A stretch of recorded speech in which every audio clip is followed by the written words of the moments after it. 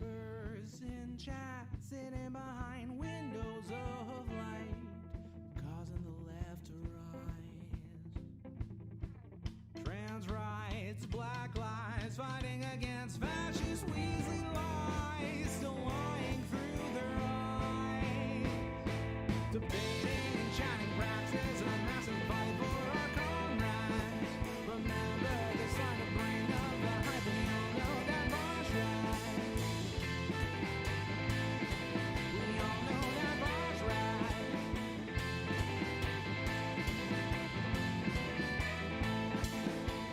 Mark slaps, libs mad, growing our numbers, there's no end in sight. We must achieve this victory, abolish these commodities. Automate, pigeon please, baby. Debating and chatting practice, a massive fight for our comrades. Remember this line to bring up the hype, we all know that Bosch ride.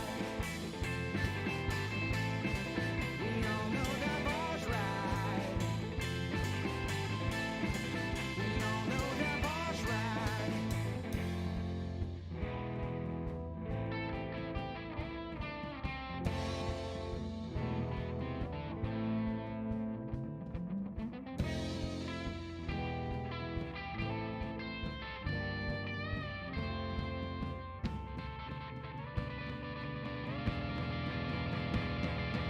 Debating and chatting practice, a massive fight for our comrades. Remember this line to bring up the hype, we all know that Bosch ride. Debating and chatting practice, a massive fight for our comrades. Remember this line to bring up the hype, we all know that Bosch ride. Debating and chatting practice, a massive fight for our comrades. Remember this line to bring up the hype, we all know that Bosch ride. The workers in Alex practice, a massive fight for our change lives. Cops will the mass movement, chanting that we all know that Bosch ride. The workers in Alex practice, a massive fight for our change lives. Cops will the mass movement, chanting that we all know that Bosch ride. I can think of literally nothing more fitting than the fact that the next recommended song is We All Live Together from Warframe, which is about the most... which is pretty much just the poggest shit you're gonna hear from a video game. You guys have heard it, right? I can't play it because copyright, but you guys have heard it, haven't you? Sup? Sup? Still got a cut on my nose, don't bother me about it. How y'all doing? I am exhausted. I was up too late last night. Got great news, though!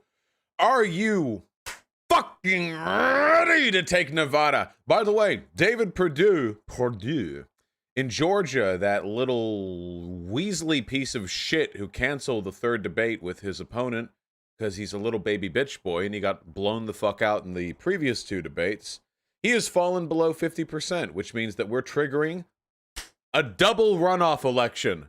We are triggering a double runoff election in Georgia, which means that the United States Senate's leaning is going to be determined by an election that ends in January 5th.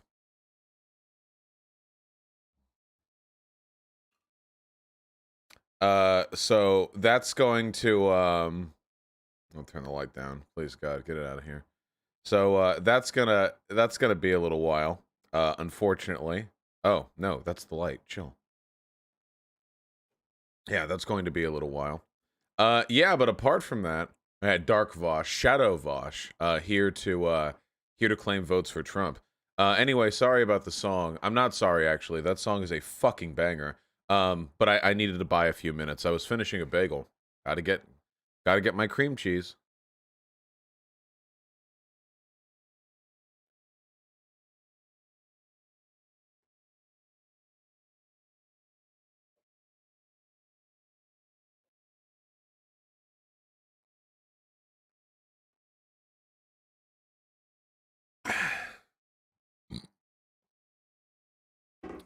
Who the fuck eats bagels? Why are you being such an anti-Semite right now?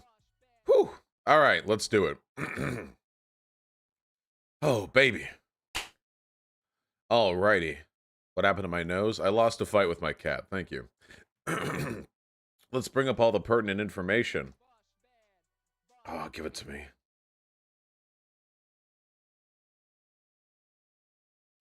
Did we lose the Senate then? Here's the thing. We would have to win both seats in the runoff election in order for us to take the Senate.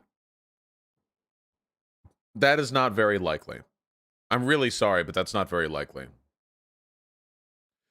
I think we should buckle down and accept the fact that we're probably not going to be getting the Senate. It's probably going to be a worthless 2 years. But you know, there is a positive to all of this. And that positive is that, you know how this razor-thin victory that we're almost certainly going to have is really frustrating for us? Imagine how frustrating it is currently right now for the Trumpers, dude. They thought they won.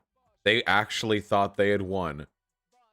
And now it's all falling apart. It all comes tumbling down, tumbling down, tumbling down. Sounds like you have a cold. Bro, I just woke up. Chill. When is the Nevada info coming out? We recently got another dump of Nevada votes, and I think Biden went up 0.7% in the state.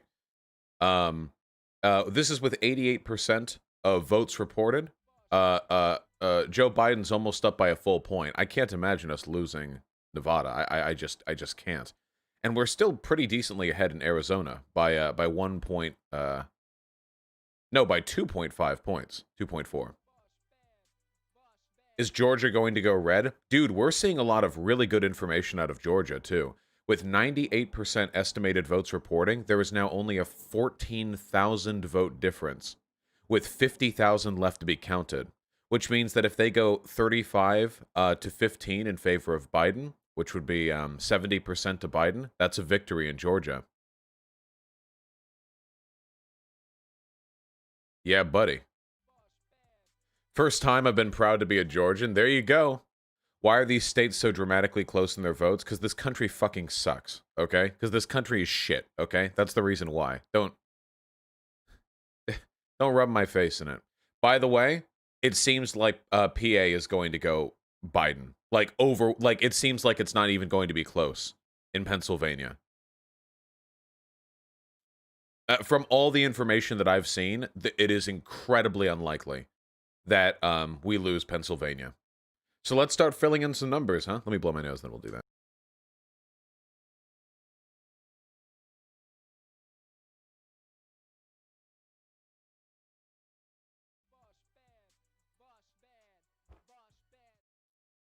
Oh, the hopium hopium emote is working. I didn't even do anything. It didn't work yesterday. I still see that Purdue is 50% in Georgia. The last I saw, he was at like 49.9%. Hold on. Assuming that doesn't bounce back up, which I don't know why it would. All right. Okay, here it says he's at 50%. I've seen other sources say he's dipped below 50%. Yeah, 49.999. Yeah, New York Times has Purdue at 49.997. Well, there you go, buddy. You lose by 0.0003, and that's all it takes. What is that? 2 votes? You know? Jesus. These goddamn libertarians coming in hot for us. Thank you. It's 141 votes. Damn, dude. There are probably 141 people watching right now who are from Georgia. No, probably not. That's unlikely, but still. Look at Fuentes. What's my favorite Hispanic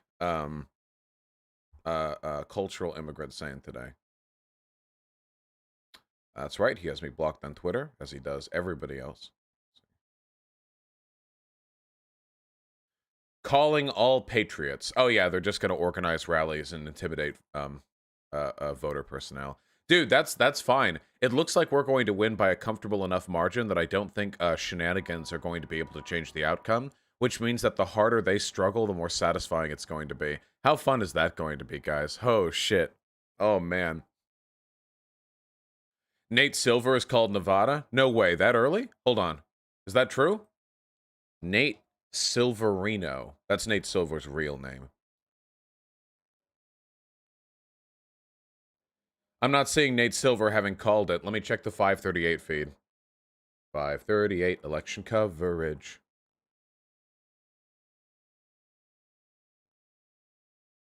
A little inside baseball, but this dynamic may affect how, oh wait, here we go.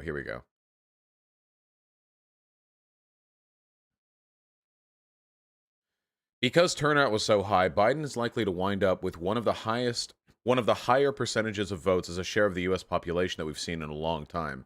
Nice.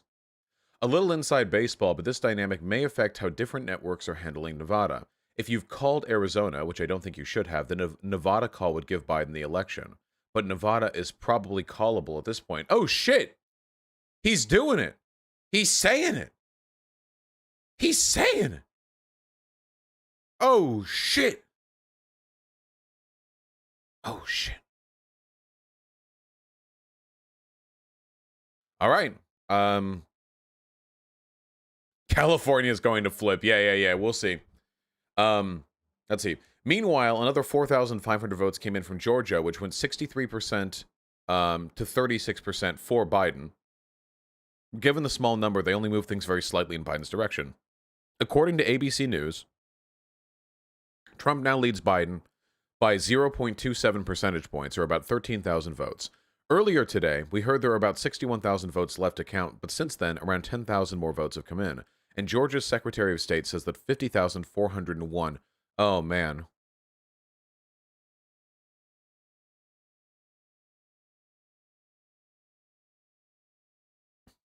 Well, we can do the math.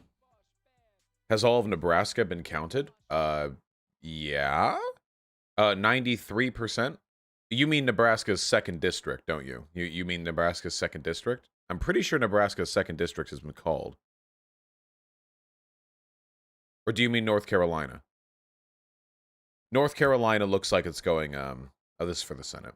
North Carolina looks like it's definitely going, red, unfortunately. Yeah, NE2 got called for Biden, yeah, which is good. That's very good for us. Okay, let's do the quick math. So if we want to find out how many votes out of the 50,401 Biden needs, then all we have to do is we take 50,401, divide it by 2, and then add 1/2 of the lead that Trump currently has, which is 6,770.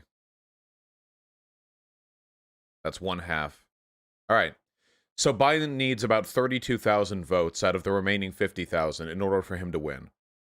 Nice. That's doable. That's yeah, that's doable. What's up? 47 people from Georgia in chat, if we trust them. True. 32 divided by 50 means 64%. Nice. Yeah, 64%. That's doable. Oh, that is so close, dude. If he needs 64% of the remaining votes to go to him, and look, the most recent batch of votes came in 63% in favor of him. Oh my God, it's going to come down to, it might actually be a 3-digit difference between Trump and Biden at the end. Holy shit. It might actually come down to the couple of hundreds. They're going to trigger a recount. There's no way there's not going to be a recount. But it looks like we are definitely getting the runoff elections for the Georgia senatorial elections, which is what we're looking for. A quick reminder to everyone joining. First of all, thank you so much. I love you. Second of all, reminder that while I appreciate every single dono, I'm not going to be able to go over them in the depth and detail I normally do. These days are about the election, not about donation coverage. Just informing you. Let that inform your decision to whatever extent you want. Anyway, yeah. Fuck, it might actually come down to less than 1,000. That is insane. Now, thankfully, the place where they're getting these votes from have been coming in, like, majority Biden. We're not talking about in-person votes. We're talking about mail-ins that are favored to Biden. It is possible that he wins, but if it does trigger a recount, I mean, we'll see. I mean, we'll see how much that ends up turning up. Man, look at the counties. Well, at this point, it's not down to the counties so much. It's down to the relative populations of these counties, and I'd have to do a lot of math to make any coverage of that worthwhile. I'm confident 64% is doable, but I don't know if it's going to happen. What do recounts typically do? Like, recounts typically, like, waver around 100, 200, 300. Like, recounts don't usually change by the 1,000, you know? Yeah, less than 1,000 usually, I think. What do you think of Puerto Rico getting statehood and flipping the Senate? Yeah, dude, we need Puerto Rico and DC to become states. Absolutely. Absolutely we do. 100% we do. Just so we can just so we can get the Senate, okay? That's that's what I'm looking for. But anyway, Pennsylvania is I'm very very confident that's going to go blue. Yeah, that is true. Puerto Rico is pretty socially conservative. That is something that people forget, you know. What a lot of people forget, I feel like my camera's misaligned. I feel like what a lot of people forget is that like, people talk about the white supremacy of the Republican Party, and that is true. But a lot of people forget the fact that, like, Black and Hispanic communities in America are more socially conservative than, like, white communities on average. Or at least on large swaths of white communities, you know? If you've actually, like, engaged with the social, perspectives of, like, Hispanics in Los Angeles, you know? They tend to vote Democrat because Republicans are scathingly racist. But, like, if you actually talk with them when it comes to social perspectives, they tend to be pretty conservative when it comes to family values. They tend to be pretty conservative when it comes to when it comes to trans people, like these social issues, that it doesn't resonate with them. And they are also very concerned with religiosity, family values, abortion. This stuff resonates with them. And also, lest we not forget, there's a lot of intra-POC racism that a lot of liberals and leftists both ignore. The Hispanic community in America has historically been mobilized against Black Americans because Hispanics have always been closer to whiteness. So it's like, prove you're an American, be fucking racist, you know, that kind of thing. And likewise, the Black community has been threatened with the idea that their jobs are being taken away by, like, Hispanic immigrants. And for that reason, there are Black people who think that, like, their country is buckling under a tide of illegal immigrants. Republicans have tried to capitalize on that fear. How many times have you seen Republicans say, Democrats claim to care about poor Black people, but they'll prioritize illegals over them, you know? Or something like that. Because that line gets dropped, like, a lot. And it's trying to drive a wedge. It's trying to drive a wedge fundamentally between these groups. Yeah, Asians are in their own fucking category because Asians get treated like a model minority, and Asians do get discriminated against in certain ways, but at the same time, they're also seen as the bulwark against other types of minorities, like the incredibly ahistorical fetishization of the rooftop Korean during the LA riots. You know why those rooftop Koreans took to the rooftops? Do you want to know why? Conservatives will tell you the reason why is because while these angry Black people, these crazy low IQ Black people are rioting and getting angry, and while the high IQ, fiscally responsible Korean people were just defending their property, and then they clash. The actual reason why, do you want to know why? It's because the National Guard and the police funneled the riots into Koreatown because they knew that the public wouldn't give a fuck about deaths and property damage done to Asian people. They funneled the riots without stopping them directly into the Koreatown, a minority and poor community, because they wanted the collateral damage to affect non-white people. It's true. During the LA riots, you know who they sent the National Guard to form a ring around? Beverly Hills, the city that I would be living in just 3 years after LA riots. They formed a ring around it. No property damage to the whites, but they funneled it all into Koreatown. Very poor, very overrun, a lot of gang presence. The only reason we have those rooftop Korean pictures is because those people were put in a position where they literally could not rely on the state to help them. The state literally just abandoned the entire fucking district to allow them to burn. Source? Oh, look into... what I'm saying isn't conspiratorial. This is actually... yeah, I can do a segment on it sometime in the future, but this isn't like a secret history thing. That's what happened. There are records. The LAPD, that's not the first time they've turned minority groups against each other in attempts to avoid civil unrest amongst whites. Yeah. Okay, yeah, we'll talk about that in the future. What the fuck is a rooftop Korean? A rooftop Korean refers to... There are a couple of pictures of people in Koreatown, Koreans in Koreatown, during the LA riots back in the 1990s, 93. Because the police didn't come to help them and they wanted to protect their property because these people were usually very, very poor and couldn't afford to withstand property damage, instead of running as the riots came, they just set up on top of their roof, put up sandbags, and with rifles, you know, to defend their property. So they tend to be jerked off by libertarians, you know, because it's like, oh yeah, they're defending their property. But in reality, the only reason that happened is because of a systemic failure on the part of the state to prevent that damage. Your rooftop Koreans. It's also a really disgusting model minority argument. Like, here's how you should be behaving. Hair. Chill. Jesus. Powerful fucking eyebrow hair there. Jesus. Anyway, yeah, if you type in rooftop Korean, one of the first results you get is from knowyourmeme.com. So that's pretty much how the whole thing went down. Anyway, we got a little bit sidetracked here. How we doing?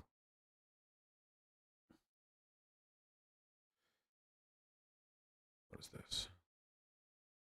Biden is now up by 11.4 thousand votes right now in Nevada. Dems are going to win these mail ballots coming in from Election Day and yesterday, 63,000, and they should win them decisively. That leaves 60,000 provisionals, which have been evenly split. I see no path left for Trump here. Guys, I think Nevada's done. I can't fathom an outcome where Nevada doesn't end up going blue at this point. Not that there was ever much of a chance of Nevada going red. Just cut it a little bit close to the wire, you know, towards the end here.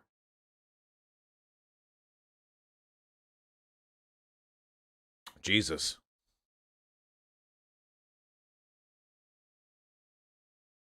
Ben Garrison released some new art. Ooh, I can't wait to see. Let's see.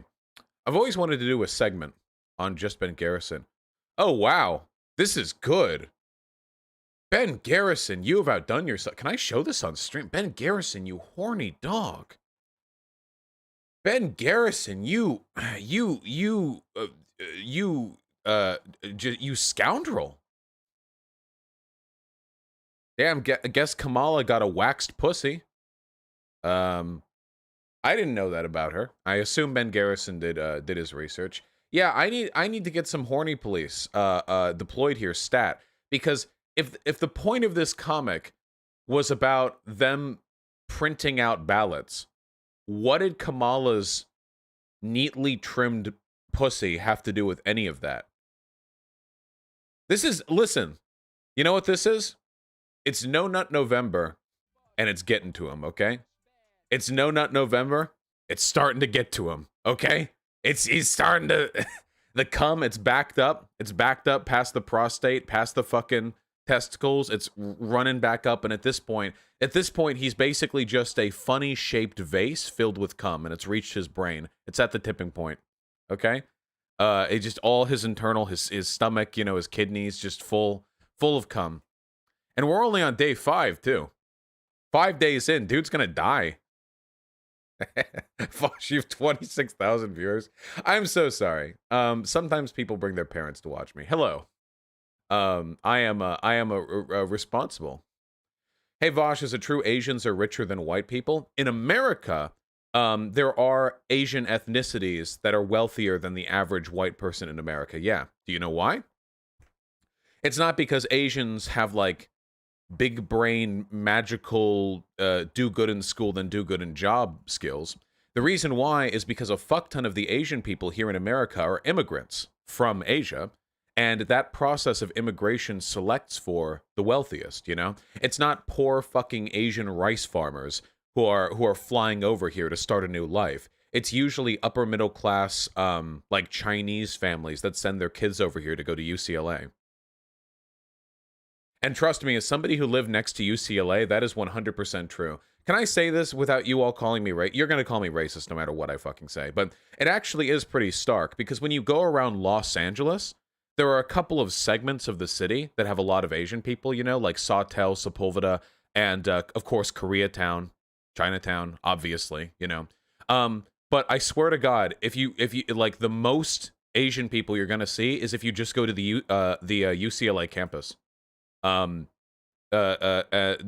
that university, it takes so many applications from people coming over here from like China and stuff, and I don't think there's anything wrong with that, mind. But that is the reason why sometimes you'll hear conservatives say, they'll say, "Did you know that affirmative action is actually racist against Asian people?"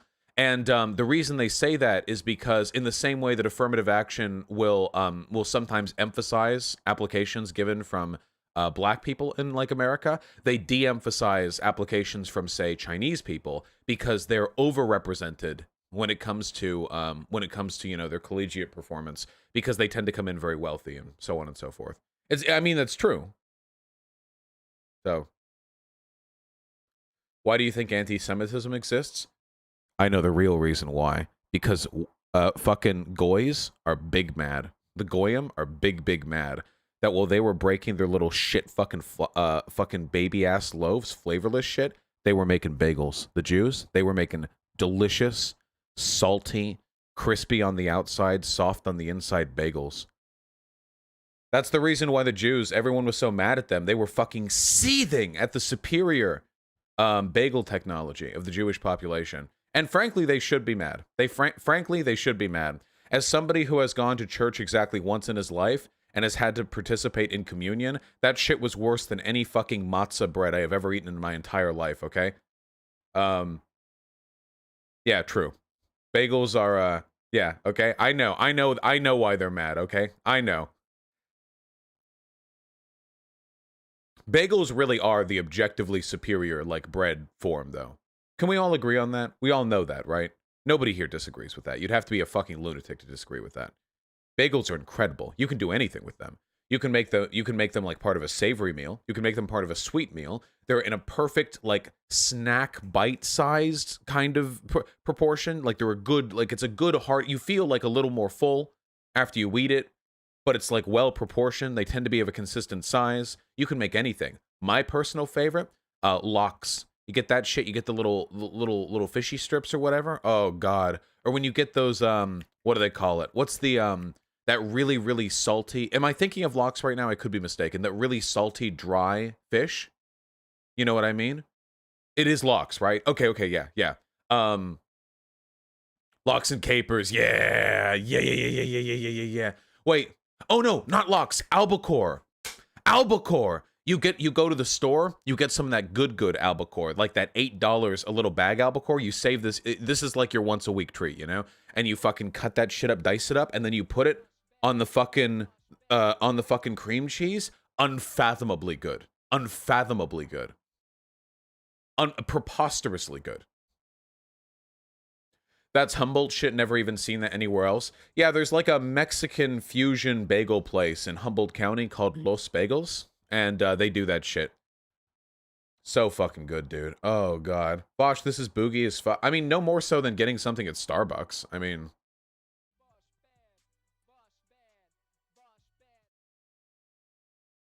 Boogie.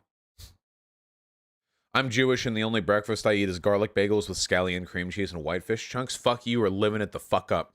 Flex on the Goyim. Oh, speaking of the Goyim, can we take a look at how mad they are? Donald.win. How are the non-chosen people doing? Is this fine? We're not 416ing right now, are we? This is fine? Can I make these jokes? Listen, I had a lot of Jewish friends when I grew up, okay? They're very fine people. Just let me...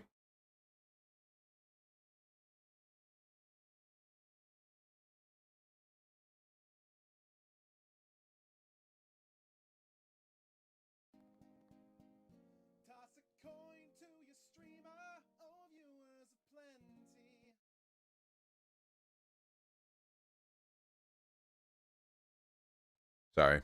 Okay, yeah, no, yeah, I see. Yep, muted. Yep, yep, I saw. Yep. Anyway, what is Jewishness but a social construct anyway? Nazis call me Jewish. They say I'm a Jew, you know? You know, I've actually seen arguments amongst Nazis over whether I'm a Jew. Like sometimes you check the poll threads or whatever. And they actually argue about it sometimes, you know? And I mean, I can distill it. If you ignore all the slurs, and there are always a lot of slurs, the gist of it is always something along the lines of like, one person calls me a Jew, and somebody steps in, they're like, no, he's a puppet of the Jew. And that's what makes it so sad. He could be a great ally for the white race, were he not Jew-pilled or whatever. And then the other guy comes in, he's like, no, hold on. Don't whitewash Vosh's crimes. He's not a victim of the Jew. He is Jewish, okay? And they actually argue back and forth. Oh, that reminds me of another funny thing that I saw. Hold on, I'm sorry, we're distracted. But it's another funny thing that I saw. Somebody DM'd me, they linked me, a segment, or like a little subreddit post or whatever. It was a tanky subreddit. You know, they hate me because I'm not a fucking moron like them. And they were complaining because yesterday I made comments critical of Stalin and said he was like a right-leaning dictator. I mean, stay mad, true. And anyway, I scrolled down because these people are great, you know? And one of the comments said something like, I shit you not, okay? This is unironically what they said. And tell me this doesn't sound like Nazi propaganda, okay? One of them, highly upvoted by the way, said, I used to buy into all the crazy propaganda crap that Stalin was like basically the other Hitler. And then one day, while doing some history research, I found a speech that Stalin gave during World War II that really inspired his soldiers. And I thought, man, if he could give a speech that inspiring to his soldiers, is he really the tyrant I was taught he was? I want you to really toast your fucking walnuts on that one, okay? Really give it a think. Yeah, no, that's it. That was the comment.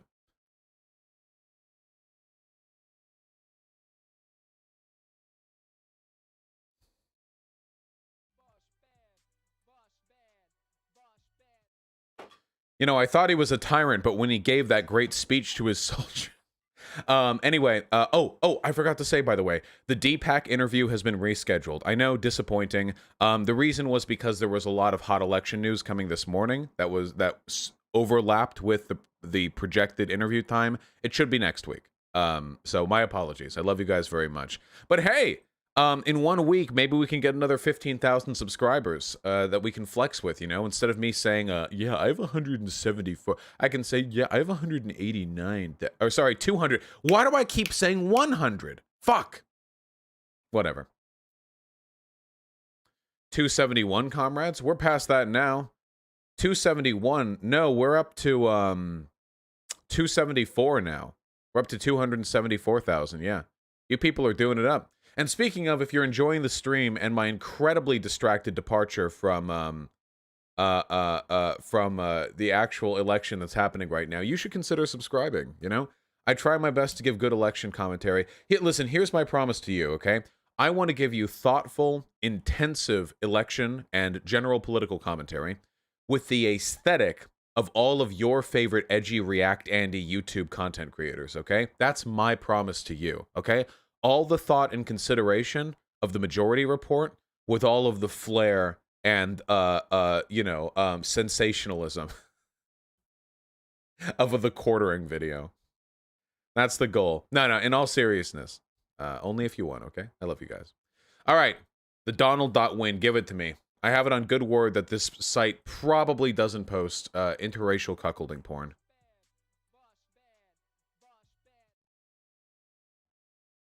There's no way Biden can win. I'm literally crying and shaking and coming. Which one of you guys did this? This was one of you, knowing that I was about to come here.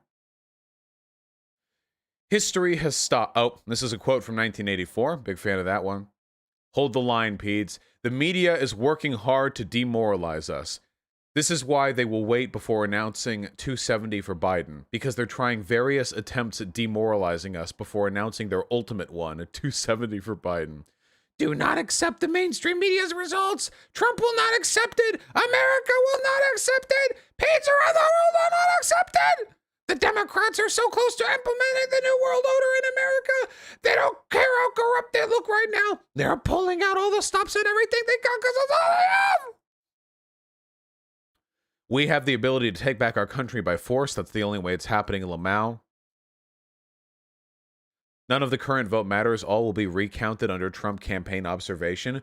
Dude, these idiots actually think they're going to get a recount for the entire country with, like, Trump personally overlooking every vote or some shit like that. You fucking kidding me? Barr, DOJ, FBI useless, my God. Are they that useless or are they in on it? I love the way these people's brains work. I love the way these people's brains work. All the police, the FBI, the Department of... They're not doing anything! Fox News is in on it! Fox News called Arizona for the Democrats! They're in on it too! The DNC is a criminal cartel. Stop. Hey, this is my language. Stop thinking of them as a party. They're a party like Sinaloa and the Mafia are a party. They are outside the Constitution and must be eradicated from the American political system. Damn. It was the plan all along. Steal the election. The media convinces people Trump is a dictator and won't transfer power. Yeah, the media convinces people by asking Trump if he'll allow for a peaceful transition of power, and he says no. Okay. Trump mentioned voter fraud. Media, big tech censor the fuck out of him by having to click one extra button to see his tweets. Truly. Everyone thinks he's a dictator. There's no other explanation for the situation in Georgia other than the fact they are stealing it. Do not lose hope in Georgia. They need to stop focusing on Georgia and start focusing on PA. Also, hey, judge denies Trump lawsuit in Michigan. This is from 5 minutes ago. A state court judge has denied a request from the Trump campaign which asked Michigan to stop counting absentee votes until an election inspector from each party was present at each county canvassing board and until surveillance video was available of each ballot box. Wait, are they fucking joking? They requested surveillance video of every ballot box? Are you fucking kidding me? Yeah, we're also going to need a DNA test from every single ballot counter.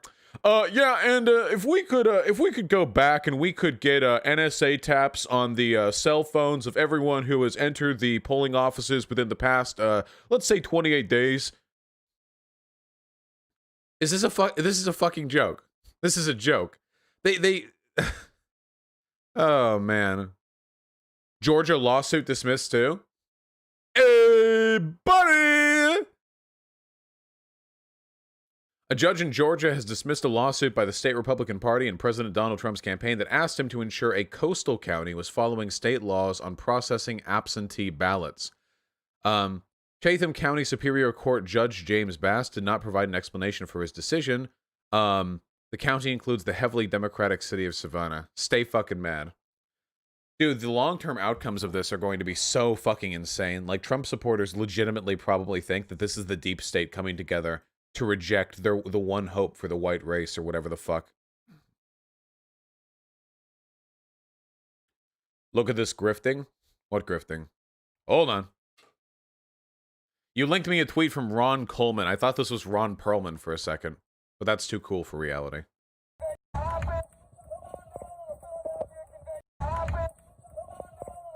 What?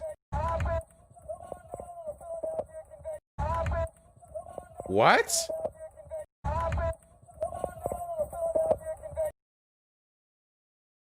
Wow, this is like the most incompetently delivered piece of media. It's fucking flipped 90 degrees. It's vertical filmed. And what happened to the audio? Okay. Sure. All right. I mean, sure. You know. Sure. Look at this. 4chan Cope compilation. Is this going to have copyright music? We saw this one yesterday.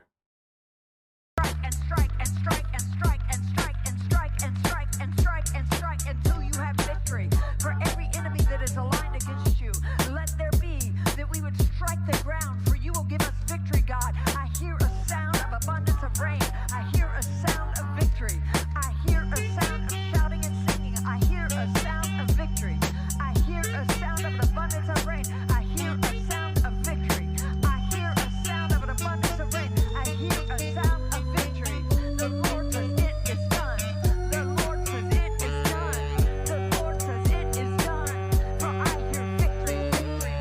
Love that little cat, dude. Love that little cat. What an absolute fucking champ. Let's hold on. Before we get back to our scathing mockery of the Donald win, let me take a look. Breaking PA news. What is this?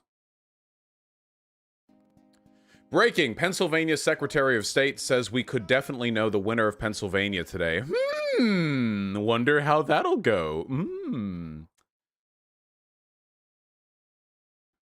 How's the damage report doing? The damage report is left-leaning, right? Why are there so few live channels? Is this the only... Are these the only 4 live channels we have?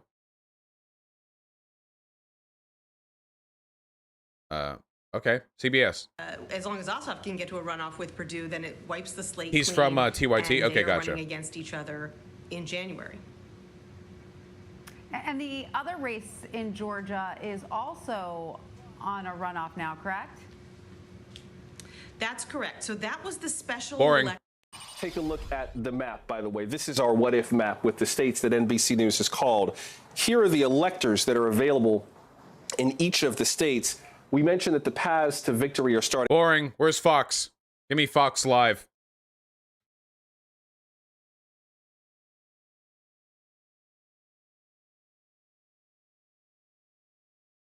Really? Really? Just silent. It's not muted. I don't have it muted. I don't have it muted. It's just silent. Okay. That is amazing. Low energy.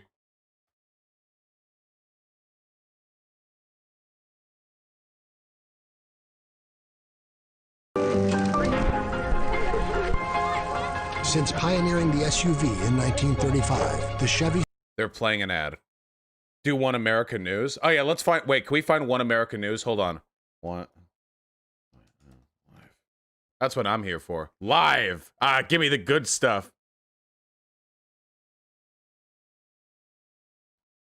Do they not have anything going live right now? No way.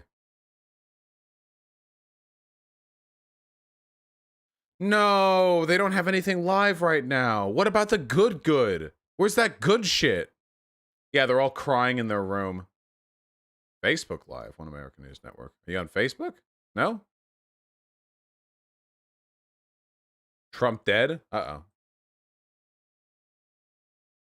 Trump campaign manager says Donald Trump is alive and well. This is a normal thing to say. This is a normal thing to say.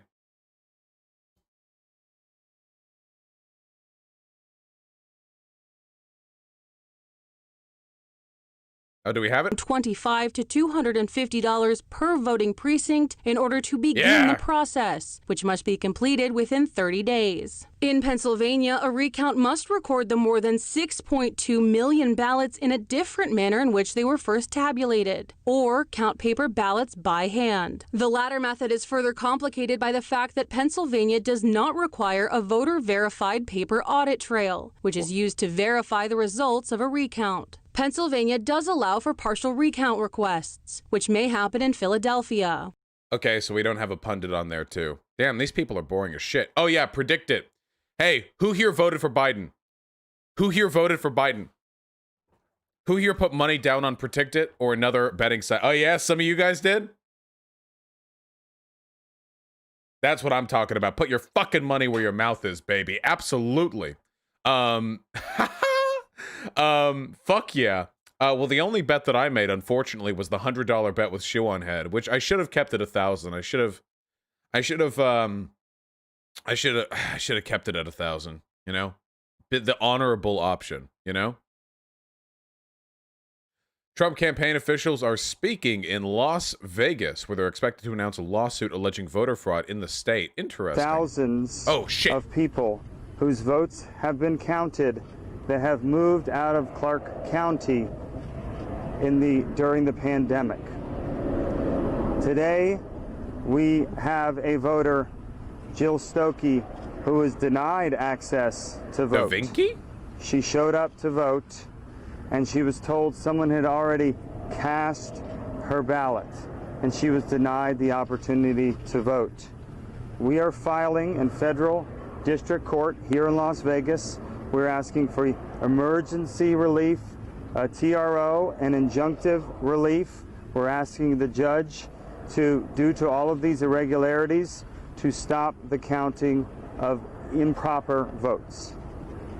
Thank you. The courts in Nevada. Can you wait?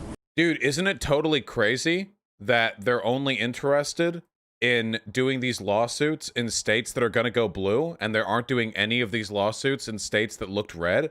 Isn't it crazy how even though the USPS lost literally hundreds of thousands of votes in Florida, they have no interest whatsoever in carrying a lawsuit there? They're going to be carrying lawsuits because they heard a story of one Republican voter not being able to vote because somebody with her name had already voted.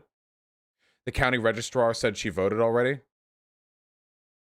Update on the woman featured in the Trump press conference in Nevada. Clark County registrar says, contrary to her claims, the woman had actually already voted, then tried to vote again. I fucking love it, dude. Every single time. Every single time. Dude, she was just following Trump's advice. She was just following Trump's advice that she should vote twice. They're literally filing a lawsuit on the basis of one of their voters attempting to commit voter fraud. Yeah, you got it.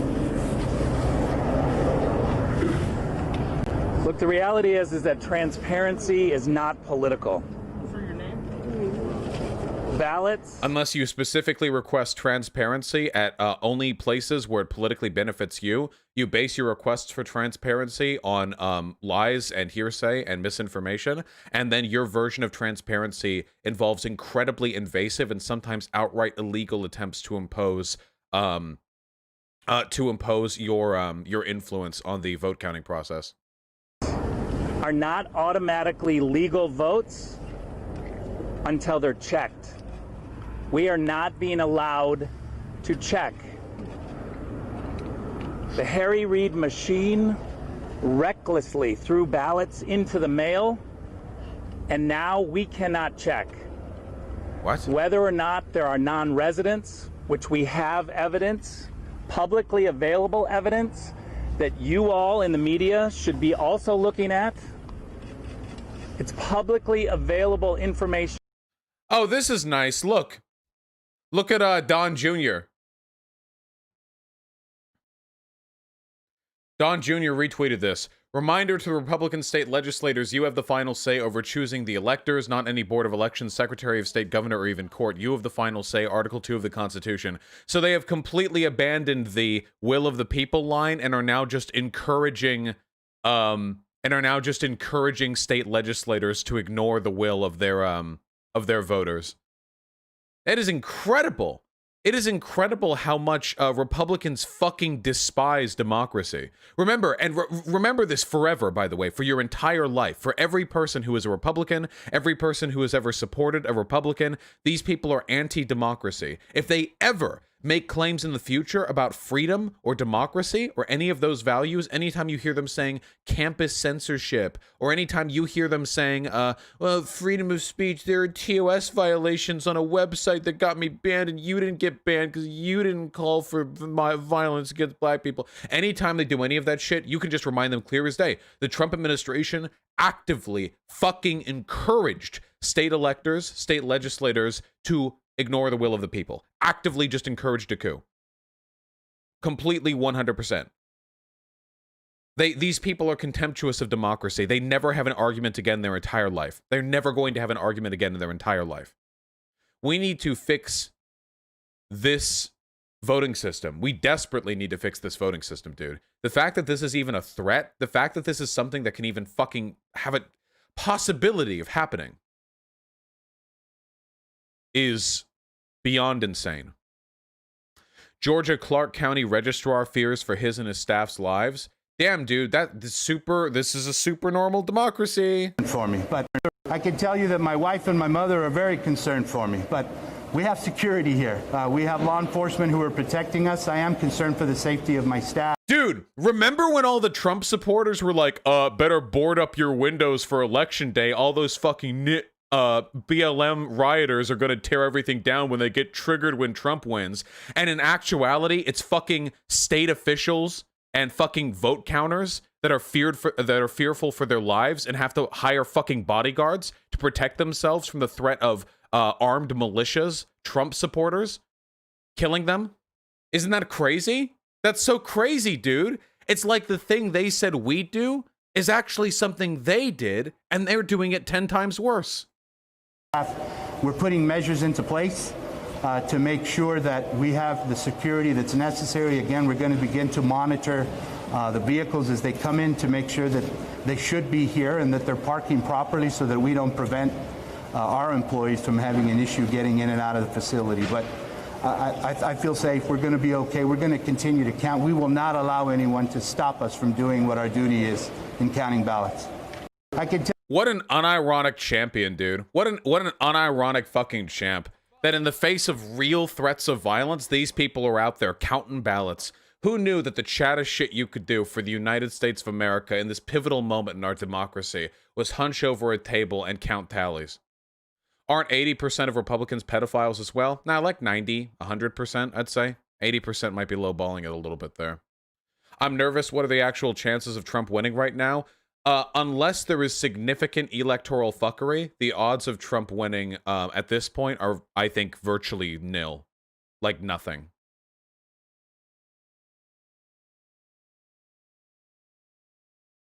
The wagon video from last night was a reporter. Oh! Wow, look at that! Video falsely claims possible voter fraud in Detroit. It actually shows a WXYZ photographer loading camera gear. They literally just took a video of a dude with a wagon. And they were like, oh my god, look at this voter fraud. They literally just took a video of a dude with a fucking wagon. And Steven Crowder sat there fucking drooling onto his fucking iPad.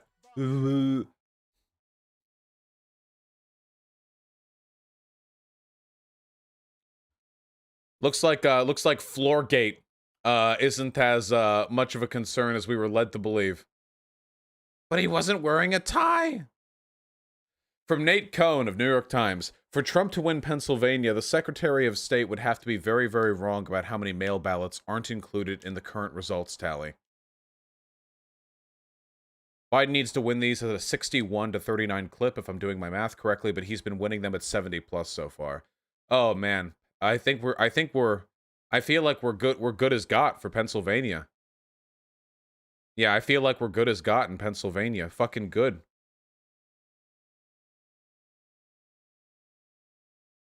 Nevada won't announce results until the 12th?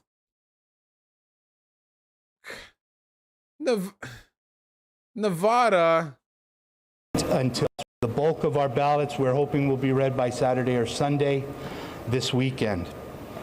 And again, we won't complete until November 12th with all of those other ballots that serve as exceptions. So with that information, I've got a short period of time here where I can answer some questions from you. The bulk of our ballots, we're hoping will be read by Saturday or Sunday. Nevada has like 5 people in it. Okay. Yeah, they have a longer deadline for counting, whatever. Can they call the election if Biden wins Pennsylvania anyway? They can, can't they? Hold on. How many do we have tallied currently? Yeah, right. Yeah. Right now, Joe Biden is 253. Pennsylvania represents, doesn't it represent? Yeah, 20 electoral votes. Yeah, if we get Pennsylvania tonight, then it's guaranteed 273. Yeah. Even if we don't get Arizona or Nevada or Georgia, if we get Pennsylvania, that's it. Now, I want to win them all, but, you know, it's tallying up.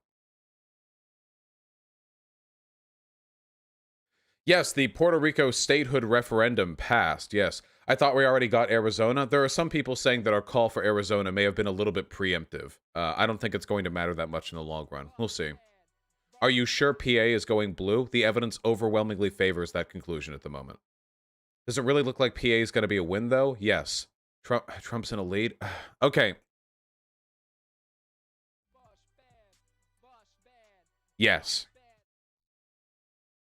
Last night we were saying PA was impossible. What changed? Whoa, whoa, whoa. At no point have I ever said PA was impossible. I have never made that claim. I don't know where you heard that from. I don't know where you would have heard that claim from. That has never been my claim. We got a lot of doomers in chat. I don't know where you people are getting your media from. Here's Eric Trump lying. Eric Trump busted for fake video of somebody, quote-unquote, burning 80 Trump ballots. Nope, that's Trevor Noah. Eric Trump was busted on Wednesday for tweeting a fake viral video of what he claimed was somebody burning dozens of ballots cast in favor of his father, President Donald Trump. I like they say his father instead of the President Donald Trump, because the fact that this is somebody a son is doing for his father, a father who has probably never shown him any love or affection, makes it so much funnier. The city of Virginia Beach, however, debunked Eric Trump's post. Those were sample ballots. The city responded to Trump on Twitter. A concerned citizen shared a video with us that ostensibly shows somebody burning ballots. Those are not official ballots. Those are sample ballots. Officials noted the absence of the barcode markings that are on all official ballots. Fire investigators are looking into the illegal burning the city at. Okay, yeah, so... Nice.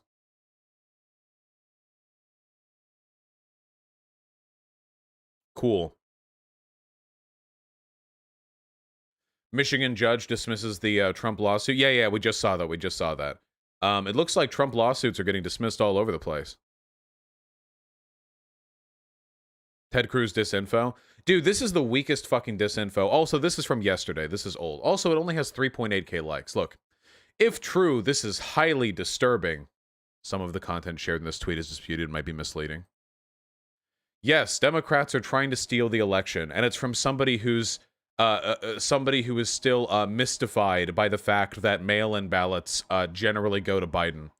Remember, this specific screenshot was debunked, and the person who initially posted it retracted it. They deleted that tweet. This screenshot, this sudden jump up for Biden, was a product of a reporting error that was immediately afterwards corrected. It's been debunked for a day and a half. They said they were wrong.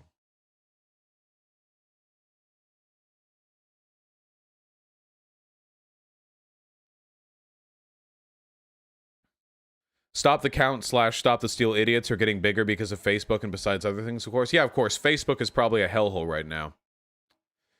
Facebook is once again doing an absolutely atrocious job at curtailing election-related disinformation and violent rhetoric. Its history of being reactive rather than proactive may very well result in the platform having blood in its hands. Yeah, no shit. Facebook is the worst fucking social media platform around. It is fucking dominated by conservatives. Just absolutely fucking consumed. Look at Trump's Twitter. He's literally retweeting Breitbart articles. Yeah, that's not the first time he's done it. He retweets neo-Nazis, dude. This is hardly new stuff.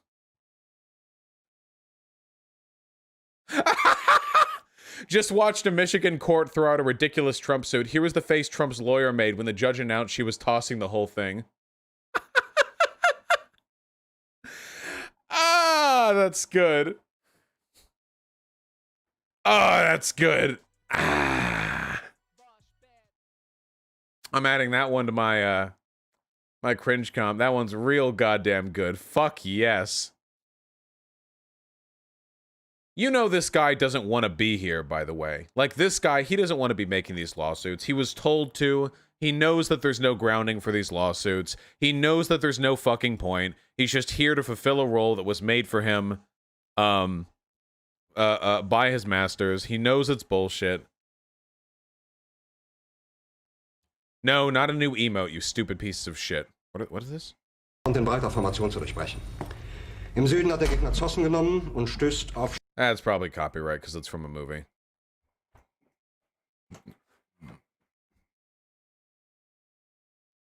Yes, Untergang. Yes. Yeah, it's for sure copyright. What are you linking? New rule! I'm not clicking on any fucking Twitter links unless you, go alongside the link, provide me a brief description of what is contained within that link, okay? Hold on. Let's go back. Let's go back to what makes this country great. the seething of Donald Trump supporters. If we lose Georgia and win Nevada, Arizona, and Pennsylvania, it's a win. Okay. If Biden had legitimately won, it would have been called a long time ago. They're getting hesitant to not let up Americans. Ah, yes, that's evidence of a coup. The fact that they hold off on announcing a victor. Yes, that is traditionally how one announces a coup, by waiting until all the votes come in to declare a winner. That is the typical process right there. The same architects of regime change in other countries are responsible for what's happening here right now. It's the highest treason imaginable. It's true, guys. In his old age, Kissinger is like hunched over a fucking pole. Fucking Hoover, Kissinger, the whole fucking, yeah, the whole fucking squad are in Atlanta right now. Hunched over, counting ballots. Yeah, counting votes is treason. It's so fucking sad the lengths Democrats are going to cheat just because they hate a guy. Orange man bad. Orange man bad. Why is everyone dooming in GA? Is it because of Charlie Kirk? It's because President Trump's lead went from 100,000 last night to 14,000 this morning because mystery ballots keep appearing and being counted. Of course, nobody actually mentioned mystery ballots. It's just more mail-in ballots that they knew they had. The GA Secretary of State just said they have 50,000 ballots outstanding, which means Dems are going through voter lists and seeing who didn't vote and getting a ballot for that person. Dude, these people are insane. They actually think the Democrats are like, okay, dude, everyone roll out. Find people who didn't vote and like filing new ballots. They have to alter reality so much to allow it to conform to their belief that there's no way Donald Trump could lose a legitimate election. Jesus Christ.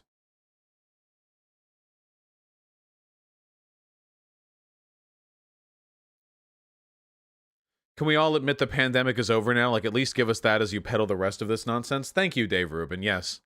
The pandemic goes away as soon as Trump does. It was all a dream. Amazing.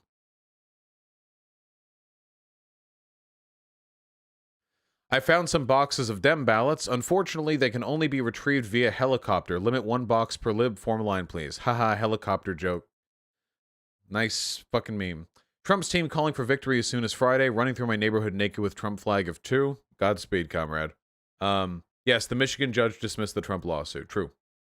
Trump apparently getting really mad at what's happening right now. This is from yesterday, though. GOP sources said Trump had a temper tantrum after seeing results swing towards Biden. Nice fucking meme. Dude, of course he would. He's a fucking billionaire. Or at least he used to be. He's born with a silver spoon in his mouth. Everything in his entire life has always gone his way.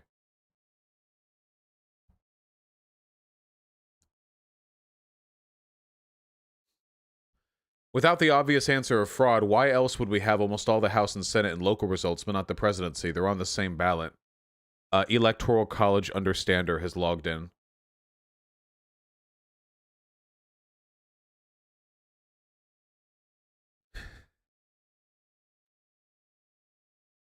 GA lead down to 13,000 from 14,000? Fuck yeah, comrade. Just got suspended from Twitter for tweeting videos of dead people sending out ballots. My account isn't even Wait. What? Tweeting videos of dead people sending out Wait. Did he see like a horde of fucking skeletons walking down the street with... What? Is this guy like a necromancer? Does this guy have access to information I'm not aware of? Yeah, this is spooky. Jesus. Halloween's over, my guy. It's too much. You don't need to spook me no more. Jesus.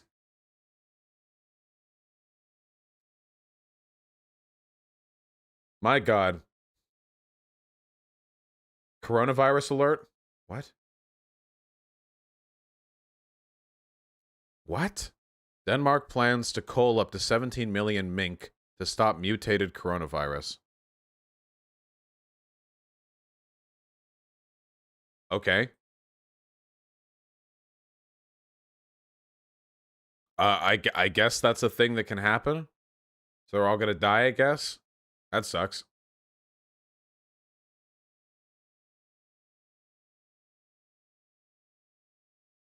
Do more Denmark news? Nah, nothing happens in your shit-ass country. I live in the United States of America.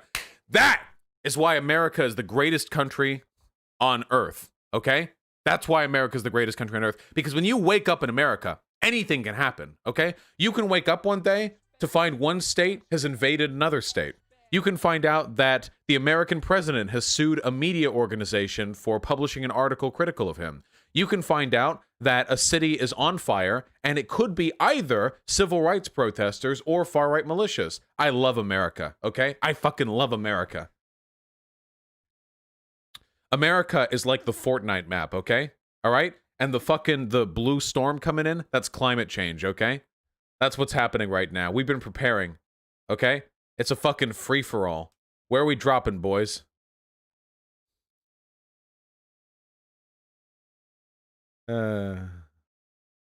This is America.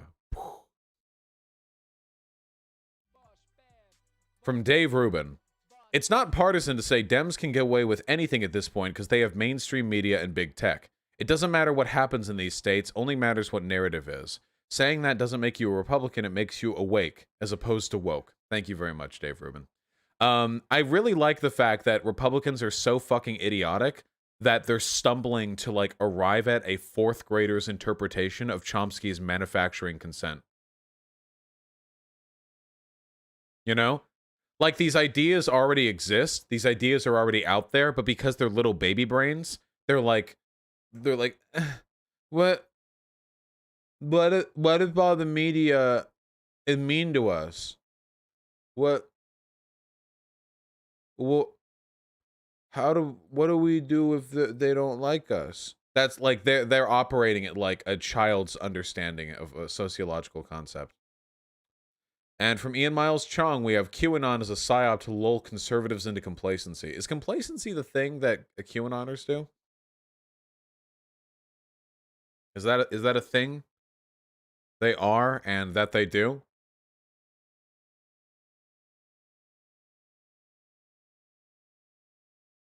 Oh no, Keemstar, you are such a fucking moron.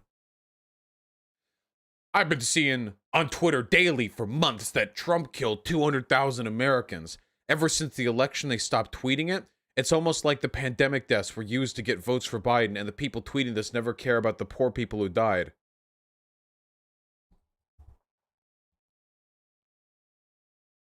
Maybe there's another important thing going on right now that people are focusing on.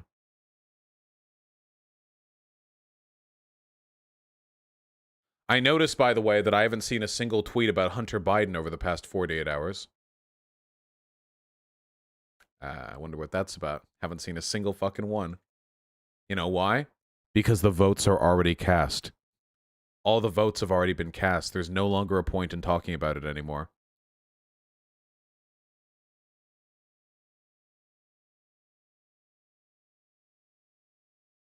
Runoff confirmed? Nice.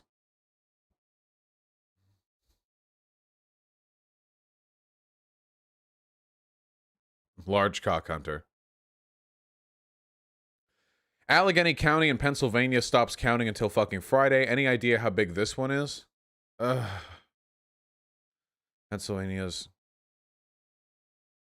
I don't think it's going to make a difference. Just with Philly is going to be enough.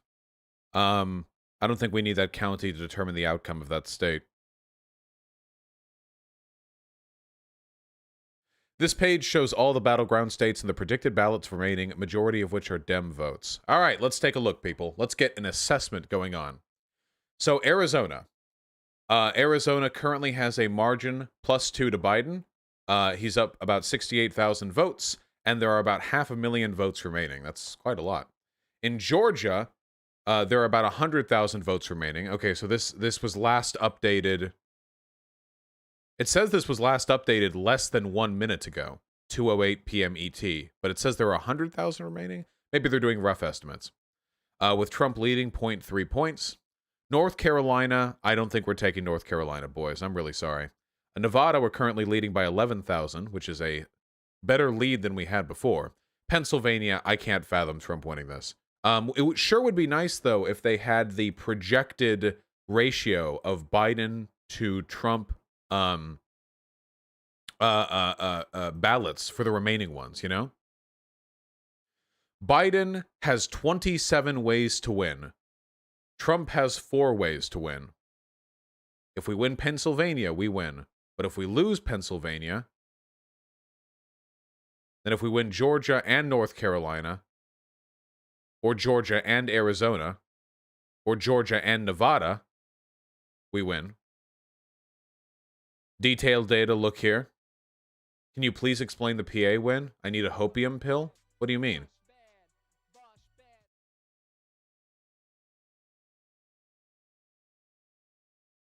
No, this information is outdated. What is this? This is from Arizona, Alaska, Georgia. Oh, we can take a look. Here we go. So we have here, this is from Georgia.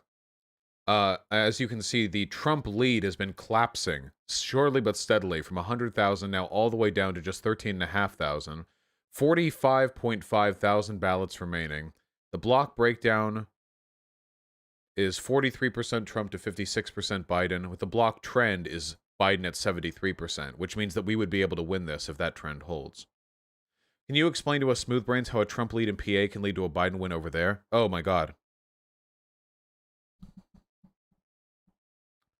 We'll explain with a paint stream, okay? All right.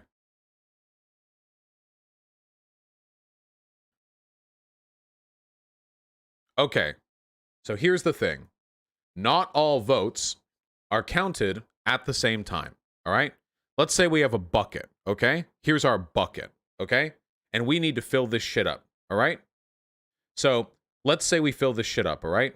It's election day, baby. People are voting. People are voting in person. It's coming in. It's coming in hot.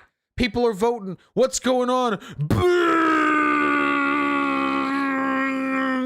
And you're getting some fucking Biden voters too. But it's mostly Trump voters.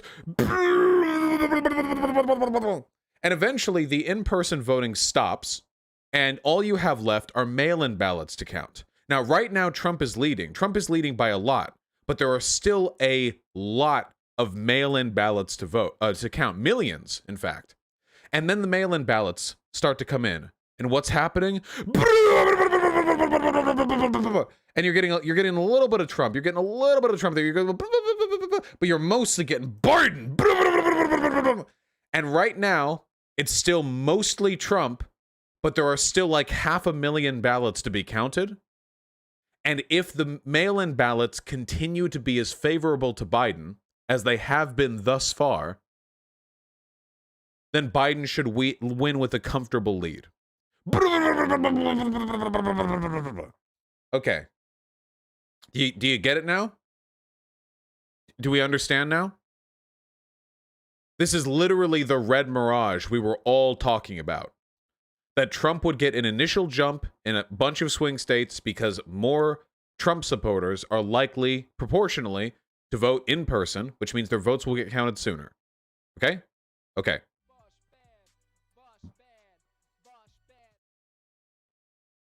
All good? Okay.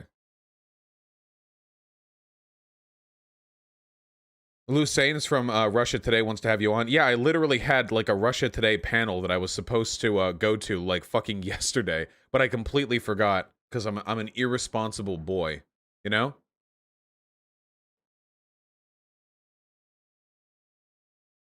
Because I'm a bad boy. I'm a bad boy. Appreciate this art while I go briefly use the restroom. I'll be right back, okay? Aren't you doing Pac-Man today? If so, when? Yeah, today. In 7 days.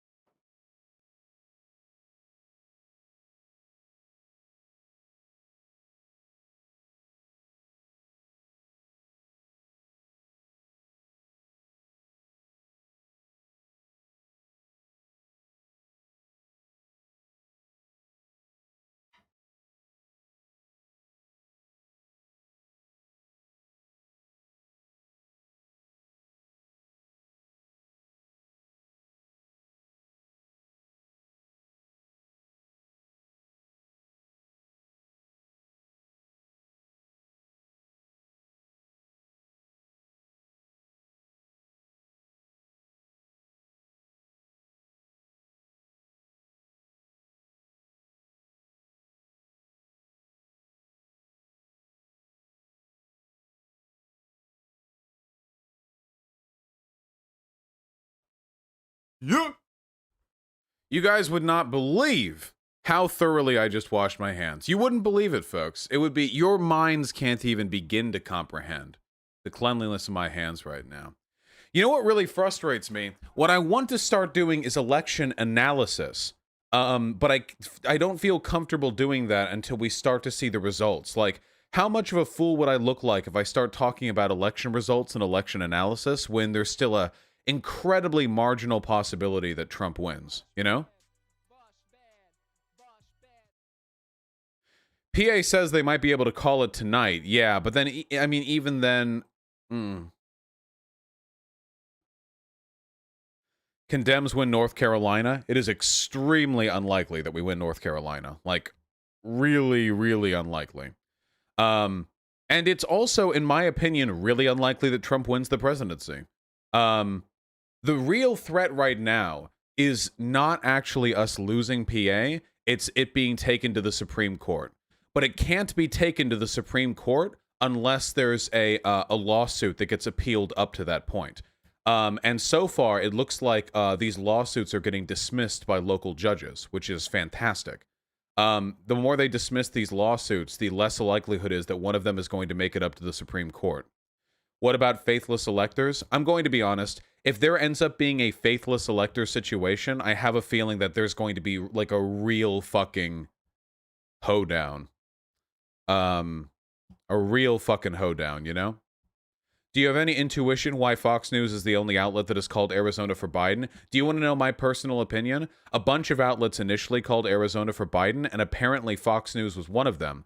And Trump apparently called Murdoch up to scream at him and told him to reverse that call, and Murdoch didn't. And I have a feeling now that other news agencies have reversed that call. Trump is keeping it specifically because Murdoch is pissed at Trump. I actually have a feeling this is a spite thing, which is really fucking funny, you know? I actually think so.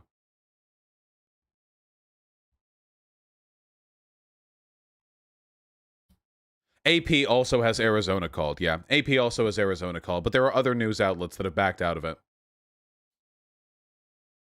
Biden is crushing the deceased and unregistered demographics this year. Yes, very nice. You're going to hear this from me so many goddamn times in the coming weeks and months and years. Proof, proof, proof. Every single time one of them says this. Proof, proof. Anytime. All the dead people who voted Democrat. Proof? Yeah, they literally elected a dead guy in North Dakota. True. Do you think AP is reliable? Yeah. I mean, you know. As much as a news organization can be considered reliable, yeah, I think AP is generally pretty reliable. It's considered one of the most reliable, to my knowledge, news organizations in the country. Give us a Senate update. We're not going to get an update for a while. We're getting runoffs in both of the Georgian elections, which means that we're not going to get the Senate results until January 5th. In both of those runoffs, which means I'm pretty sure the two Senate elections there are going to be the most expensive Senate elections in the history of this country. You have some brown shit on the tip of your nose. It's a cut. It's a cut on my nose.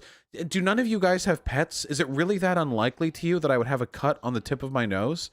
Is it really that, like, you can see it, like, you can see, right? You can see, like, does this not, this looks like a cut. You've even seen me blow my nose with my tissue here, and this cut stays even as the material passes over it. Like, it's clearly not. Do I really need to put on concealer? Are we really at that point? Do I seriously need to go braid some makeup and fucking dap some fucking? Well, we're not going to, because I don't know how to, and I don't even know if there's makeup over there. Okay.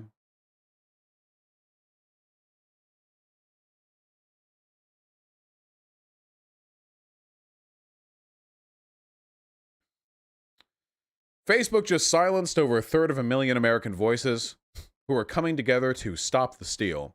365,000 in less than 24 hours. We were organizing people to go to the states to oversee election counting and for rallies, and they silenced us. For the 8 millionth time, random fucking people can't oversee election counting. Hold on, we have a baby update. I wanted you to reenact the murder. Ah, yes. Come here, you. You're so sleepy. Ooh.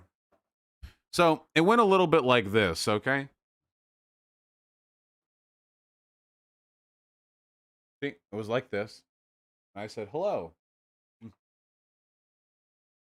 Beep. And then he bit my nose. That's how it went, basically.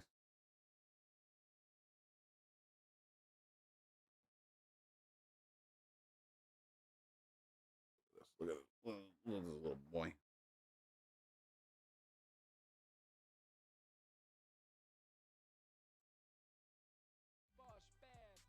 Baby. He's purring. Little floppy boy. Woo! Woo! Oh yeah? You want to kick my face? He does. Ah, he does! Okay, wait, now that he's good and annoyed, hold on, wait.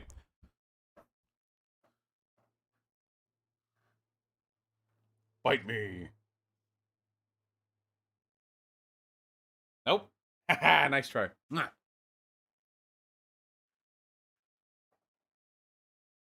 Little baby. Mwah. I'll set him out, because he clearly wants to run. No.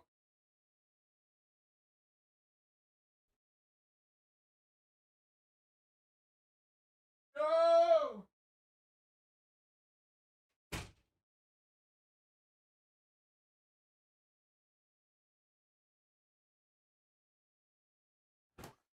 All right.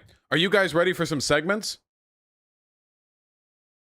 While I'm not 100% confident in all of the outcomes of this election, there are some things I definitely want to talk about.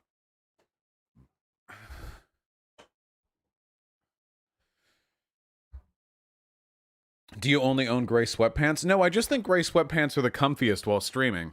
I don't want to wear jeans. Why would I want to wear jeans? I'm at my fucking desk at home. And if I wear shorts, my gigantic chair means that, like, the back of my knees touch the leather of the chair, and it's just not as comfortable as wearing, you know, sweatpants. I could go for jeans if they were, like, comfy stretch jeans, though, you know? You guys know stretch jeans? You know what I'm talking about. Watch this. Maybe I will.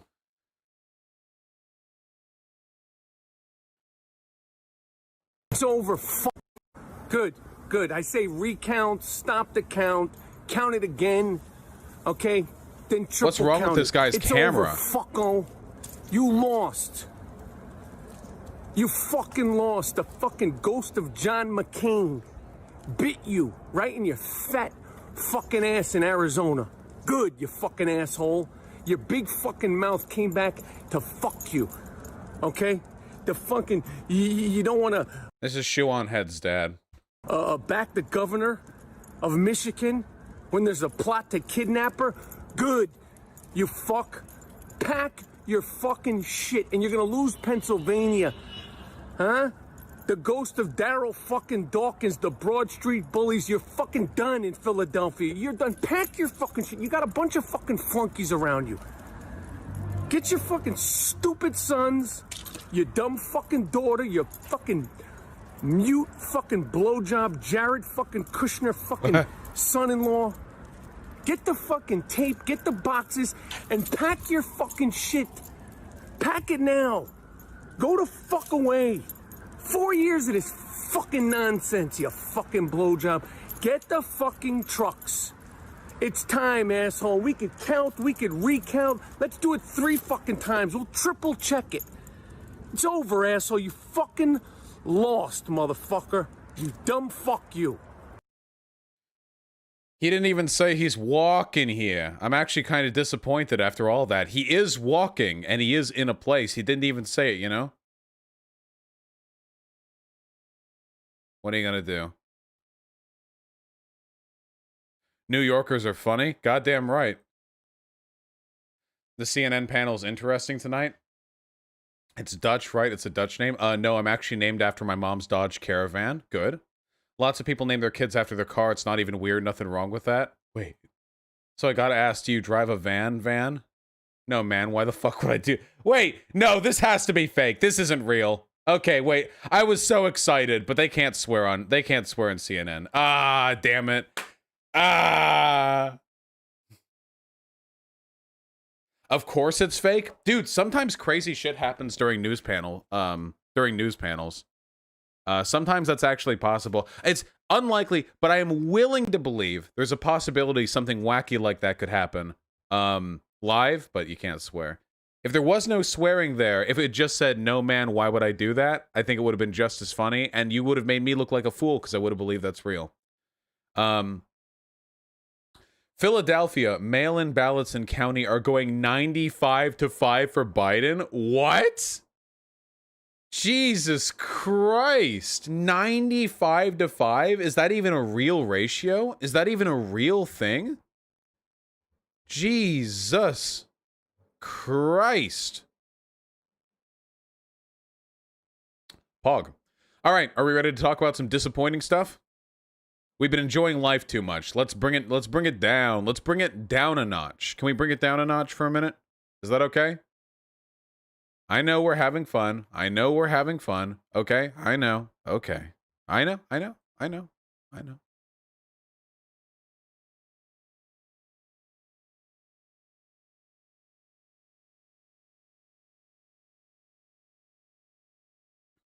So, I think I'm comfortable saying, and at this moment in time, which is 11:26 a.m. PT on the 5th of November, I'm pretty confident in saying that Donald Trump is probably not going to win re-election. Anything can happen, but I'm confident Biden is going to win. But I don't think this is a victory for us in the way that we were hoping for. At the moment, it looks like the Senate election is going to be decided by two runoffs in Georgia. We're not going to see the results from these for a very long time. The House has shifted more towards the right, incredibly. And this is not something people are talking about that much, but we've also lost state legislators, which means they'll be drawing congressional boundaries for the next decade. Republicans took more seats there, incredibly. Which means that they're going to have the opportunity to gerrymander even more aggressively than they have in the past. You've seen Dan Crenshaw's district? We're going to get even more of that shit, baby. And that's not phenomenal. We'll see how that goes. I think that in many ways we've suffered kind of a spiritual loss as well, because you can accuse me of being a liberal all you want, but this should be our shared interest. I had kind of hoped that the American people would be done with Trump. You know, I had kind of hoped that the majority of the American people would just not even like a true rejection of fascism, but just like generally recognize that he's a failure. But no, it is a close election. It is a close fucking election. And I think that's reflective of the fact that this Trump cult, this underlying rot, is going to be around to stay for a pretty fucking long time. The fact that it's close is a failure for us. It is a defeat for us. Now, we can take some pleasure. People are, the Trumpers are going to be furious, and they're going to be very funny to make fun of for the next 4 years. But nonetheless, yeah, man, America is not going in a positive direction right now. With two QAnoners and a probable neo-Nazi being elected to the Republican House of Representatives as well. That's the squad, by the way. It looks like they are going to be embracing a far-right strategy. I'm interested in seeing the extent to which the Republican Party is going to buckle down on their old neocon roots, and how much they're going to lean in towards the far-right ethno-nationalist, conspiracist angle. I'm really, really interested in seeing how that goes. Who's the neo-Nazi who got elected? It's that fucking 25-year-old frat boy, the blonde kid with the square jaw who's in a wheelchair. The guy who had 150 signatures on a petition in his university to say that he was a rapist. Madison Cawthorn, thank you, yeah. Apparently this guy named an org supporting him after the fucking Roman Senate, which is a pretty huge dog whistle, and apparently like visited some Hitler memorial and said he was crossing it off his bucket list. Doesn't Nick Fuentes love him? Doesn't he? How curious. Anyway, you know, they simp for Roman, Roman history, which is funny because the Romans were multicultural degenerates, but whatever. Anyway, there's a lot of bad shit coming out of this. It is possible that all of this ends up being positive for us, because a situation in which Biden has essentially no power to affect any positive change might be one which is a good sort of flatbed for us to agitate and radicalize liberals. That's entirely possible. That is entirely possible. But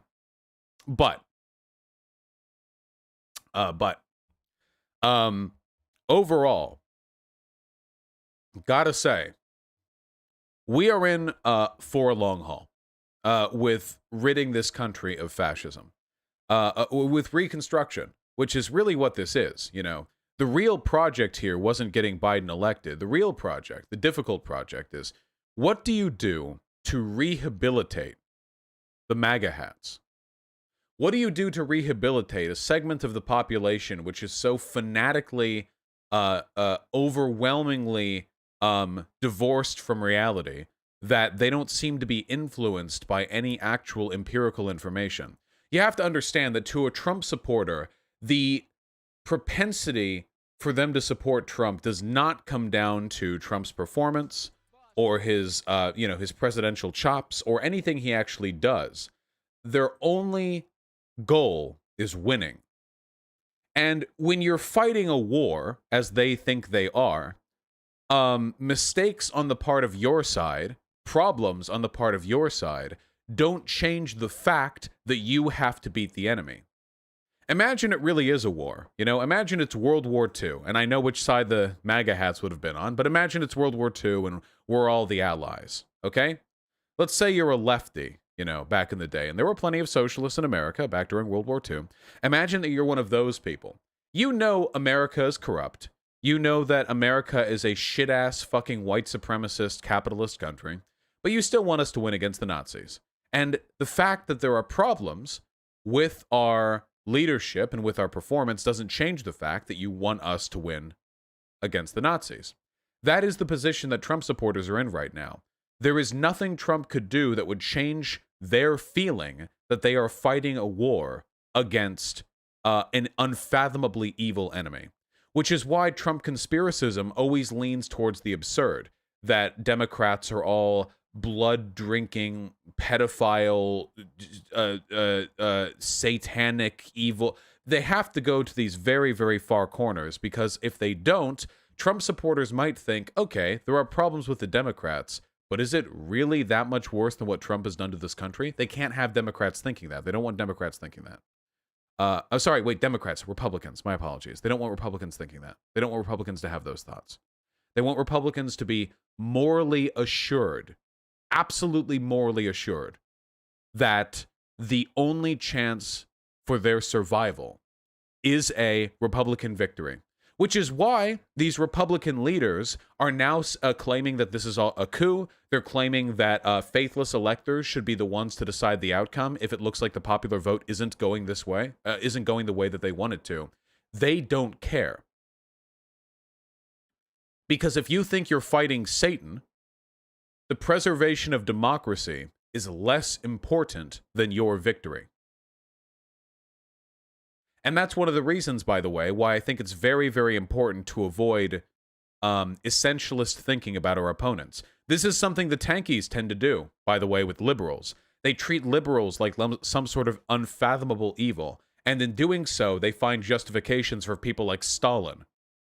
Because again, if your enemy is an unfathomable cosmic terror, it's very, very easy to justify human perceptible flaws like those of Trump or those of Stalin, things that actually happen that can be recorded in books, as opposed to this incredible satanic, hyperbolic, conspiratorial set of accusations thrown the way of the Democrats. You'll defend anything your side does because their side is infinitely worse. And we're going to have to be dealing with this for a long, long time, people. And that is why you need to sub and ring the bell, motherfuckers. It turns out the only antidote to American fascism is me hitting 330 million YouTube subscribers, okay? 330 million. If we hit that many, I will just have all of America, and I'll just tell you all to be lefties. It'll be that easy, people, okay? We do need to get more subs than PewDiePie. It's going to be a bumpy road, but I think we can do it. I think we can do it. Do you guys believe that? I think we can. True. It's true. Yeah, I think we can. Fuck all the other, fuck direct action, fuck building dual power, fuck mutual aid, fuck all this crap, okay? Not worthwhile, okay? Big YouTube channel. That's the solution. And I guarantee you, having read the theory, Marx, Lenin, Mao, they would agree. If they were here right now, they would agree. They would say, yes, yes, comrade. The only way forward for socialism in the United States of America is to seize the minds and hearts of the YouTube audience. They would say that. They would. Have you read theory? I've read theory. You don't know. I know. In all seriousness, though, we are in a very difficult position as a country, and I am very worried about the future. I'm worried that Biden is not going to do anything to meaningfully curtail the institutions that Trump supporters take advantage of. Here are some things that I would like to see that are purely institutional. Now, with regards to direct action and lefty organizing, of course, I'm on board with literally everything we can do that's helpful. But from Biden specifically, here are some things I'd be interested in seeing. A legitimate effort to try to purge police departments of white supremacists. I know that's so moderate, like it's not abolish the police or anything, but we're not going to get radical change under a Biden presidency with a Republican Senate, okay? That's not happening. What we might be able to get are some minor incremental changes that make it a little bit easier for us to organize. The FBI has been shouting from the rooftops about white supremacist infiltration in the police departments for literal decades now, so hopefully something can be done about that. Because right now it is a very scary situation where anytime a lefty goes out to protest and the police show up, the police always face away from the far right and towards the left. Every time. Every single time. Go to a protest where there are protesters and counter-protesters, the police will always face the left. They will always face the left. They will always do it. They will never face the right. Police never turn their backs to us. They don't ever do it. Because they trust the people behind them. So they keep their backs to the far right. The other things that I think could conceivably be done, maybe make things a smidgen easier. I don't think electoral reform is really possible, given the fact that the Senate is almost certainly going to be Republican. But it would be nice if we could get local jurisdictions to develop stronger protections for protesters. That is to say, a stronger enshrinement of protesting rights. Unions need to be rebuilt, at least somewhat, because unions are an axis along which lefties have the ability to organize people around them, organize their workers. And by the way, you all should, if you have the ability to, if you think it might be possible, you can contact IWW representatives to try to get advice on unionizing your workplace. That is a thing that you can do. If you think that it's viable, if you think it's a possibility, it's not, I know it sounds a little bit LARPy, but that's how this stuff gets done. The only incremental change that we're going to get in this country that could possibly benefit us is stuff that provides a tiny, thin, transparent barrier between us and the worst possible outcomes. Vosh, can you stop calling doing things LARPy? I said that may feel LARPy, because the joke is like making a... Okay, wait, sorry. I'll explain the joke. My apologies.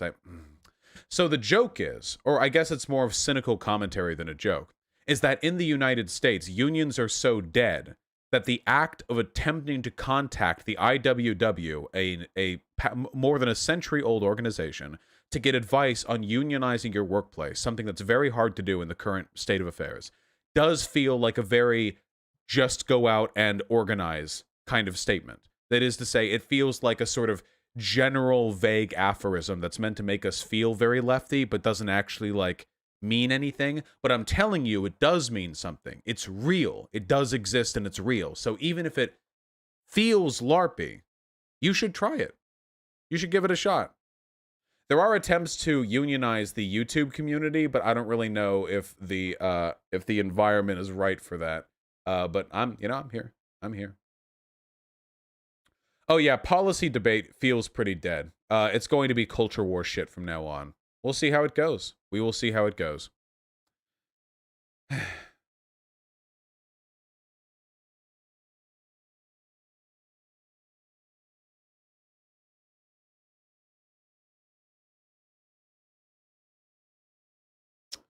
In all seriousness, do you think having multiple parties would help keep people from thinking that working with another party is sleeping with the enemy, either on the federal and state level? If you're asking me if having multiple parties would reduce tribalism, then I think the answer is yes. I do think it would reduce tribalism, 100%.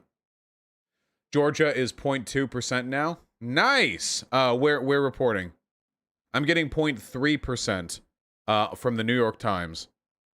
From AP? Let's check. Damn, yeah. Holy shit. 13,000 away. We'll see. Found stats on why Trump supporters are terrible. What? We can take a look at some demographic information. This is from August 13th, though. This is previous info, but we can take a look. Hold on. There were some things I wanted to show anyway.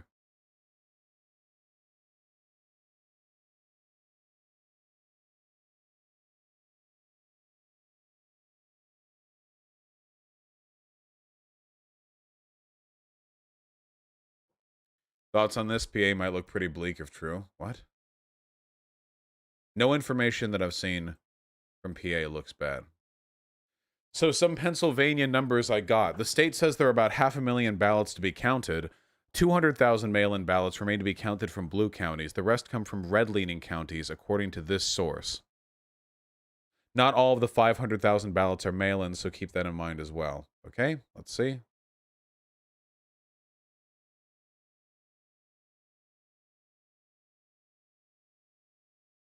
This is from Scott Greer. Oh, this is from the guy who quote tweeted me the other day and who apparently Pepe posts constantly. I don't know about this guy. Yeah, this guy is probably a groiper. And apparently today's their birthday? Okay. Yeah,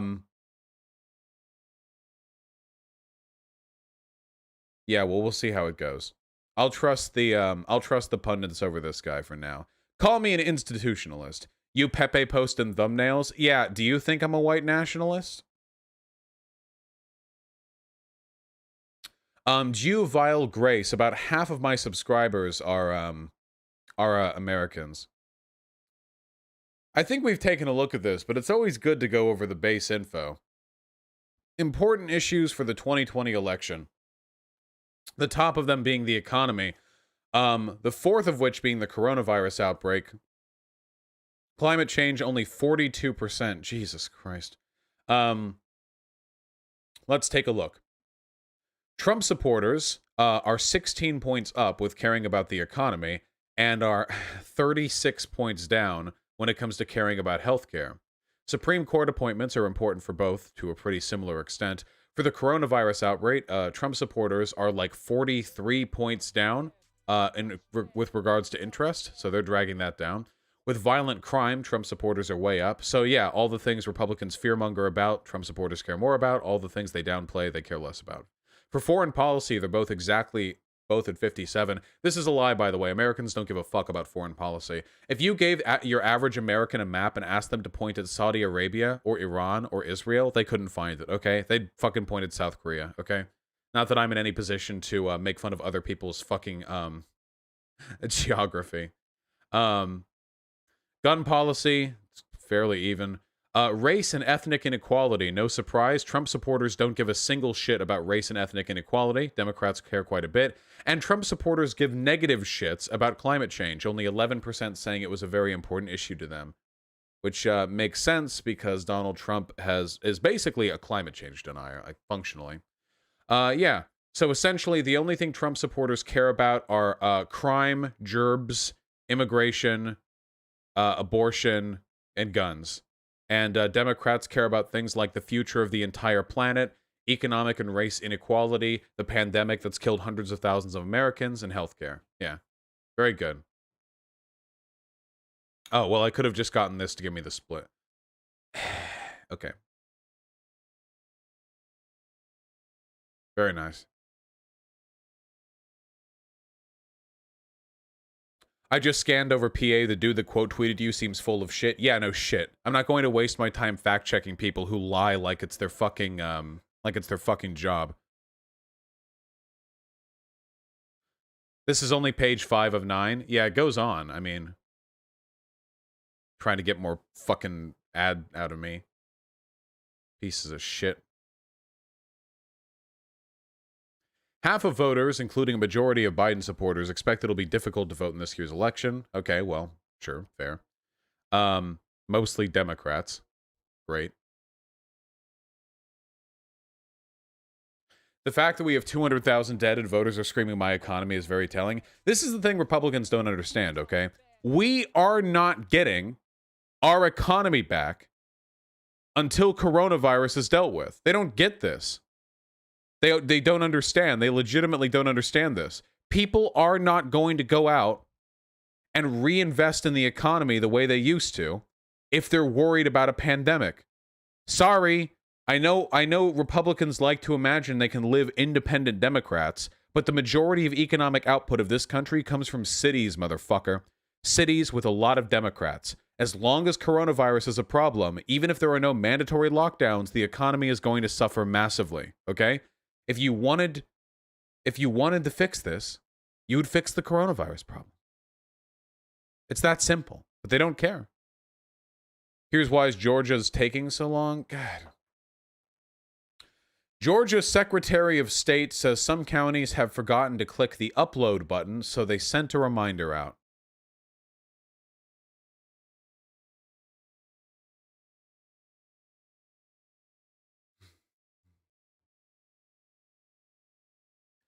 I hate this fucking country.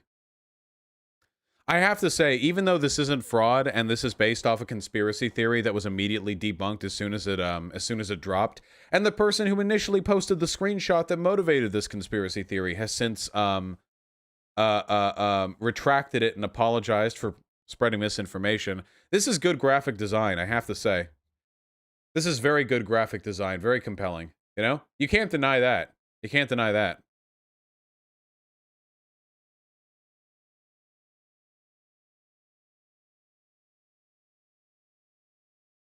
Here's the liberal. Biden should have won by more is the last gasp of the boomerang left dead-enders who secretly wanted Trump to win so they can claim they were right all along. My dude! Do you think maybe it's possible to criticize Biden without wanting Trump to have won? Are you fucking kidding me? People who are saying Biden's performance is disappointing want Trump to win? Okay, dude. You know what that is right there? They're saying, they're giving you a little fucking trough full of slop, and they're saying, eat up, piggy. Eat up. This is what you get, piggy. This is what you get. Oink, oink. Okay? This is all you get. Oh, yeah, you get a narrow fucking win after 4 years of devastating Trump presidency. You get a narrow win from a shit-ass fucking candidate, and you don't even get to complain about it. Because if you complain about it, it means you secretly wanted Trump to win, rather than wanting Biden or another candidate to do better. Fucking obnoxious pieces of shit.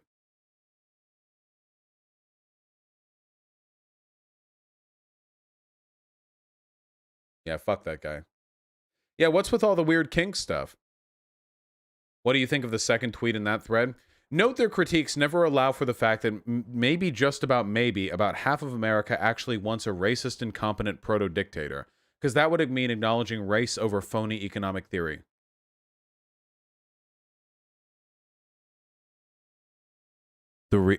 First of all, the reason why this ended up closer to the wire than we expected is because Hispanics ended up going out for Trump in an unprecedented way. So this isn't even about white people versus non-white people. Second of all, what is it with Democrats? And what is it with Democrats and blaming the voters instead of their own party? They do this every fucking time, dude. Republicans do it too, but I don't care about them. They're fucking pieces of shit. I don't give a fuck. What is it with Democrats? They despise, they're so contemptuous of their base, dude. Anytime Democrats lose, it's because America wasn't enlightened enough. They did this after Hillary Clinton, too. Anytime you criticize, you know, they're like, oh, Oh, sorry Hillary didn't win. Guess America isn't ready for a boss queen, boss babe, bitch ass boss babe. They fucking despise criticism of their establishment. Credit where credit's due. You know who won the Republican primary? Donald Trump, a person who ascended the ranks by ruthlessly scolding every other fucking establishment GOP candidate. Credit where credit's due. Donald Trump shit on the Republicans, and the Republicans begged for more, okay? So if nothing else, the GOP is capable of kowtowing to populism. But with Hillary Clinton, with Bernie Sanders, with the dynamic we see, with the DNC, that's not what we get, folks.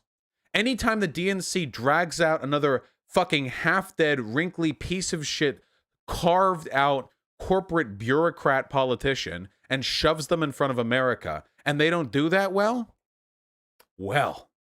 that couldn't possibly have been because the Democrats ran a losing campaign. That couldn't have possibly been because Democrats in 2016 put up one of the least popular American politicians in recent history. It couldn't have possibly been because they have no idea how to respond to the populist rhetoric of a rapidly changing country. It couldn't have possibly been because the Biden campaign literally said they weren't making Hispanics a part of their election strategy, and then it ended up getting so fucking close to the wire specifically because Hispanics ended up performing better for Trump than expected in parts of Florida, Texas, and elsewise. It couldn't have possibly been because Joe Biden, for whatever conceivable improvements he's made on the part of Bernie's caucus extracting concessions from him, is nonetheless a deeply uninspiring candidate who was only supported by Democrats because they felt that he was a calm enough ticket to conceivably oppose Trump, because they had been convinced that Joe Biden was the only possible avenue because he had that prior fucking history as being Obama's VP, and Obama was popular back in the day, and the Democrats can never get over their worship. They can never get over their worship of Obama. That's another problem with the DNC. That's another problem with the DNC, people. The DNC can't stop worshiping its old fucking heroes. They can't. They're never going to stop worshiping the Clintons. They're never going to stop worshiping Obama. Fuck Obama. Fuck Obama. The Republicans are better about this. The majority of people in the Republican Party today are critical of Bush because Bush started the Iraq War. And everyone hates the Iraq War now. Our presence in Afghanistan as well. Trump has no problem criticizing Bush-era policy. When was the last time you heard Biden criticize Obama-era policy? He can't do it. He can't do it with Obamacare. He can't do it with their immigration policy. He can't do it. He's not allowed to. You can't question the sacrosancticity of Barack Obama. You can't do it. You're not allowed to. Is sanctity? Is it sanctity? Oh, it's just sanctity. Yeah, sorry, it's just sanctity. I went way too far with that one. I kept adding on suffixes. They can't do it. And you know, I'll tell you this. Without Bernie Sanders, I think Biden would have lost this election too. Without Bernie Sanders pulling Biden's platform further to the left, I think they would have lost this time too. I think that even the little bit of Hispanic support that Biden got could largely be attributed to the fact that Bernie Sanders, who was massively popular with Hispanics during the primary run, gave his energy to Biden. Because Bernie's a king, and Bernie's out here to try and stop fascism. He's doing his best, you know. We didn't let him win. Nope. Didn't let him win. Pushed the narrative that he wasn't the electable candidate, and look at Biden. Biden ended up being electable. Barely. But if after 4 years of Trump, all you can do is mete out a minuscule fucking razor-thin victory over Trump, that's not a good candidate, okay? That's not a good candidate. You want to brag about that? It's prom night, okay? It's prom night. There are 2 finalists left, okay? You and a paper bag full of microwave dog shit. It smells, it's sticky, and you win with 52% of the votes. Are you going to brag about that to your family when you get back home? Is that are you going to go home? You're going to, Mom! By a 4-point lead. I beat out the microwaved bag of sticky, smelly dog shit. And then your mom says, wow, that's interesting. Do you think you might have done better if you had not yourself smeared your body with shit before going to prom and then called the principal the N-word? And then you say, Mom, do you want the sticky bag of dog shit to win? I won. What I did worked. Okay? What I did succeeded. Clearly, you're just upset that the sticky bag of dog shit didn't win. Clearly, you're just upset. You're just mad that I ended up taking the crown. Fine. Okay. I don't need you anyway. And I don't need you questioning my methods in the future. Thank you. It's a fucking comedy, people. Now, again, I have to remind you. The Republicans are, whenever I criticize the Democrats, I want you guys to add in, like at the end, the phrase, the Republicans are worse. And that's true. Because while Democrats are doing this crazy bullshit, the Republicans are right now like huffing their own farts, all cap spam tweeting about how we're stealing the election by counting all the votes, okay? I'm not saying that Democrats are the greater evil. I'm saying that Democrats are terrified of people like us calling the shots.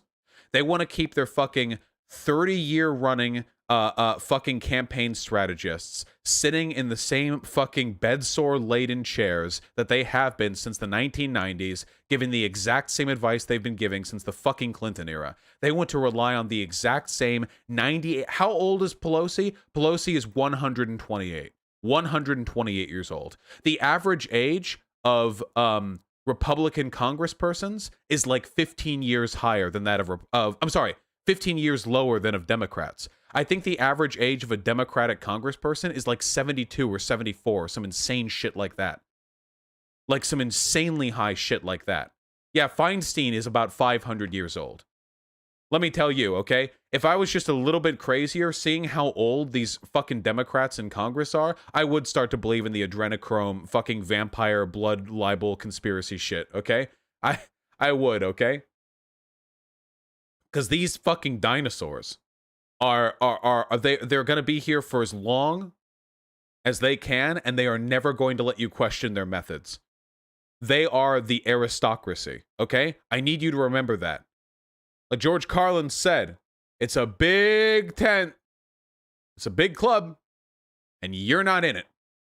You're not in it. It's old money. It's aristocracy. These dinosaurs, they don't care about the politics. People like Pelosi, Feinstein, these people don't wake up every morning and think, what can I do to serve the American electorate?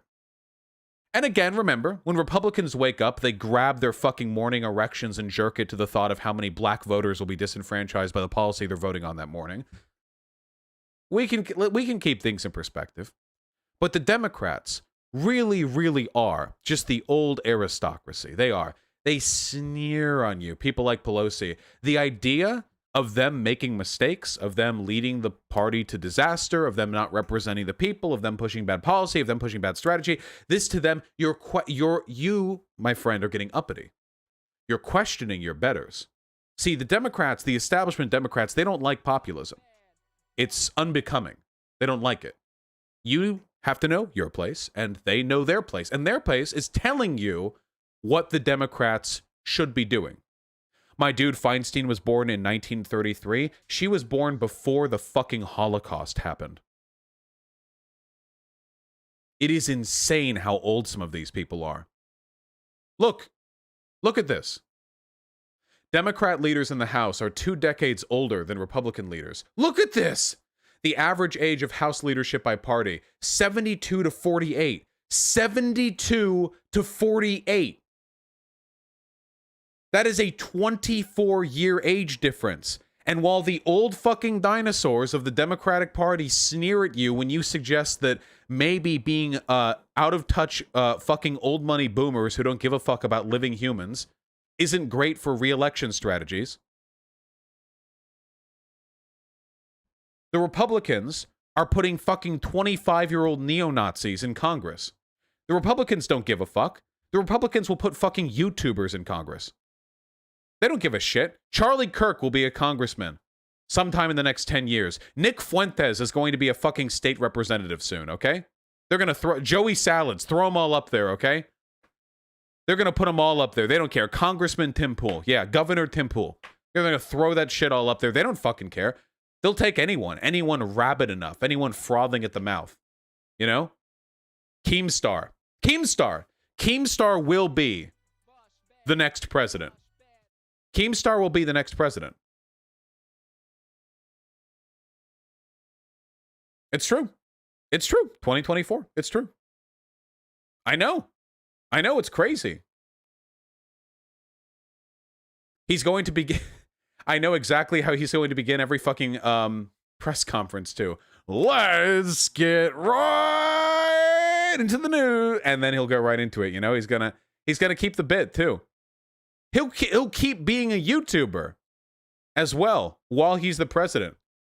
Where he's going to miss out. He's going to miss out on fucking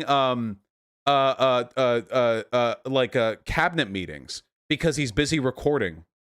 Like, the Republican Party doesn't give a fuck, okay? That's my point. The Republican Party doesn't give a fuck. It's just about power to them. But for them, power is vested in institutions outside the individual. The Republicans are more collectivist than they could ever accuse us of being. To them, as long as power is being consolidated towards white supremacy, towards capital, that's good. That's their job. But for some of these Democrats, I think they just want power for themselves exclusively, not even a broader institution. Just this utter contempt they have for the concept of representing their lessers. Well, whatever the case may be, we'll see how this develops. Eventually, you know, people like Feinstein and Pelosi will retire or fucking die because they're so old. And we're gonna see how that goes. Okay, we're gonna see.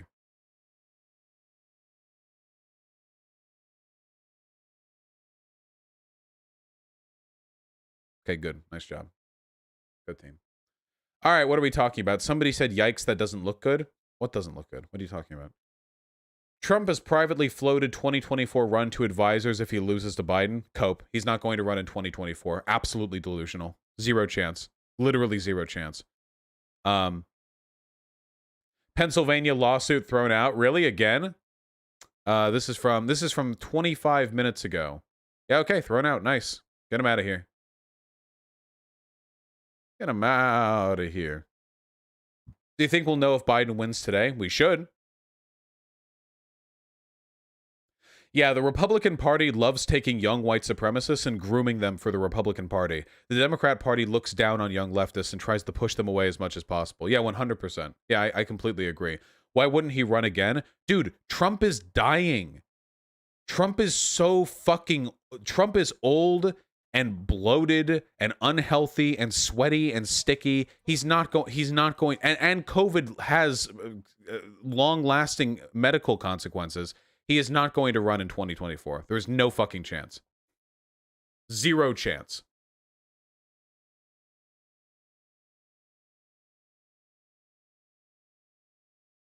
This means we can attack libs again, right? Let's make sure that guys, our goal isn't to attack liberals. It's to attack the liberal establishment. We don't want to push away people who could conceivably end up being on our side.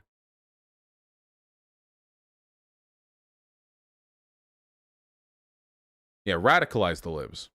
All right, let's take a look. Matt Walsh, what are you up to?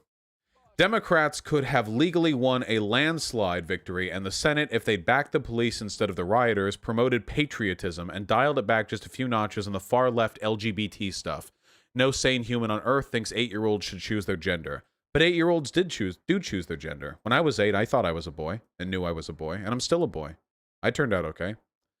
Literally, all they had to do was say, police aren't racist serial killers. America is a great country and we should respect the flag, and little boys shouldn't dress up like girls. Minimal levels of sanity is all they need to display. Couldn't do it. Culture war. Culture war stuff, see? Matt Walsh is correct in one respect, and it's that Republicans don't give a single fuck about policy or performance. They only give a fuck about virtue signaling, which is what all these culture war points are. What's this? Sauger. Oh, Sauger, curious about Floorgate, here, apparently. Sauger, not you too. Come on, bro. There were over 100 Republican poll workers in that room. If this doesn't show you what a grifter and moron he is, I don't know what will. Whoops. Whoops. Uh-oh. Oh, no, no, no, no, no, no. Should probably fact check before you fucking promote conspiracy. Oh, no, no, no, no. What do we got here? Okay, here's my prediction of what's going on right now. Yeah? Joe Biden is going to be declared president of the United States. Cool. And with a mountain of evidence, voter fraud coming out not only on social media, from countless people I've heard through the grapevine, there is a ton of fraud going on. You can't tell me that Joe Biden, a guy that couldn't fill a high school auditorium for his rallies. I love this. Yeah, dude, there's tons of evidence. It's all over social media. There's like lots of evidence I've seen from people. Joe Biden didn't hold rallies because there's COVID. Joe Biden deliberately didn't try to hold massive fucking rallies because he is not as narcissistic as Donald Trump. So he doesn't care. The size of your rally doesn't actually determine your fucking presidential support. Got more of the popular vote than Barack Obama did. And if you're a Biden supporter and you don't smell some kind of corruption, some kind of fraud, then you're lying to yourself. So Joe Biden will be. I like the use of the term smell here. I like that that's the word we're going with because it's perfectly indicative of a feeling you have that you can't trace down to any specific point, you know? Like you don't see it, you know? You don't actually see it. You don't actually directly verify the existence of the fraud. But, you know, you got a feeling of it somewhere in the area. Be declared president. This will go to the Supreme Court. Donald Trump will expose all the powers that be behind the curtains that have been navigating. QAnon. All right, hold on. We got a press conference. 700.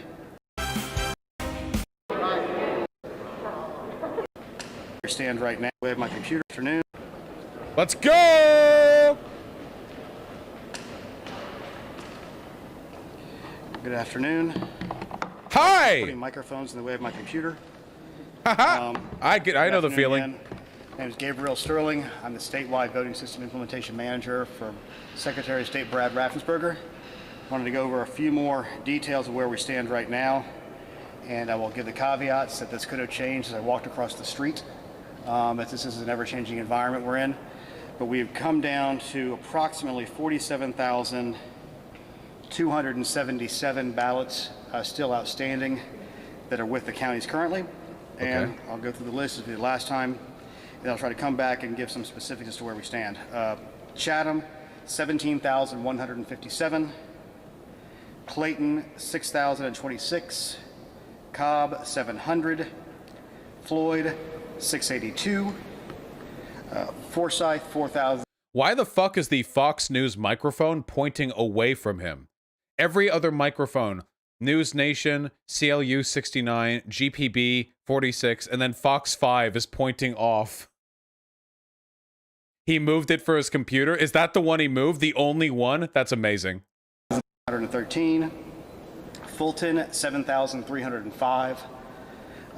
Gwinnett, 4,800. Harris, 3,641. And Lawrence, 1,797. Yeah, QAnon confirmed. And a little one down here at the bottom, Taylor, 456. 456. Now I'm going to go through and kind of give you where we stand and the situations behind these numbers. So we'll start at the top. And if you notice, several of the counties that were there this morning have now dropped off as they have completed their uploads of the ballots that they had in hand. Cool. Chatham County is still currently scanning. I know they're working. We have an investigator there just to keep an eye on things because at some point one of y'all are going to ask me what happened down there, and I need to be able to answer with first-hand account from our own people. So that's what's happening there. Clayton County, we talked to them this morning and again after lunch. They're continuing to work. They have continued to scan and make uploads. As you notice, their total has dropped. Cobb County is continuing to finish off their ballots there. Floyd, I don't have a clear answer on the 682 just yet. Forsyth, Mandy, who's a great elections director, is working to get through that stuff. She is very much on the side of being accurate rather than being fast in some ways, which is really good and helpful because she is a very diligent director. Fulton continues to draw down their number. They have 7,305. Again, with the work of our monitor in there, we're keeping a close eye on that number. There were 1,200 ballots with a second stage of signature match. They were brought over from State Farm Arena today. They're inside that total. One other specific item I have from Fulton County is they have 3,900 provisionals. I do not know the coding on those provisionals. As you may or may not know, depending on the coding, there has to be actions done by the voter, or there's an automatic acceptance of those ballots. Again, depending on the coding of those, and I do not have that detail. Cool. Gwinnett is down to 4,800. We had discussions with them about why they had the 7,700 out there. Part of that is just a scanning differential between the accepted ballots and those were reported. So their actual total is about 4,400 of the absentee ballots to scan and report. And they did have an issue that was asked about earlier this morning.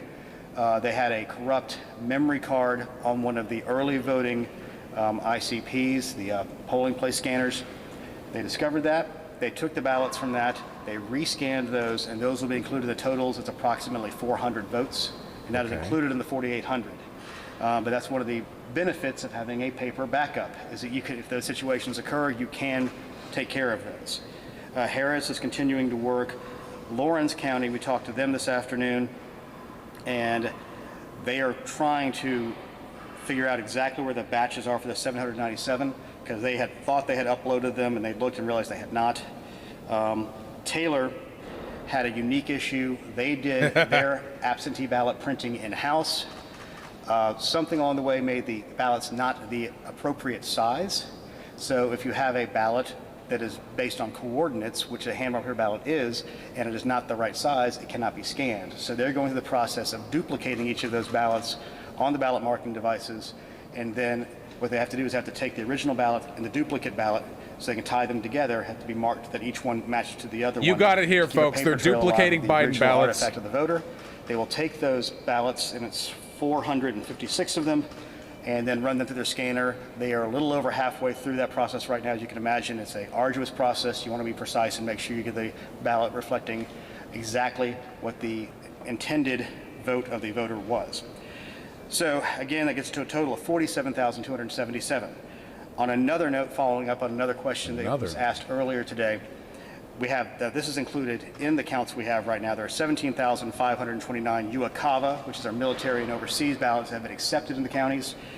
And as I noted earlier, under the federal laws, the UACAVA ballots that are postmarked by Tuesday can be accepted up to tomorrow, Friday. So of the pool of those, there are 8,899. That doesn't mean that any of them will arrive, or it means that all of them could arrive. We have no way of knowing that number. So I just want to make that clear. It's not there's 8,900 ballots to be counted.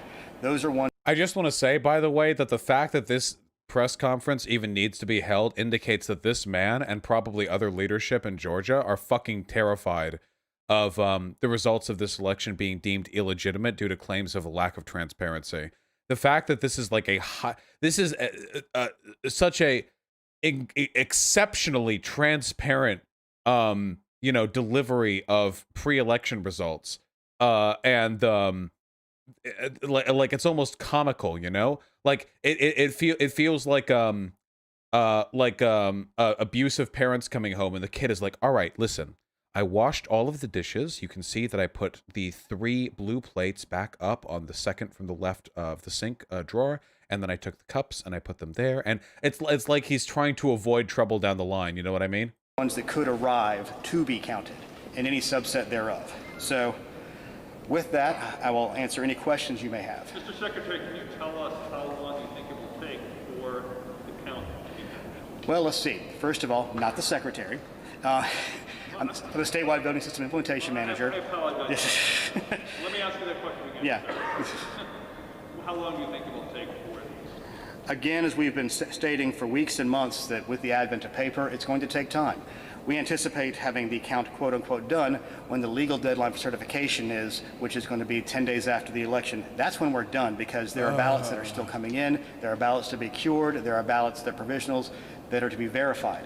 So we can't know how long the process will take. We hope to have clarity on the outcomes of these elections as soon as possible. However, when you have so many important elections in the state being so close, done is a very relative term at this point. We're trying to get all the legal votes counted accurately so we can give the right results and make sure that everybody's vote is reflected properly. So what can you tell Yes, sir.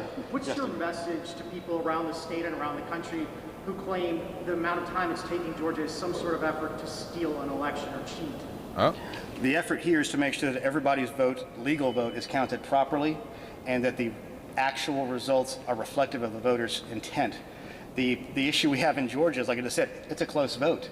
There's other states that have more votes to count than we do, but it's a wide margin, so nobody cares. So this is the first time we've used paper ballots in this state in 20 years. So, as we said, 2 weeks ago, 3 weeks ago, the secretary stood where I'm. Wait, they didn't use paper ballots before? They moved back to... So that's why he said the advent of paper ballots. What were they using? Fucking papyrus before? They were using fucking stone tablets. Standing and said, this is going to take a little more time. These close elections require us to be diligent and make sure we do everything right. If I recall, Yes, sir. Sterling, can you talk a little bit about the recount process? In all seriousness, though, they previously used electronic methods, voting machines. Paper ballots are way more reliable than voting machines. I don't trust voting machines for shit, dude. The voting machines in this country, the state buys them up. They end up getting fucking bought from companies that have ties to fucking Republican politicians, and then they don't allow any investigation as to the methods they use to actually count the vote. Yeah, fuck that shit. No, fuck that. I would rather it just being used with paper, Yeah, they can be hacked. We don't have full transparency into the creation process. They're very often old and outdated. We don't have a paper trail. Yeah, no, we don't want electronic counting. Yes, Tom Scott has a phenomenal video on electronic and on online voting. The dream would be everyone could just vote online, like they just click a button and that's that, but there's no way to do that securely. There's just no way to do that securely. Get to that point, given how close up these races, especially the presidential races, what happens and when will that happen? Under the law in this state, there's 2 different ways you can request a recount.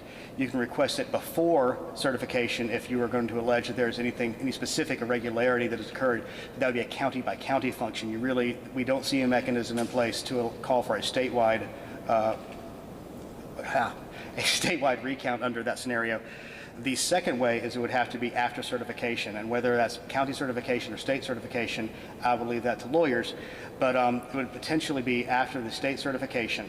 And then at that point, one of the good things we have happening today is that we have been setting up for our risk limiting audit, and in doing that, we have what's called ballot manifests, where we know the amount of ballots in each one, and they are tracked, so we know exactly how many there are.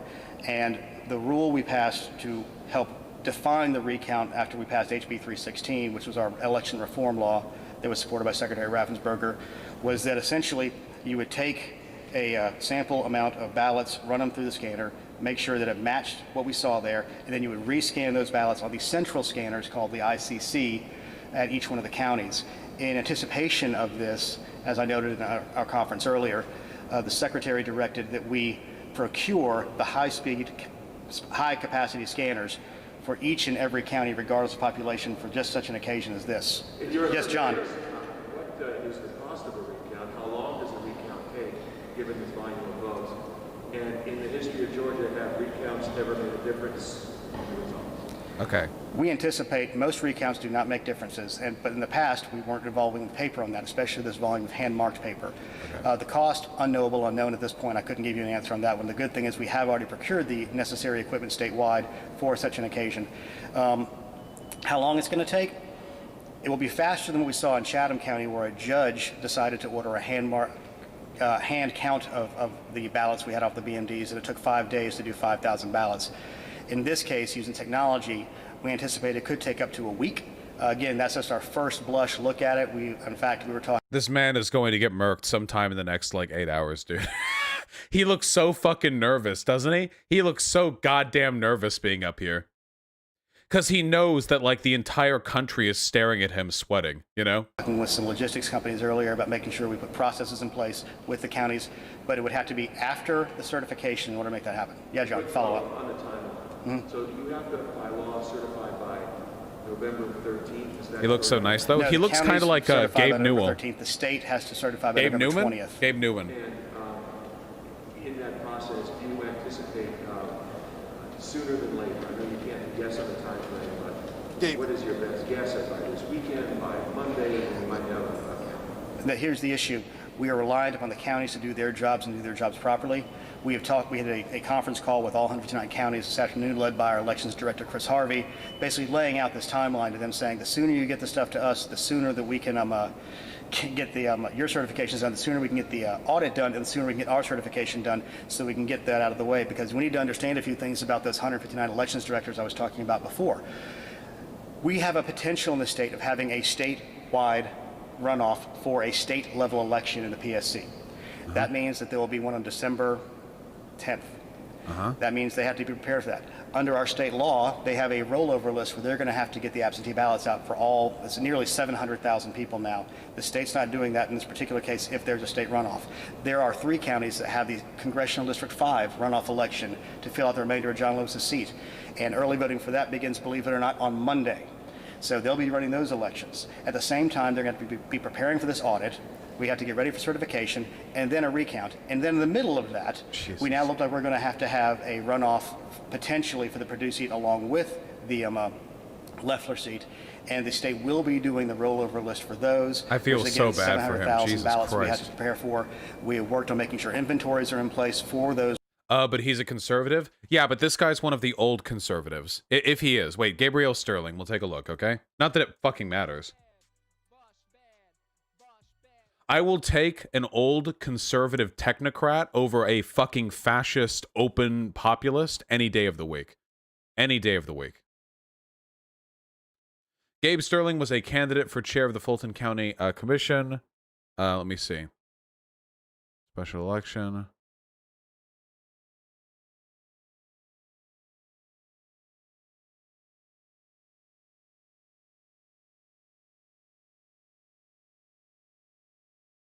I don't actually see any information here which shows him falling on partisan lines. He says that he wants to reform taxes, he wants to improve public transportation, but he also wants to improve private health care. He might be a centrist, unironically. What is he like on Twitter? Let me see. A man with less than 3,000 Twitter followers is addressing the nation right now. Oh, no, yeah, conservative, cyclist foodie. Yeah, okay, there you go.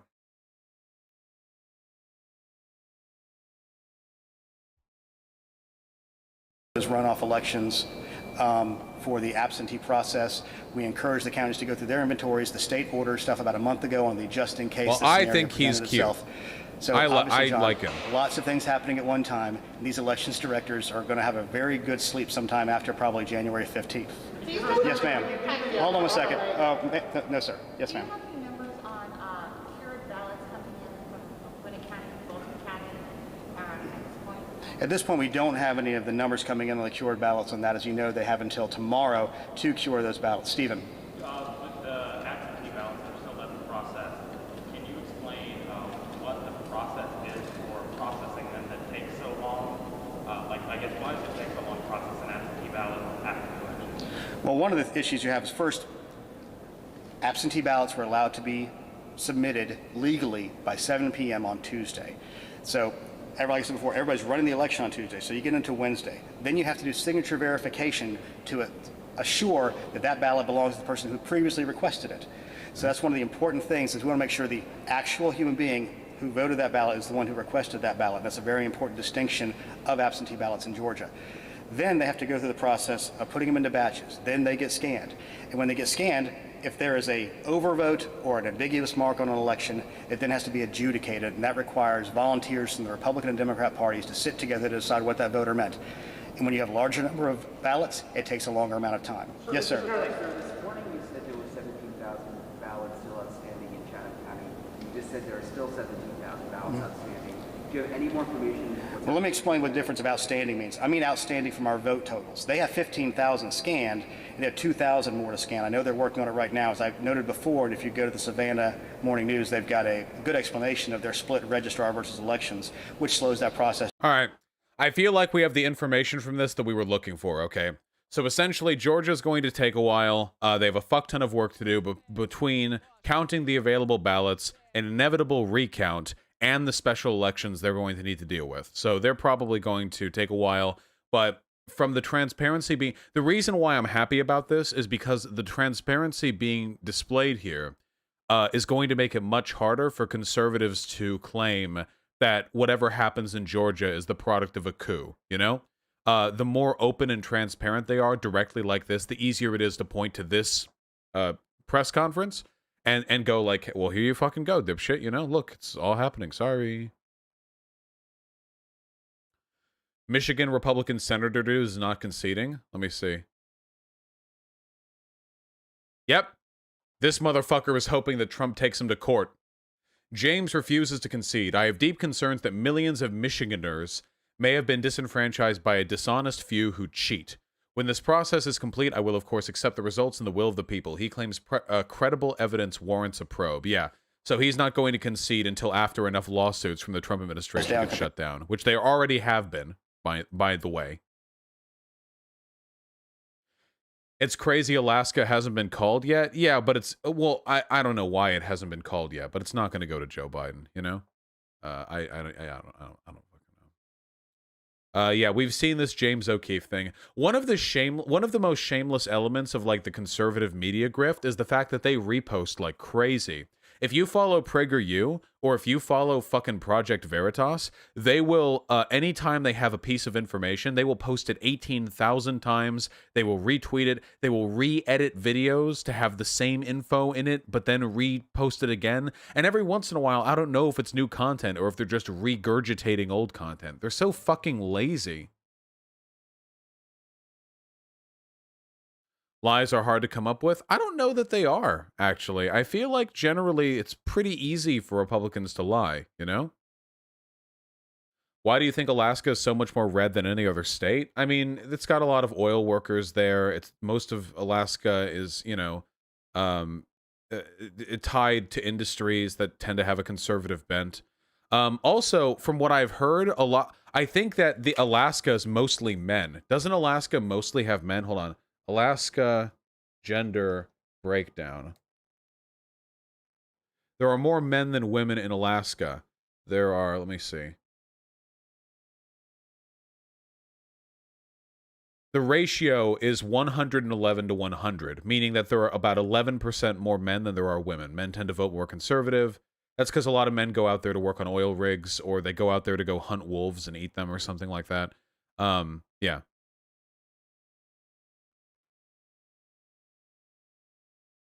The MGTOW state. It's the MGTOW state. If you're tired of that femoid garbage, if you're tired of that shit, you can just go out there. You can just go out there, eat wolves, you know, fight them for meat.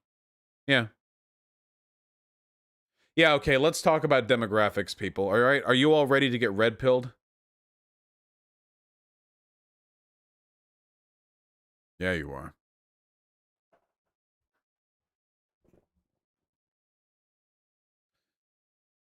We had some really weird demographic upsets. Right here we have a New York Times national exit poll on various demographics and the ways in which they voted.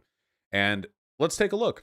Are you male or female? Looks like men pretty equivalently voted for Donald Trump and Joe Biden. Women significantly more likely to vote for Joe Biden. That's not something that is surprising to me. Women have always been better at voting at this country. I don't know if it's their biological difference or whatever. They just seem to be better at voting. I don't know. Sorry, no NB representation here, comrades. I apologize. What is your racial or ethnic heritage?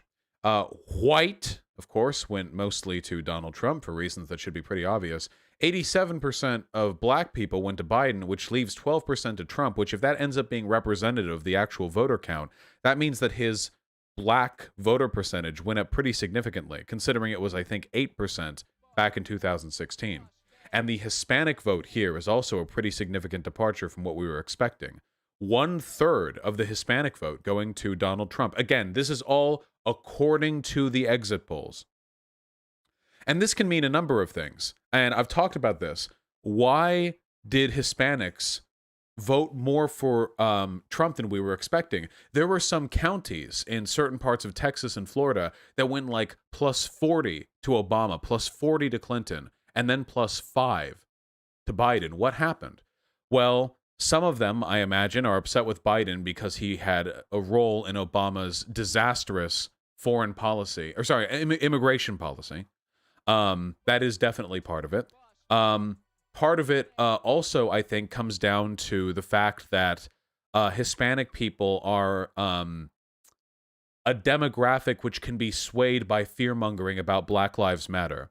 From what I understand, there are Hispanics in this country who feel alienated by Black Lives Matter because it's Black Lives Matter. And as such, they're susceptible to propaganda about it being sort of like black supremacy as opposed to what it is, which is a race-neutral, anti-oppression movement. And then finally, of course, a lot of people talk about the Cubans. Cubans have always voted conservative in this country, or at least they have since the 1960s. And the reason for that is because of Castro, and it's because of the Bay of Pigs invasion. They don't like socialism, and they don't like Democrats that much, because JFK really bungled that Bay of Pigs invasion. Yikes. So that's a factor. But there's also another element of this, and it is that it is possible that Hispanics are being integrated into the systems of white supremacy, which encourage people to vote Republican. The more integrated Hispanic people are into the broader American social mesh, the more likely it is that a portion of them are going to fall along the, we've achieved the American dream, we're living in the suburbs, we're going to vote in line with like the general white demographic now, sort of thing. Voting Republican does correspond positively with wealth. Interestingly, Biden gained in white suburbs, so there's a really interesting demographic shift. True, the culture of machismo that Trump promotes also is big in Hispanic culture. Hispanic dudes tend to be really into machismo, it's a fucking thing. Asian voters, there weren't that many of them, which were sampled in this New York Times poll, but about 2/3 to Biden, and then other went about 40-60 split. Now for age, how old are you? Young people came out hard for Biden. Thank you, Biden. Very much appreciated. Is it machismo? Machismo sounds so much better. Yeah, I'm pretty sure I said okay, fine. Google?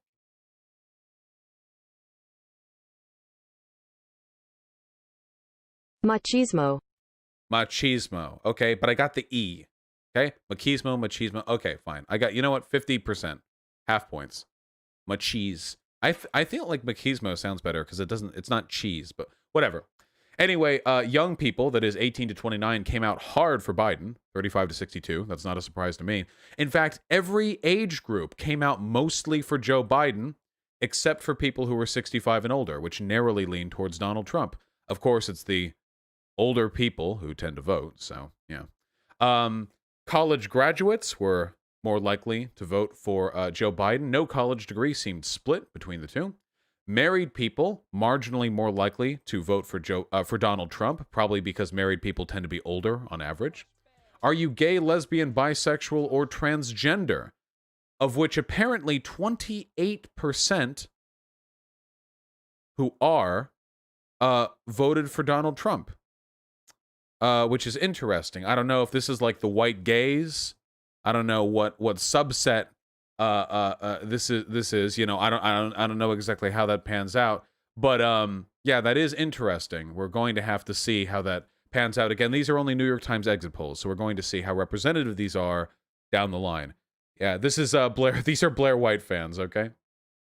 If you have children, are you an evangelical or white born-again Christian? I'm surprised that Biden was able to get even 23% of the white evangelical or white born-again Christian vote, personally. I am genuinely surprised. But if you get rid of the white evangelical vote, Biden gets like 2/3 of the total country's votes, so yeah. Yes, wealthy people are more likely to vote for Trump, obviously. And if you believe that your situation is better today than it was 4 years ago, you're much more likely to vote for Trump. Do you work full-time for pay? Yes, it's about 50-50. No, you're more likely to go for Biden. Poor people tend to vote for Democrats, so that makes sense. labor unions, U.S. military, surprisingly even splits. Is this the first year you have ever voted? Of which 13% said yes. And of the 13% who are new voters, 2/3 of them came down for Biden. That is a good sign for us. For those who have voted before, pretty much 50-50. That's good. That's a good sign right there. The Zoomers coming out, you know? On most political matters, do you consider yourself liberal, moderate, or conservative? People who consider themselves moderate were more likely to come out for Joe Biden. Obviously, liberal and conservative split, respectively. Though, interestingly, 37% of people said they were conservative, whereas 24% of people said they were liberal, meaning that people who support Trump are more willing to commit to a partisan self-identification. No matter how you voted today, do you think of yourself as a Democrat, Republican, Independent, or something else? People who consider themselves independents went for Biden, which we expected, and for the Republican and Democrat, people voted basically in line with the expected preference. Which part of the country do you live in? What kind of place do you live in? If you live in a city, you are significantly more likely to vote for Joe Biden. Whereas if you live in the suburbs or a small city or rural area, you are much more likely to come out for Donald Trump. Actually, no. In the suburbs, it actually says that it's still more likely for Joe Biden. That's right. Joe Biden did get gains in the suburbs. So it's actually the small cities and rural areas where you have a disproportionate bias towards Donald Trump. Then we have the race stuff again. Black women coming out 91% for Joe Biden, based, uncringe, very uncringe, very based. White men, of course, the hardest demographic, coming out for Donald Trump, but even then, not even by a 2-to-1 ratio, which I suppose is nice. Imagine every time you meet a white man, there is a 3/5 chance they're a Trump voter. Yoinks. What is your race and education level? And these are just combinations of previous data points we've taken a look at in the past.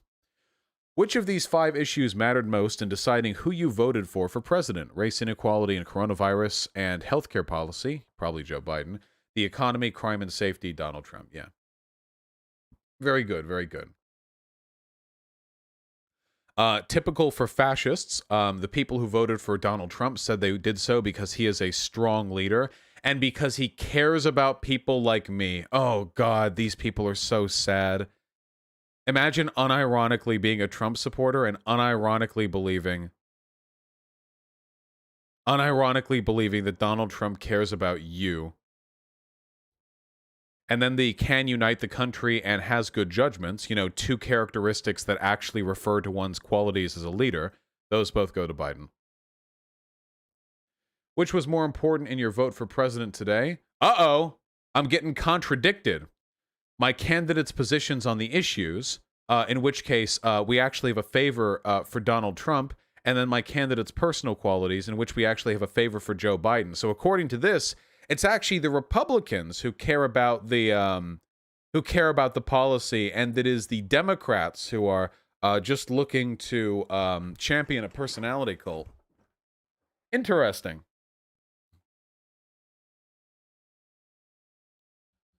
I mean, they can say what they want. I've seen Trump speeches. I've seen Biden speeches. I know who talks about policy and who doesn't. Partisan lines for the coronavirus pandemic split. Who would better? Yep, partisan lines for this. Partisan lines. Do you think Donald Trump has the temperance to serve effectively as president? Obviously, partisan lines. Partisan lines.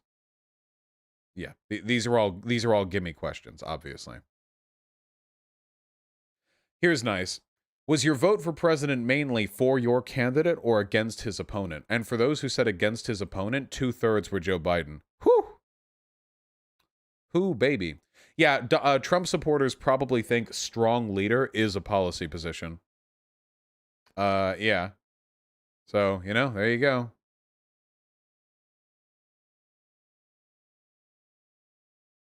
If Donald Trump is reelected president, would you feel excited, optimistic, concerned, or scared?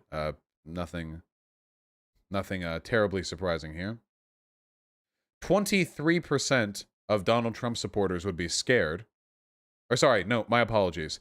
Of the 23% who will be scared if if Joe Biden wins the presidency, 89% of them supported Donald Trump, which is not surprising.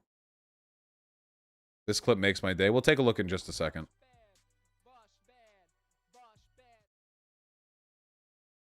What is it? Statistics are used improperly 87% of the time, 13% of the time. Yeah. All right. We got the hard stats here.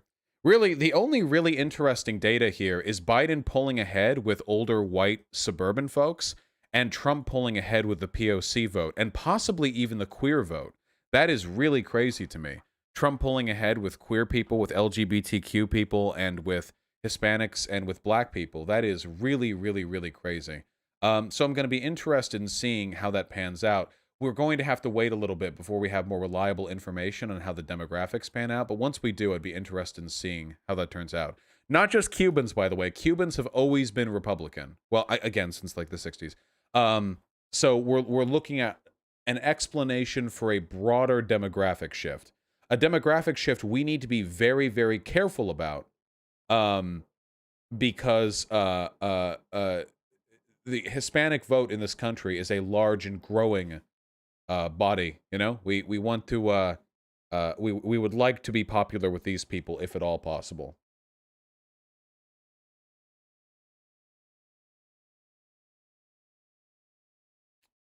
Dave Rubin's Twitter. What's on Dave Rubin's Twitter?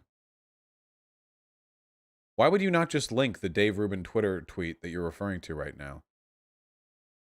I see a picture of him writing out a squared plus b squared equals c squared. What am I meant to be looking at right now?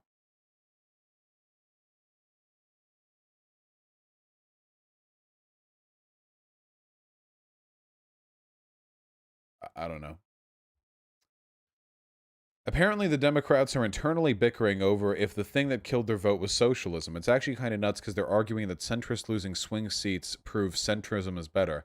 That is the narrative we need to fight against harder than anything else. Harder than anything else.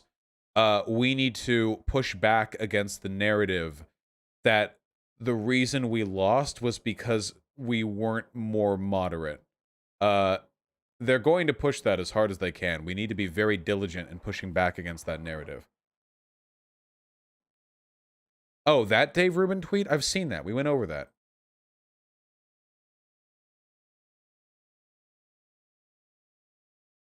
Update on the Trump lawsuits? Gotcha. Let me take a look. Close this, close that. Close this, close that.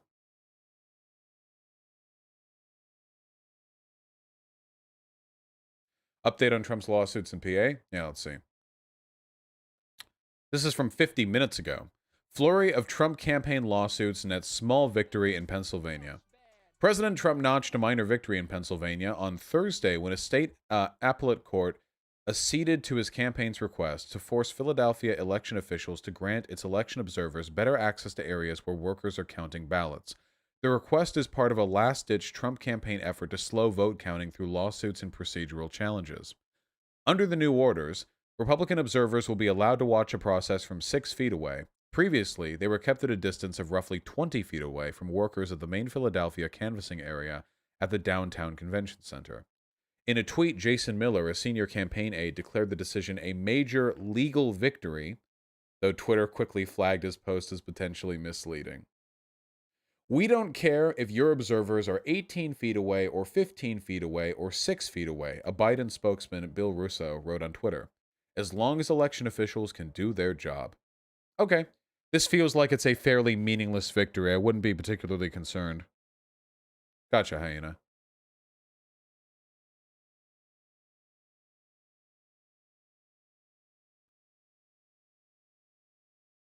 Q Logic? I've seen the Q Logic. Thank you.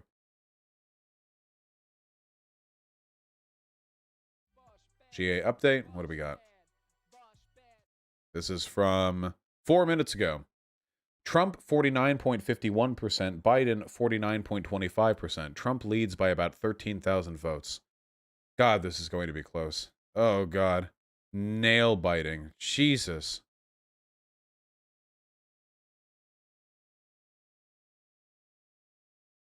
What is Nick Fuentes on about? Let me see. It's going to be a rough day for him. Please don't be too mean to him, okay? I'm never Guys!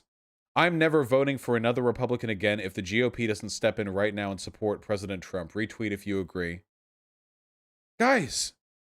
Guys, we did it! You're right.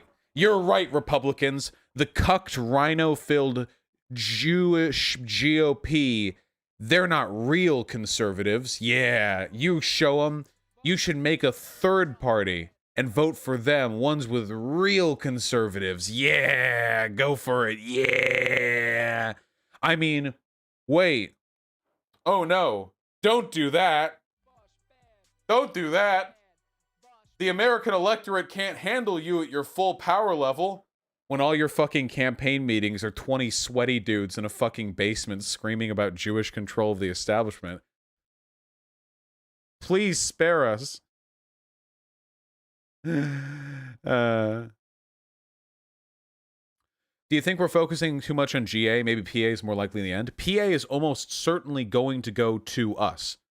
So people are focusing on GA because we want an extra tasty snack. We want an additional, a little bonus, you know? We want a little extra flavor, a little yum yum on the side, you know? Yeah, this is from US Politics Poll. In Pennsylvania, Biden needs to win 60% of outstanding mail-in ballots to win the state. He's currently winning them by a 78 to 22% margin. It might go blue far enough that they can't even go for a recount. Oh, wait, hold on. Wait, 1 second. Dylan Burns messaged me.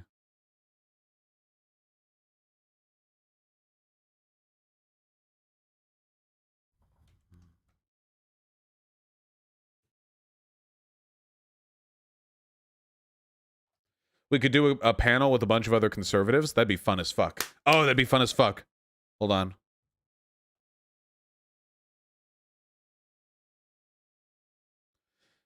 Yes, I saw Greta Thunberg's tweet. Godspeed, Greta.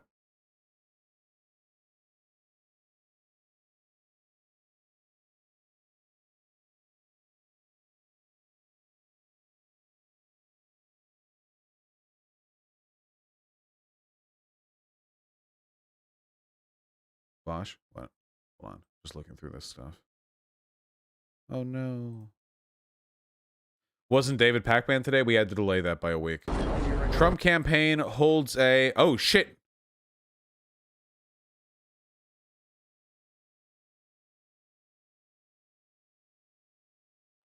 We warned that the Democrats changed this election system. They gave us mail-in ballots. Wait.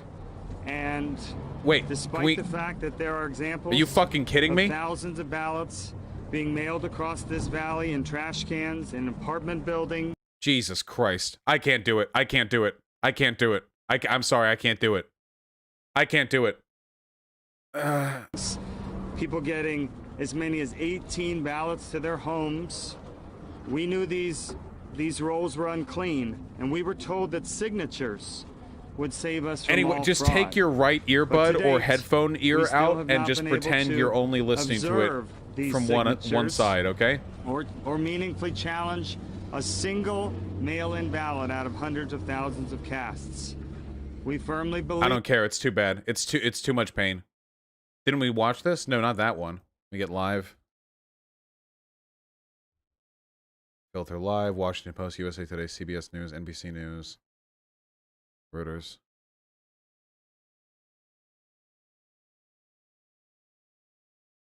Oh, and take? Trump won, but Democrats think we're stupid, and they tried to steal the battleground states. But now they're in a bind. Give it to me. It's taking way too long to count votes, and it's clear something is up. They got caught, but they haven't finished their little scheme. It appears that Trump won by such a large margin. Now they aren't sure they pumped enough illegal ballots into the battleground states to actually beat. Dude, the cope is incredible. Not only has Trump actually won, he won by so large of a margin, they can't even cover it up. Him. So they need to keep dragging it out to give them enough time to try to find more.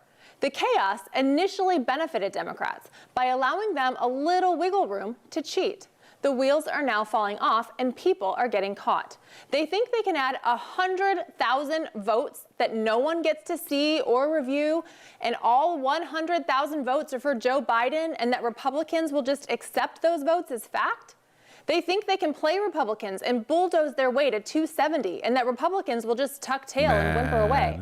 Why do they think that? Because Republicans usually do. Conservatives pride themselves on playing by the rules, and Democrats... See, again, this is the far-right fasci shit. They're blaming the Republican Party for not standing by the coup. ...laugh as they steal the election. Oh, yeah, dude, that's the Republican Party. The Republican Party loves to let Democrats steal the election. That's a thing. You want me to believe that Donald Trump had a solid lead in Michigan, Wisconsin, Arizona, Nevada, Pennsylvania, and North Carolina, and that somehow in the middle of the night, after the counting had stopped, hundreds of thousands of votes for Biden miraculously appeared at the polls so that when voters wake in the morning, Joe Biden has taken those states? Joe Biden didn't campaign much. He's senile and is expected to be removed from office if elected. What? Okay. And you want me to believe he received the most votes in the history of our country? True. No way. True. Trump won. Get owned. You imagine unironically losing to Joe Biden. Why would you insult the candidate you lost to? What? You're like, dude, Trump's actually won, but you're really gonna tell me this senile, stupid, unpopular idiot Joe Biden got the most votes in history? That can't be true. That can't be real. Sorry, it's real. You're living in the nightmare zone now. You've been sent to the shadow realm. We all know it. Even despite the left's attempts to cheat. Trump won Michigan, but Governor Whitmer has made sure the state's electoral votes will go to Biden. Same in Wisconsin. Truckloads of new ballots, duplicates, fake postmarks. Where did these miraculous ballots come from? Citation? Donald Trump. Again, they keep calling it miraculous ballots. Is literally just, here are more mail-in ballots that we have because we have to bring in the mail-in ballots. Won the election decidedly, and Democrat-run states are trying to steal it. The media is complicit by obliging the ridiculous narrative that Biden could possibly win Pennsylvania and calling Arizona, Wisconsin, and Michigan for Biden? Democrats have teamed up with the media to tell us all the narrative that Biden won the election, and they expect all of us to be good boys and girls and just accept their narrative and do what you're told and don't go to work and don't... True. Sit the fuck down. It's time for Daddy Biden to put you in your goddamn place. You're a bunch of fucking kids. You've been mucking up the house. You've been doing a bunch of malarkey. You've been jumping up to get to the cookie jar top of the fridge. You've been knocking shit over. You've been banging pots and pans together. Daddy Joe is home. Daddy Joe's taking away your goddamn Dreamcast. He's going to fucking ground you, but not so long that you don't get to have dinner, okay? Because Joe knows. Growing girl needs dinner. Everyone needs dinner. Educate your children. Just wait for the government to provide a stimulus package. The problem is they didn't execute their plan quickly enough, and now they're stuck. They didn't pump enough illegal ballots in to win, so they have to figure out how to continue to drag it out to add more. Their problem is that their low-level cronies are getting nervous and starting to talk and releasing videos on social media. AKA, we have one video from Project Veritas with absolutely no information that verifies their claims. That's how every criminal enterprise meets its downfall. If not executed seamlessly, the low-hanging fruit talks.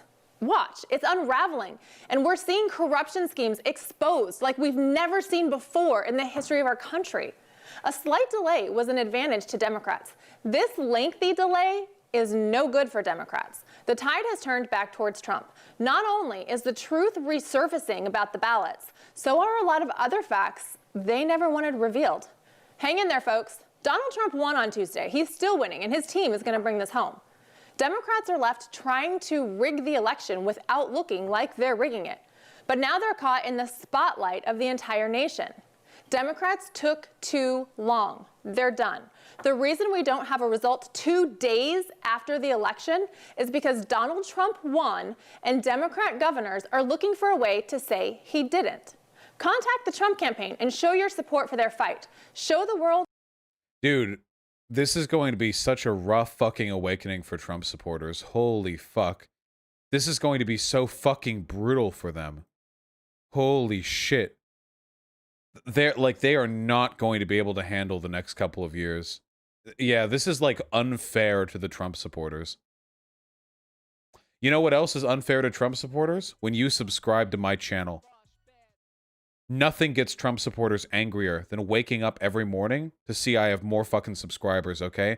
I unironically, I see it on Poll, Kiwi Farms, whatever, they're screaming, how can anyone like that fat man-bun piece of shit? He's so dumb, he lies all the time. They get so angry. So you have to do your part, okay? And you have to bring us just a little bit closer to that next threshold. 300K by the end of the year, people. 300K by the end of the year. And I want another one of these things, except in gold-plated brass, by the end of the next year, okay? Look at that. You get me a fucking million sub plaque, I'm hanging that shit up right there. That's going right the fuck up there, okay? Goddamn right. That's going right the fuck up there. Oh yeah. 100%. Gold man bun. I will gold plate my man bun. You don't believe me? I'll do it. I'll do it. I'll become the establishment. They'll talk about me in the same hushed whispers they talk about George Soros in. That's the future.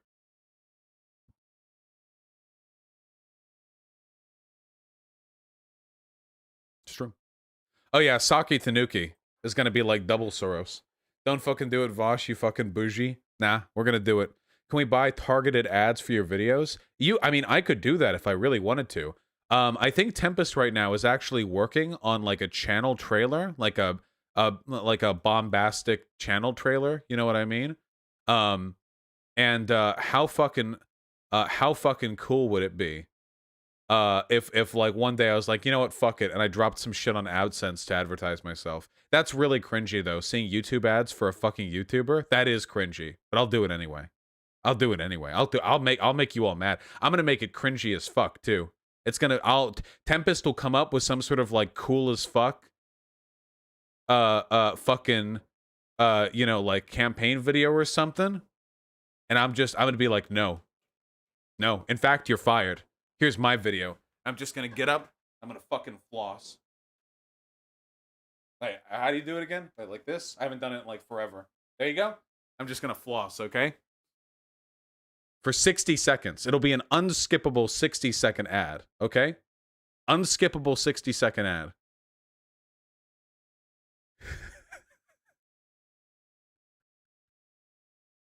There will be no way around it, okay?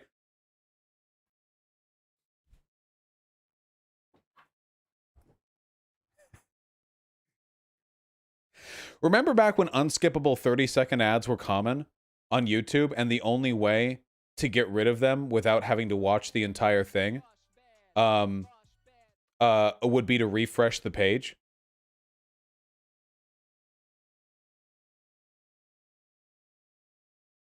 No, it'll even be on YouTube Premium. It'll even be on YouTube Premium.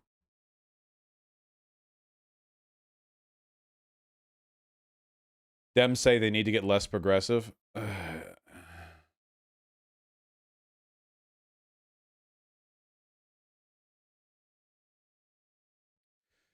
Spanberger on the Dem Caucus call. We lost races we shouldn't have lost. Defund police almost cost me my race because of an attack ad. Don't say socialism ever again. Need to get back to basics. Is yelling. If we run this race again, we'll get fucking torn apart in 2022, Spanberger says. Pelosi comes back on and said she disagrees. They won the House and the presidency. We have a mandate, Pelosi says before getting off the call. Also, earlier in the call, Debbie, who lost her race, was crying and mentioned how people can't pronounce her name. Ooh, and I just skipped over it, too, to avoid having to try and pronounce it myself. And said stop being negative on Twitter. Jeffries comes back on to tell people to stop leaking and that reporters aren't your friends. Oh.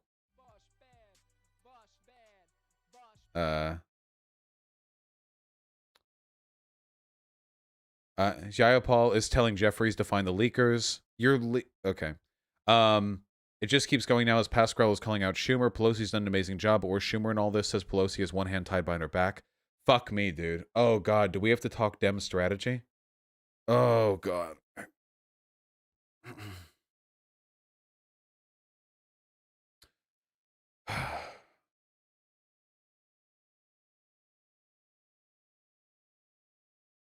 Dem strategy of being dumbass libs? I mean, yeah, they're Democrats. close. Crystal and Sauger, what you need to know about the 2020 election results so far. Let's give it a listen. What is this? And here's the thing. When you had two campaigns that were basically about nothing, it came all down to culture. Yeah. That's what it came. No, you are buying into the Republican narrative when you say that. Donald Trump wanted to make it about culture. Biden did have policies, okay? Every time Biden spoke, at every rally, at every debate, he talked about policies, okay? When you push the lie that they were both trying to push the culture war shit, you are playing into the Republican narrative by suggesting that Biden and Trump were both equally deficient in policy proposals. We need to focus on the fact that Donald Trump had nothing to do, nothing to say with regards to policies, that he is a policy failure. Don't cede that ground to them. Came down to, and ultimately Democrats have the upper hand when it comes to economics.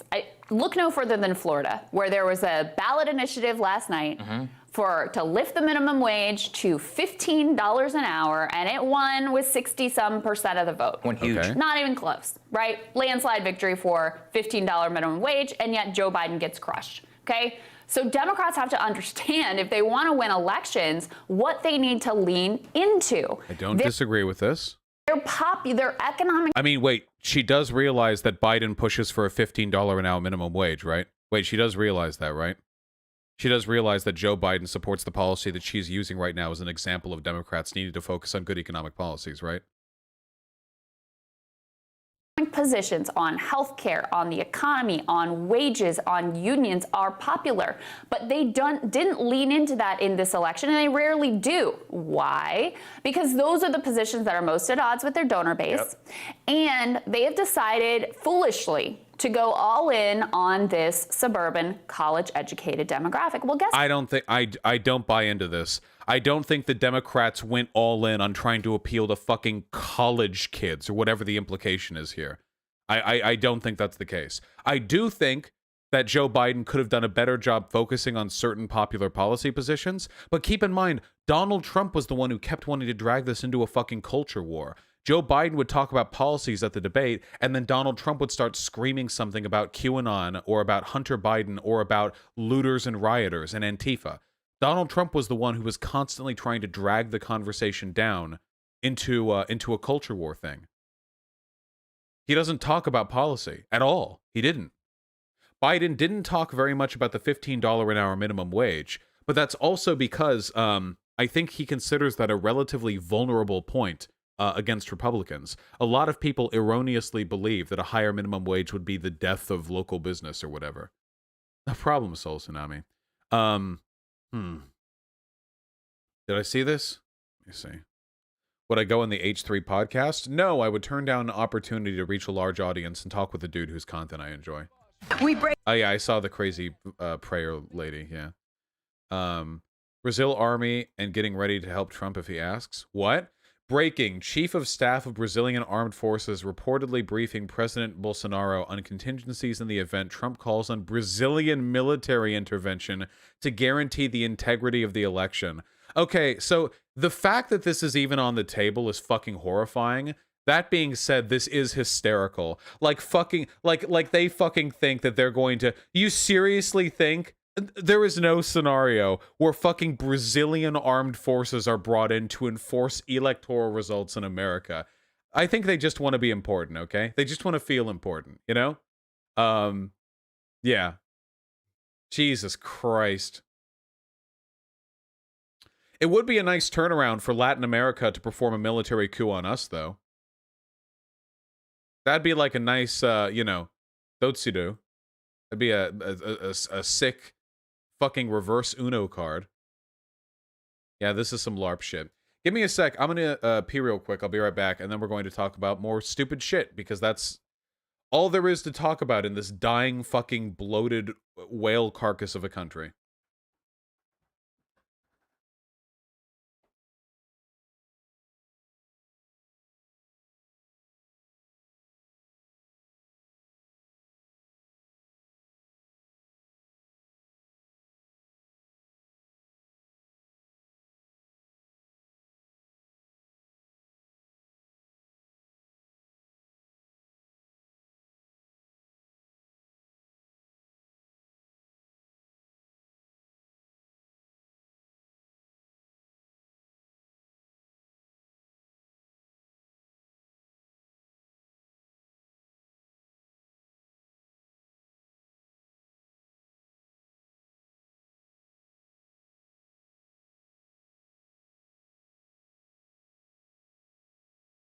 Wash my hands. Don't want to hear about it.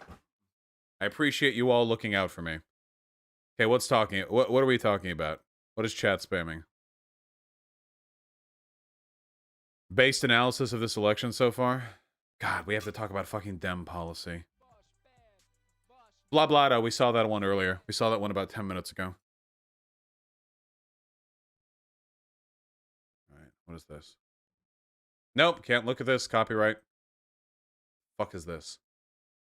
With just in, the election has been called off. The candidates will instead compete for the presidency in a Rust 1v1. Let's cut to that now.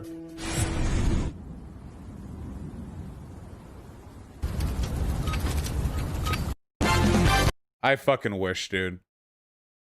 In a truly representative America. But you know what? I don't want it to be Rust 1v1. You know what I want to see? The real competition? I want to see Dark Souls 3 PvP. That's what I want to see. The arena where you fight fucking Sola Cinder, you know? That one? I want to see that. That's the fucking battle I want to see.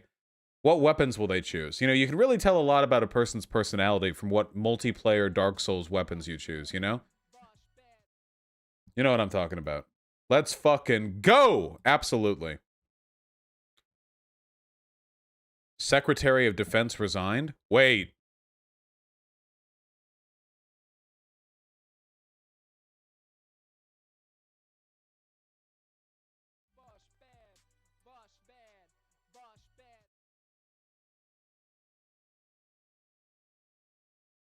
Long at odds with Trump, Defense Secretary Esper has prepared a resignation letter, says officials, from 36 minutes ago. Oh, shit.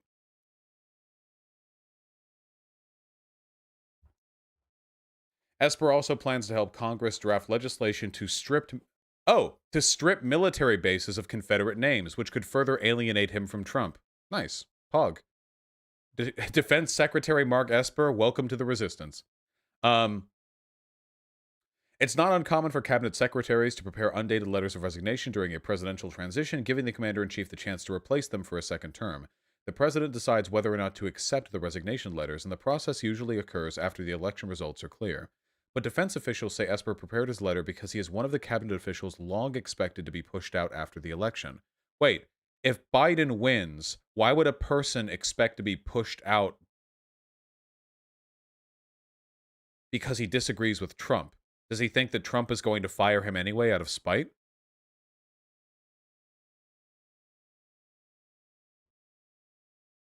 Yeah, Biden wants to get his guy in here, yeah. This week, Esper provided a written framework to Pentagon leaders for renaming installations and possibly even ships and street names on bases that honor Confederate generals or leaders, the official said. Well, that's great. Yeah, that's great. He's expected to be pushed out in a second Trump term. There's not going to be a second Trump term. Interesting. Okay. If there is. Yeah, don't jinx it. Sorry. Warnock posted a fake attack ad on himself. What? What is... Wait, hold on. Will there be a second Biden term? No. Of course not. You fucking kidding me? See how old that dude is? He posted a fake attack ad on himself. What? Warnock, bracing for a tough Senate runoff in Georgia, posts an attack ad on himself. Spoiler alert, he doesn't really hate puppies. Wait, what? He preemptively released a video in which he eats pizza with a knife and pretends to hate puppies.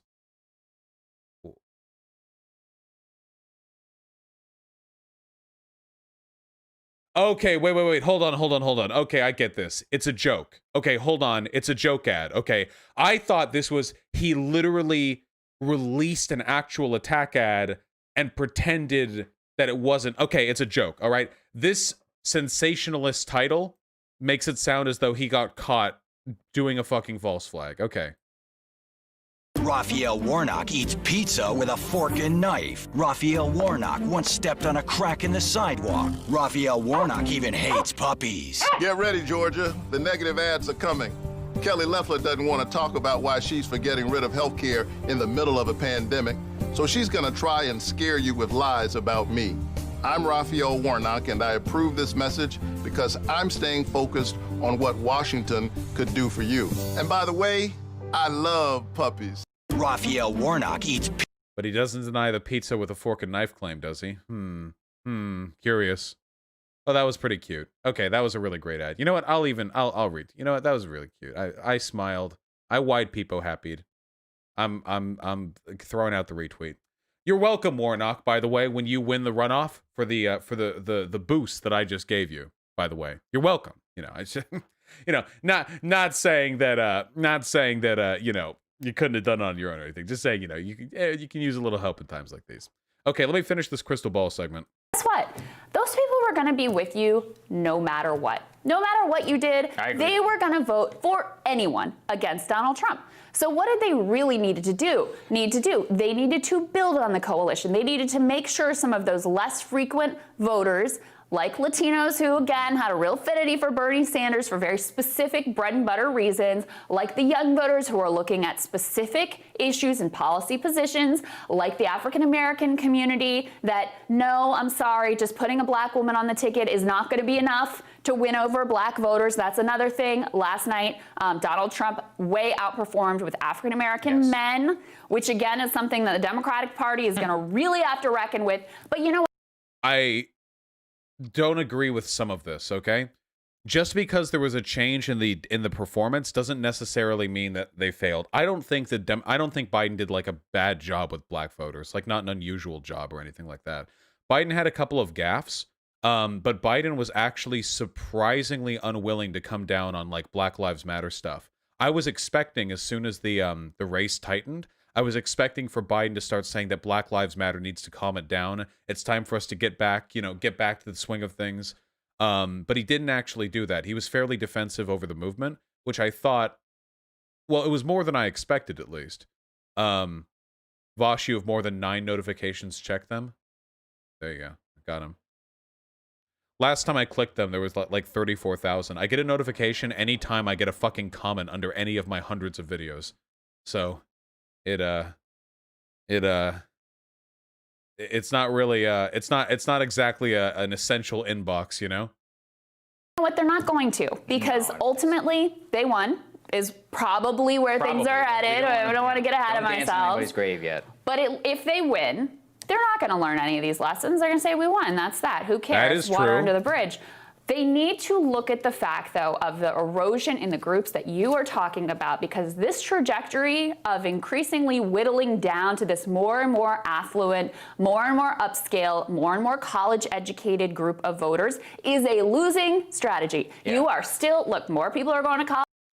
I don't buy the idea that they're only this. I feel like I'm listening to them talk. I feel like I'm listening to like a liberal talk about Bernie Sanders voters or something like that. The idea that Joe Biden was hyper fixating on like the woke college students or what? That's a criticism that I hear about Bernie, not Biden. I thought Biden was an establishment hack who was meant to appeal to moderates. Where are we going with this? Are you saying he went too far left? What? I don't understand what we're talking about here. This is a very weird criticism for somebody who's supposed to be on the left to be making about Biden. College, that's great, but you are still a country where 2/3 of Americans do not have a 4-year college degree, and if you have nothing to say to them and you're not trying to win them over, you will lose. Yeah. What did he do to alienate what was he using fucking SAT words? Nothing about Biden's performance came off like elitist or anything like that. Like that wasn't a vibe he was going for at all. Yeah, I don't. He did better with independents. Like, I don't know what they're talking about here. Yeah, Pennsylvania lead is now less than 100,000 for Trump. And God bless them. And you know, here's the really crazy part. Think about this. You're right. They're not going to learn their lesson, because here's what's going to happen. If the current trends continue, again, want to be clear, nothing official. Trump actually still could win, but a lot would have to go right for him in 4 different states, or in a couple of different states, and that seems relatively unlikely. So that's the framework of which we're talking. Anything could change. But right now, the dynamic looks to be if the Senate GOP is more likely than not to hold the Senate, right? And so that means that Joe Biden could be the next president of the United States. Well, a Senate GOP and Joe Biden means he's not passing anything. There ain't going to be no stimulus. There's not going to be no health care. There's not going to be nothing. Which means all that's going to happen is essentially what the Trump last 2 years were, which is cultural signaling via executive order. So you're going to go back into Paris. You're going to get some like executive order which is not even really binding on like the Equality Act or whatever. Like, you're going to get some woke stuff in the Department of Justice. You're not going to get checks. What woke stuff in the... I like how racial equality is just dismissed as woke stuff, I like that. Oh yeah, the Department of Justice reassessing the fundamental biases it's held towards people of color for centuries. Oh yeah, some woke shit, you gotta do some woke shit, whatever, I don't know, some college kid stuff. You're certainly not going to get more. They're going to lean into that because that's what their entire infrastructure is built around doing. Truth is, you can't basically do anything dramatically economical in this country without the U.S. Senate. Senate, I can tell you right now, not going to do anything for Joe. They're going to try and tank his presidency. And actually, this is Hey, do you think that Sauger, who said the elites need to bail out the American people, is going to criticize McConnell or any of the other Senate Republicans for essentially hamstringing Joe Biden's presidency? Pretty good chance that would work. If Joe becomes president and McConnell is there in the Senate and he passes nothing and the economy tanks, 2022 midterms, goodbye the House for the Democrats. Look. Yeah. I saw a lot of takes that were like... Any criticism whatsoever of people of McConnell, who is literally preventing us from participating in democracy? No criticism whatsoever? Like, oh, this is so bad for Joe that the Republicans are going to keep control of the Senate. And I would say the Senate is also undetermined, especially because of the two races down in Georgia.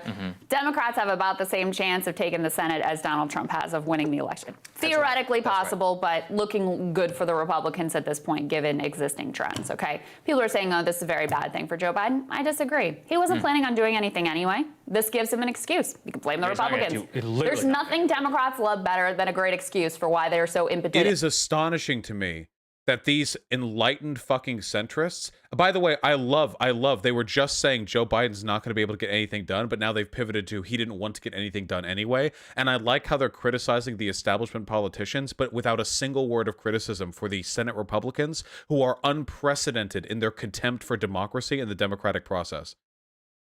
Like, McConnell's unwillingness to hold votes on any of the hundreds of bills that are brought up to him is literally a, failure of government. Single-handed failure of government on his desk.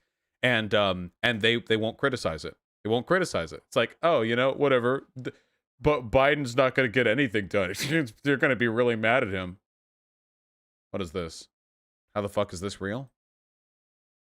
Nope, can't look at that.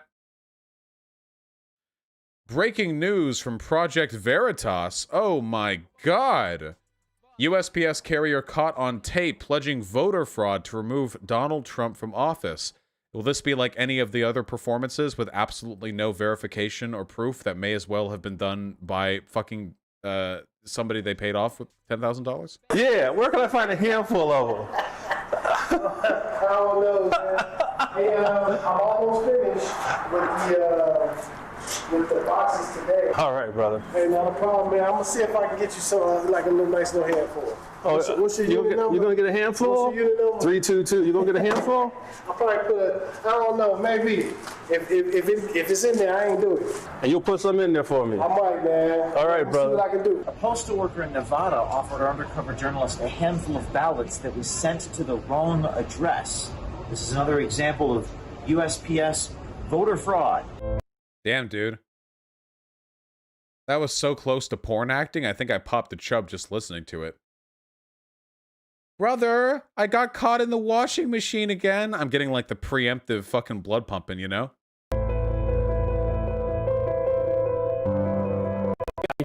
Up your own mind. So 8 p.m. election day, November 3rd. This is the old footage. The Court of Appeals ruled ballots have to be received by that time. And what were you told? To separate them today so they can mark. Yep. Again, they recycle footage like a motherfucker. Every time they have a... Oh yeah, nothing about ballots was said in the video. By the way, what we just saw here means literally nothing. Literally nothing about this indicates or suggests voter fraud. It's interesting, if they actually were doing investigative journalism, you'd think they would be able to continue the video long enough to show them being handed ballots. Wouldn't that be crazy? I mean, if they're saying right now that they were handed ballots, that were sent to the wrong address, shouldn't they be able to, continue the video to show them receiving the ballots and then walk away and then film them holding a bunch of ballots? That'd be pretty crazy, if they would actually prove the thing that they're claiming happened instead of just cutting the video. Biden's about to speak. Biden's about to speak. Oh, shit. We have so many fucking links open. Jesus Christ. And Arizona GOP speaking? Okay, okay.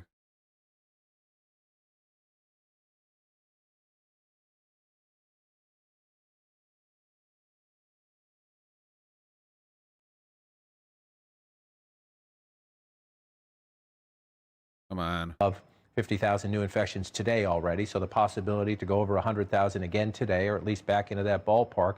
That is not Joe Biden. This, however, is a Facebook feed. Hello. About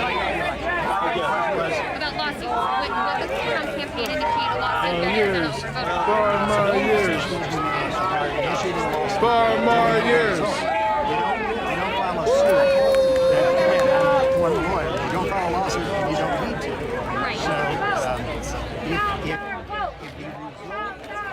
Wait, we are counting the... Okay, wait.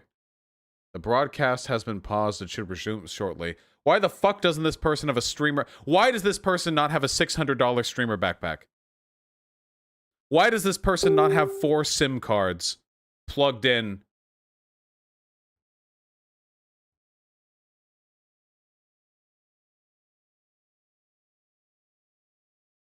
What is this? What is this? The ballot counters. I will let you know the corruption that is going on here. They will not allow us within 30 to 100 feet. Don't dox yourself, fam. That, my friend, is the official. What we're looking at right here is none other. Hold on.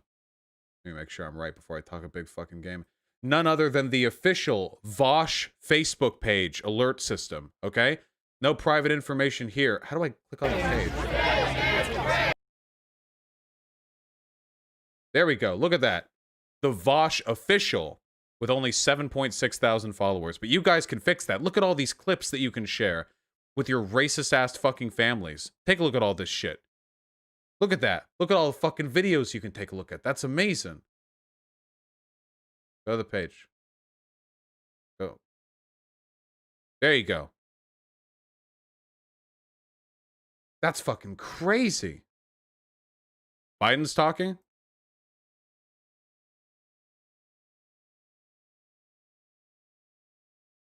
Look at this sick meme that you could share with your friends. The Virgin Plateau versus the Chad snake stance. It's true. You could share this with your friends, okay? And your fucking 87-year-old family members, okay? All right, is Biden talking yet or not? When he was a kid senator, people said, you're going to be president, you're going to be president. And it looked like it was never, ever going to happen for him. And he went through personal tragedy after personal tragedy, showed up for the country over and over again. And then here in the...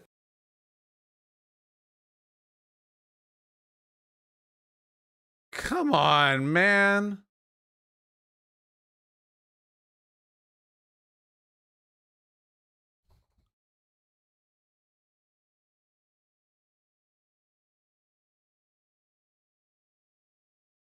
Guys, do you want to see something fucking amazing?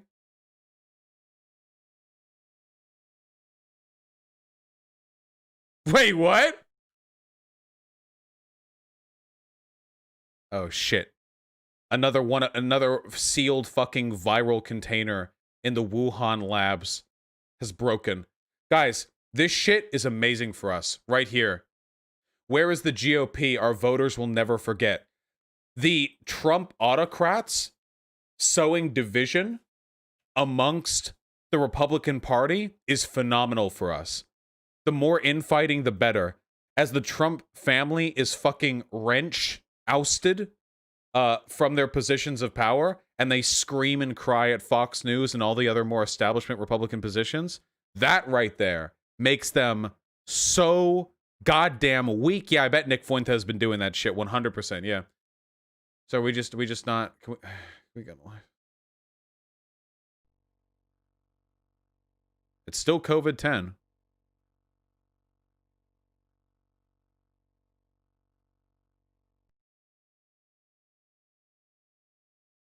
Ended 38 seconds ago?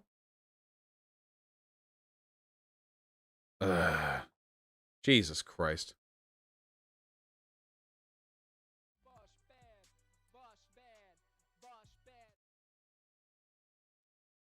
He basically just said, "Stay calm." Yeah, that seems about right. Look at the cope.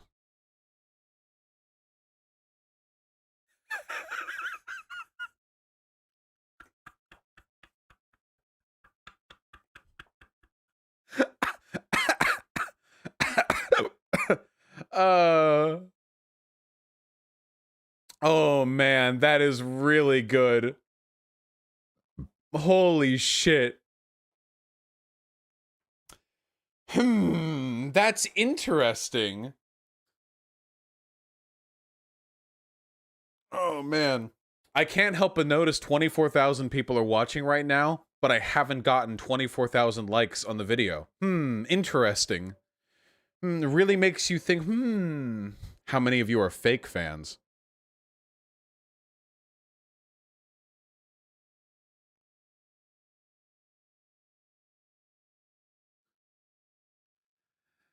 Oh, these silly, silly people. I liked it hours ago. Debate me. He's joking, right? I don't know if he's joking. I don't know anything anymore. Legendary debate, Richard Wolff versus Friedman. Oh, yeah, isn't that today? Oh, yeah, that's today. Socialist is considerably higher than the number willing to label themselves anarcho-capitalist. I don't feel scared either. And may even be larger than the number willing to label themselves libertarians. So socialism has been a live minority view for a very long time. And Professor Wolff basically wants to explain away the evidence of its failure when it was actually tried in a direct head-to-head calculation on the grounds that his improved version, which doesn't seem to me to socialism, is indeed better. Thank you. And we were going to give the last word to Professor Richard Wolff. Take it. Very good. No, the last word is the questioners. The last things I think I would say without wanting to repeat myself yet another time. The comparison of Taiwan and China is the equivalent of comparing a flea and an elephant. One has a $1.4 billion and has been a pariah object of American covert and overt hostility. The other one is the example the United States has propped up since day one to be an alternative, laughable as that is, to the mainland government. The notion that you're going to compare these two utterly differently globally situated economies. All right, this is not what we're here for. You guys can go watch that on Modern Day Debates channel. You're going to be like him when you're old. Yeah, probably. We'll see. We are here for election coverage.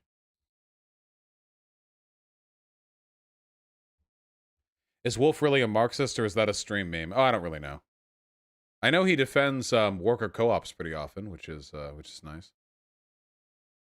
Check out this election fraud claim debunking mega thread. Ooh, oh, let's take a look. This is the kind of stuff that I'm into. Hold on. This is going to be useful to me over the next 4 years, and probably even beyond.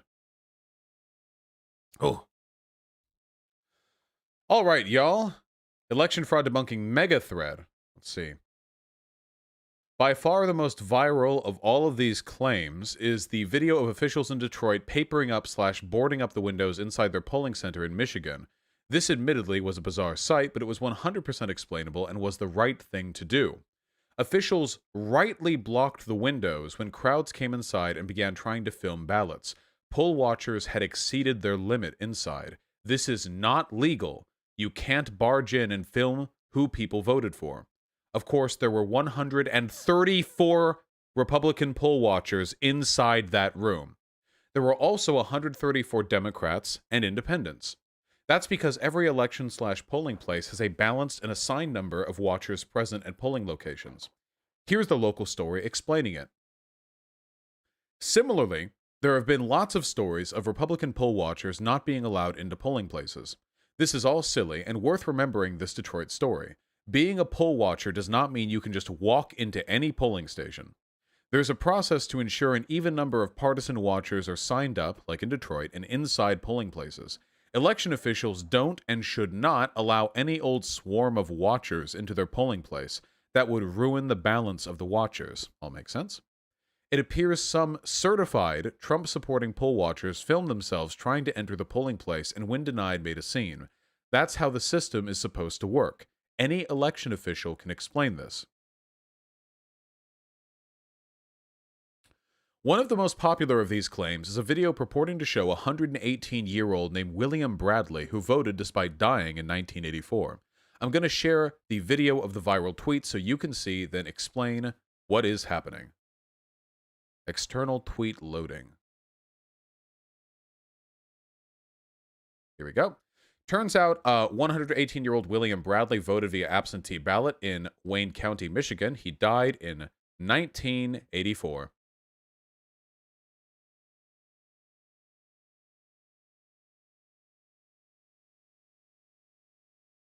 Okay.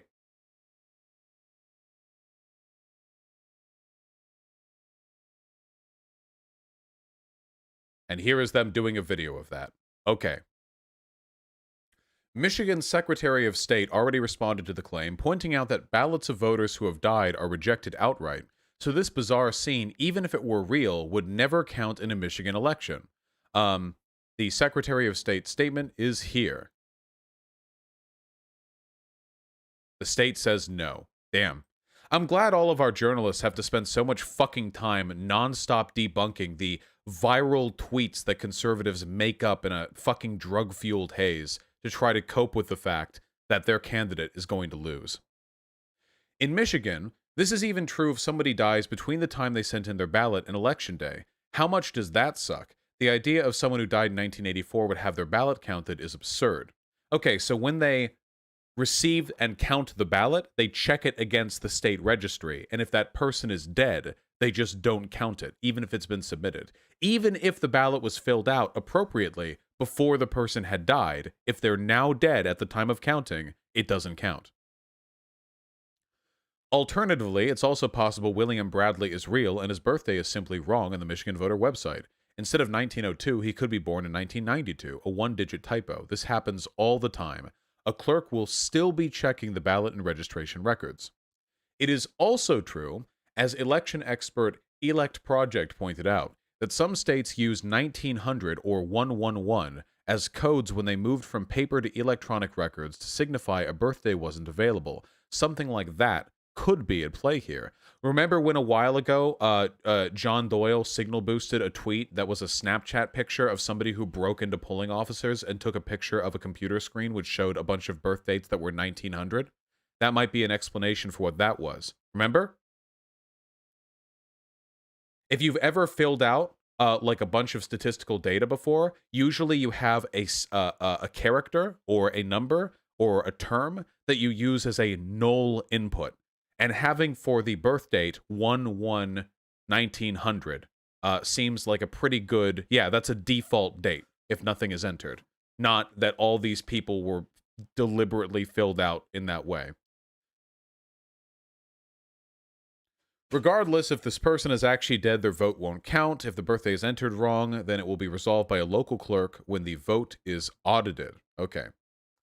The other popular claim is that the 130,000 votes in Michigan that Biden got all at once. This is the this right here. This is the fraud one, you know, where you have the two curves and then Biden suddenly jumps up, the Chad snake stance.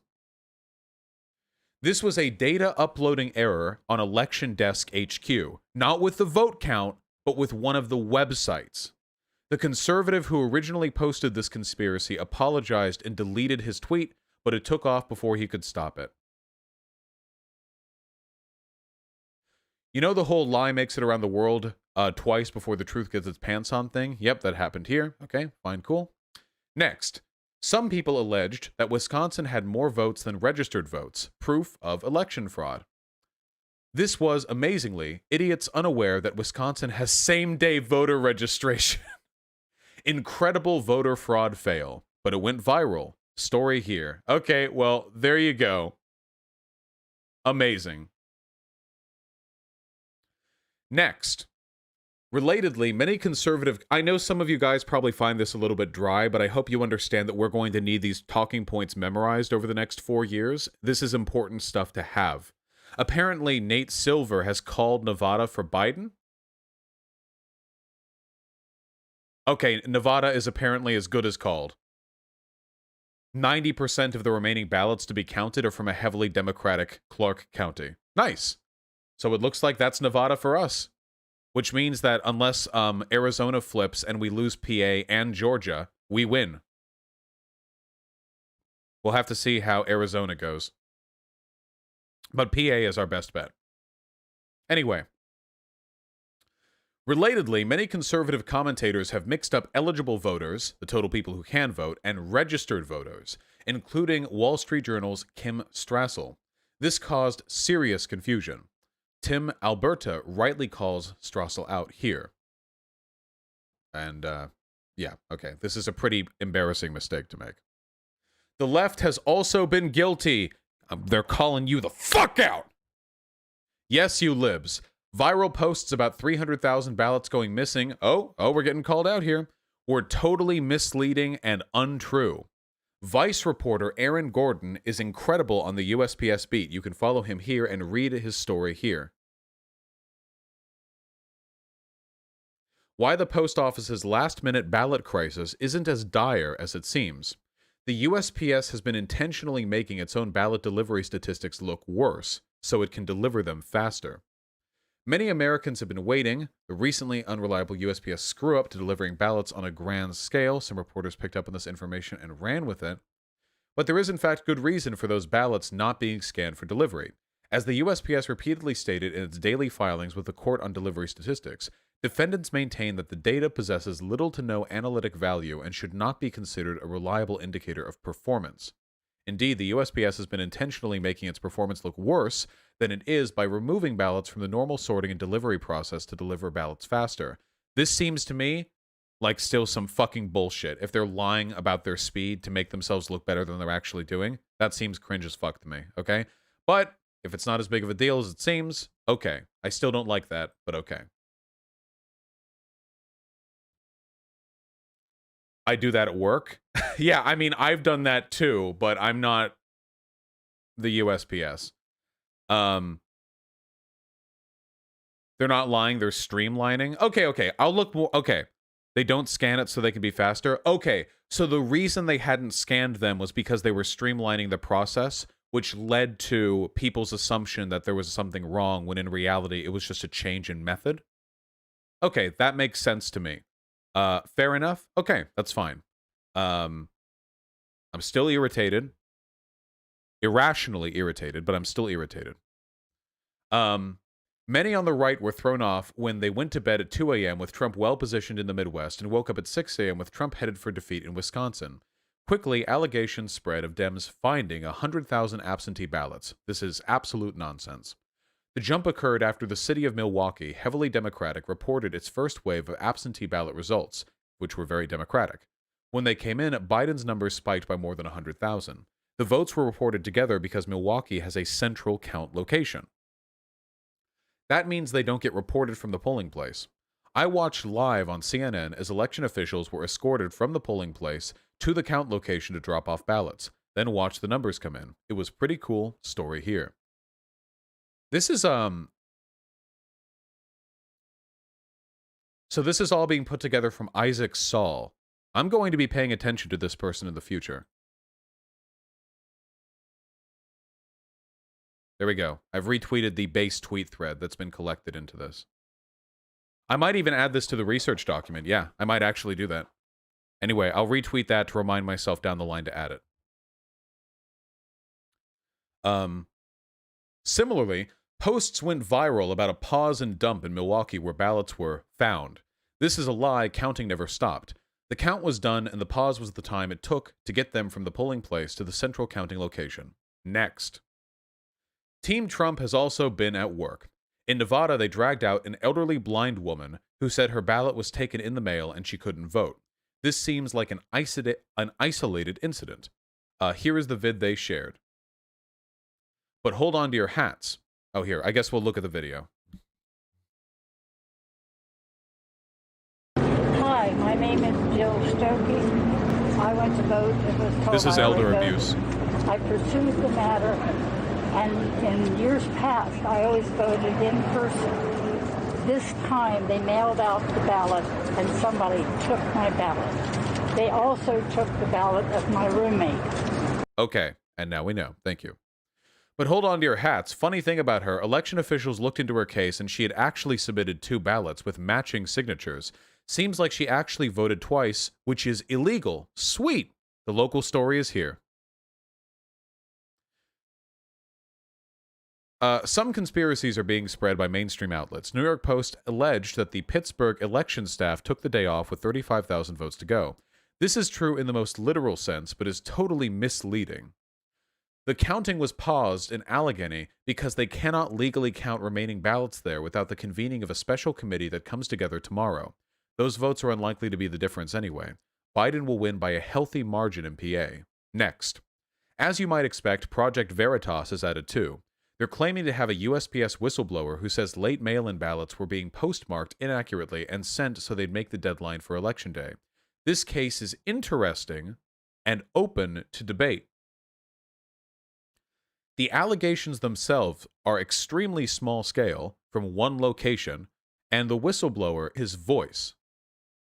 Project Veritas is known for partisan shenanigans and claims a special agent with the Office of Inspector General at USPS is investigating the claims. If there are any stream hiccups, by the way, it's totally on the part of YouTube. I still have yet to drop a single frame. Sorry, guys.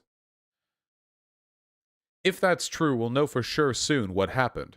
My guess is we don't hear much more about this case of fraud because I'm not at all convinced USPS is actually investigating it. But hey, Project Veritas hits the mark sometimes, so we'll see. Next, Michelle Malkin, the conservative pundit who has been exiled from some Trump circles for her fringe views, claims to have Michigan poll observer Matthew Seeley describe how GOP watchdogs were not allowed to enter a location. Same story as Detroit, but this one is funnier. Seeley is not just a poll watcher, he's also a Trump-loving political operative who claimed the squad was proof that we have forgotten 9/11 last year. I remember this guy! Here's a 2019 story on him if you want to laugh/cry. Of course, Trump's team is trying to take Twitter conspiracies to court, and it's going about how you would expect. If you want to laugh, read this thread. And this is a thread, I assume, about all of the rejected court cases that are being pushed out by the Republican Party. Yep, all their whining and all the judges shutting it down. Nice. They continue to lose court challenges today. Finally, a note. The entire premise of all these conspiracies is absurd. First, you'd have to believe Dems rigged the election, but did so poorly they lost House seats and didn't control the Senate. Lamau. I hate saying lol out loud, but I do like saying Lamau out loud. Second, all of this is tied to the fact that ballot counting couldn't begin in most battleground states before Election Day. Did you notice that we had results from Florida and Ohio on time and easily, despite the fact they had heavily mail-in votes, but not Georgia, Pennsylvania, Wisconsin, Arizona? I wonder why. That's because those states updated their laws to allow processing, counting, and sorting of mail-in votes pre-Election Day. Republicans in Pennsylvania, Wisconsin, Michigan stopped these changes from happening. Dems wanted them. Republicans created the chaos and now are using it as a political tool. Wow! That's a new, fresh one. Republicans creating chaos in order to provide, justification that they can use to claim the illegitimacy of the results. Jeb!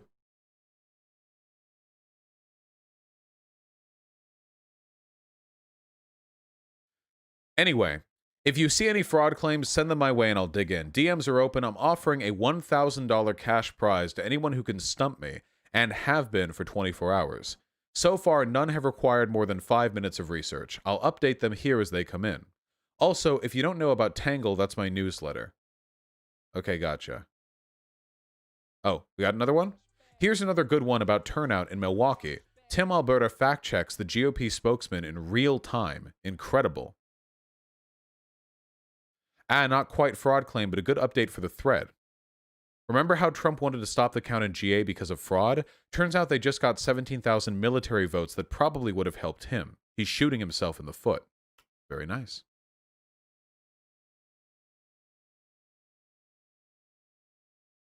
Oh, well, it looks like it got deleted. Well, there you go. Interesting. I'm going to continue looking at this thread. I have retweeted it to my Twitter account. I'm going to be looking at it. It only started 2 hours ago. That whole thread only began 2 hours ago. It is still being consistently updated. Does Perdue need more than 50% to win in Georgia? What do you mean? He needs less than 50% for a runoff election to be triggered. Add to the Ultimate Research doc. I will shortly. Nate Silver said Nevada should be called. Yeah, we took a look at that. Which is pretty pog. What is the most recent information from Arizona? Is it positive or negative?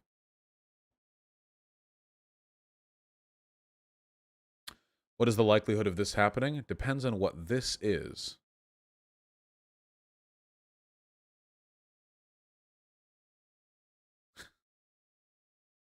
Possible. It's possible. Positive information from Arizona? Yeah, we saw Mark Esper is resigning. If Biden and Trump are under 50, it's a runoff? No. In the Georgia senatorial elections, no. We don't have runoff elections in the United States presidency.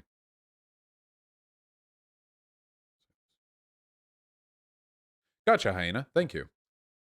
Looks like Dim Fool is Malding calling the election for Trump in his latest video. Listen, I gotta say, man, Tim Pool, it's really difficult for you to claim the whole nonpartisan thing when you're spreading a fuck ton of misinformation and trying to unironically support Trump's efforts to delegitimize the election. I didn't open up the link you provided because I saw that the title that appeared in my tab window was Debated Fool. And I am wise, and I recognize that probably wasn't a title that Dim Pool would put in one of his videos, so I didn't open it and subject all of you to the noise of the YouTube video. What do you think of Nate Silver saying Biden may not be underperforming?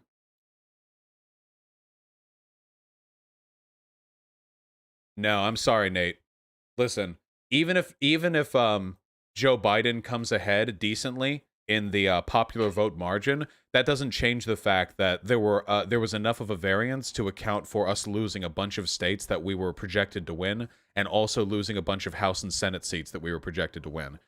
Even if it turns out that we get like 40 or 60 more fucking electoral votes than Trump does, that's not the margin I was really looking for at all, really. Oh no! White House, Trump wants to speak in public. His advisors are trying to stop him from speaking. Please, please, please, please, please, base Trump. Let the fucking whatever the fuck's in your veins right now. Let the fucking horse steroids. Let all of the fucking Regeneron in your veins. Let it empower you. Push past those advisors. Get out there and let him speak. Why are they silencing the United States of America and its president? Why are they silencing that majority? Let him out. Let him speak to the world. They are trying to chain him down. They're trying to chain him down. This is exactly what happened to Black... Ow, fuck. I just hit my hand on that mic arm and conveniently cut myself off from speaking before I got too edgy. Let me close the window. Cold.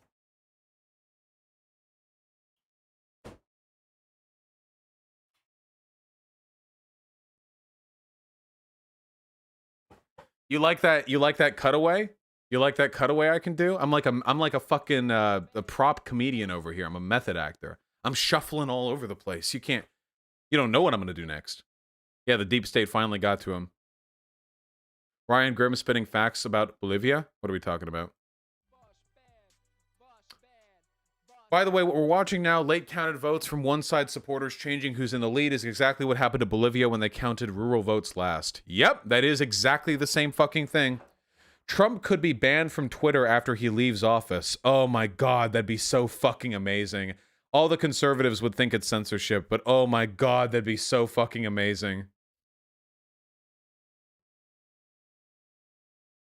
Oh, that'd be so fucking funny. Why isn't he banned now? Because he's the president. It's the only reason he's not.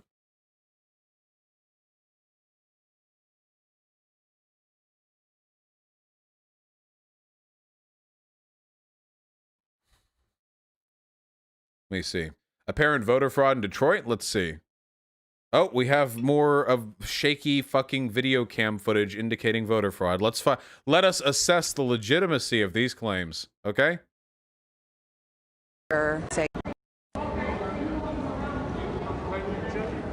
So I'm in downtown Detroit at the TCF Center, which is in the heart of Detroit, in the heart of the D.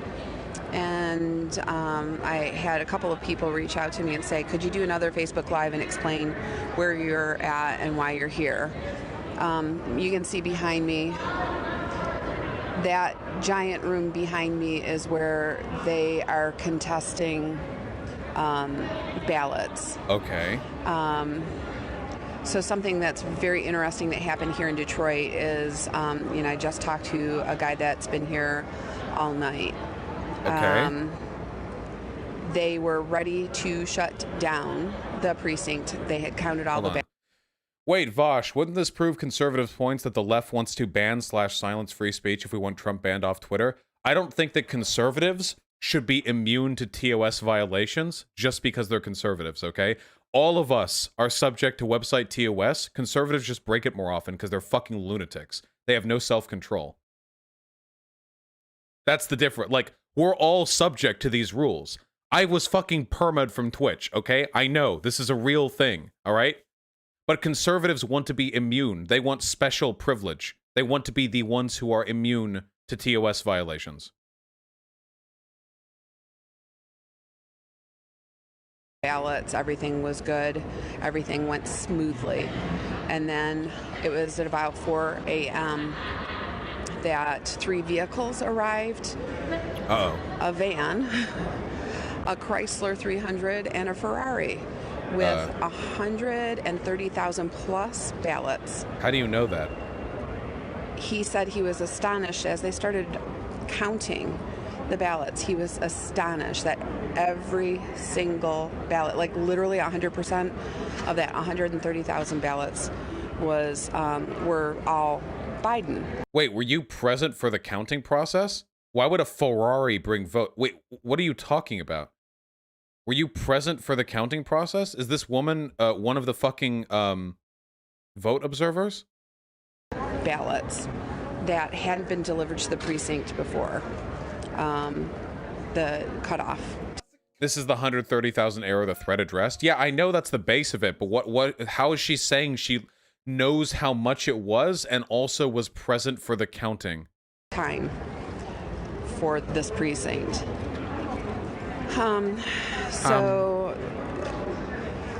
Obviously there's, that's just a big irregularity, something that points to. Okay, so this is literally fucking nothing. Literally fucking worthless. How's the Donald.win doing? How are you guys doing? You real Americans. How are we doing? Why is she rotating on the spot? I don't know. She's tripping, okay? Chill.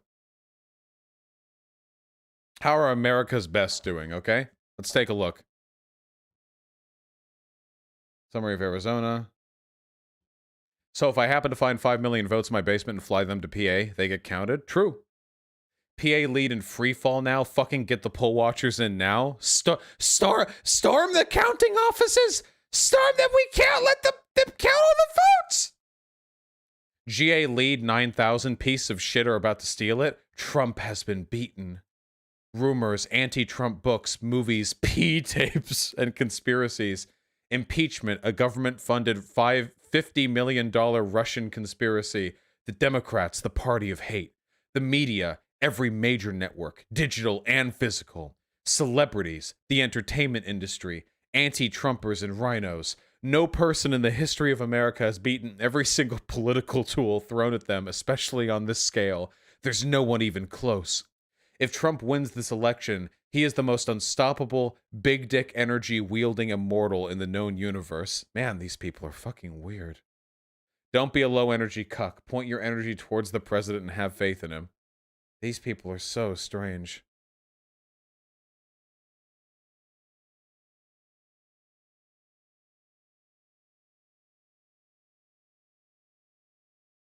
Trump needs to declare victory, declare it right now for the optics, then send U.S. Marshals and Secret Service to the ballot places, declare martial law, do something. These people are so contemptuous of democracy. Like, holy shit. Good optics. Send fucking Secret Service to ballot places. Ah, yes, for the optics. A tactically placed suitcase nuke at the World Economic Forum would solve most of the planet's problems. That Pennsylvania lead is getting chomped at. Pretty much every update, Biden gets double the number in votes. Someone do something!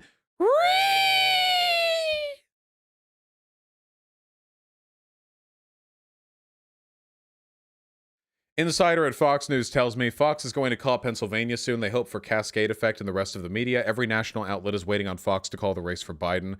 Unfucking believable. They can't do this. These rhinos. These Republicans that will not say anything about voter fraud should be voted out in the primaries. Oh my God, please, yes. Please, yes.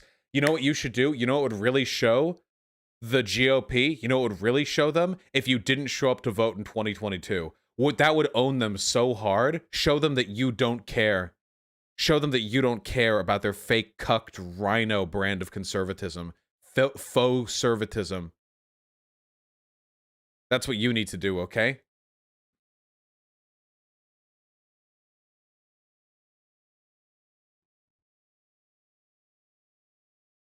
We are watching a CIA coup in real time in CIA's homeland. Dude, the CIA handles foreign affairs. What the fuck are you talking about?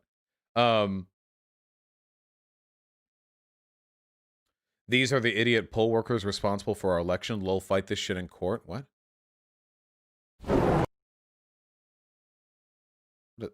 The News Junkies cartoons? The fuck is this?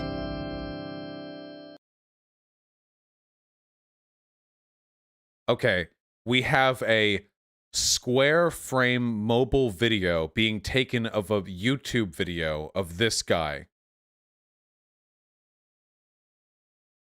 Okay, now there's another guy. Oh, now it's just back to being that guy. Oh, he seems frustrated by something. Okay. Okay. And he gave the finger to somebody. It looks like he's talking to somebody. I think he gave the finger. It's kind of hard to tell because I'm looking at a video of a video and the original video was low res. Wait, what? Wait, this is it? This has 150,000 views? This is 150,000 views. This right here? What? He just looks like he's angry at something. That's it?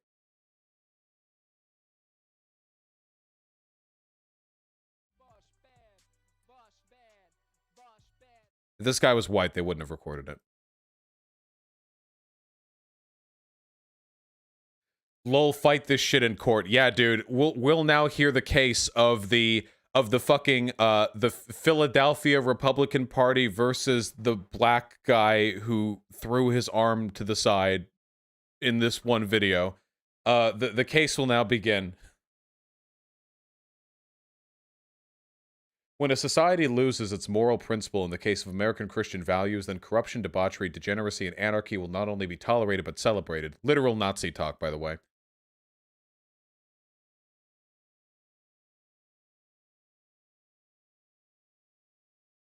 We have an Alex Jones citation. Very reliable. Vosh, he threw a paper out. It looks like he, like, tossed a paper to the side. That doesn't mean anything, though. Like, we have no idea what that means.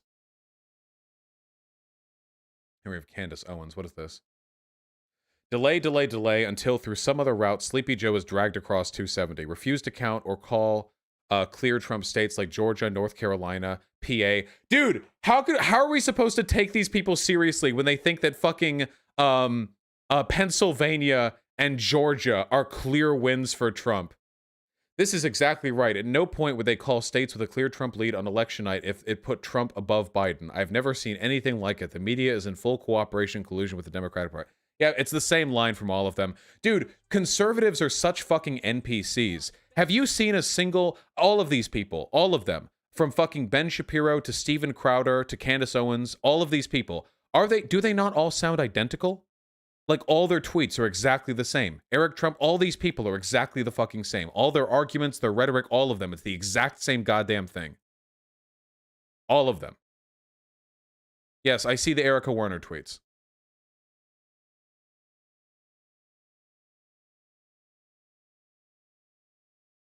Do I believe in astral projecting? No. PA is at a 90,000 difference. Nice. Mad, mad, mad, mad, mad. Lehigh County, PA just flipped to Biden. It was red since Tuesday. Mad, mad, mad, mad, mad. Yeah, buddy. Fuck this. Unpredicted, radio, friends, family, everyone says he's going down. Why? Because Fox has Biden at 264. Fuck the mainstream media. Trump is taking this shit home and taking my bets to the fucking bank. This will be close as hell, boys, but the only reason the Dems haven't called it yet is because they know Trump is in it. I feel so bad for these people, dude. Fuck me.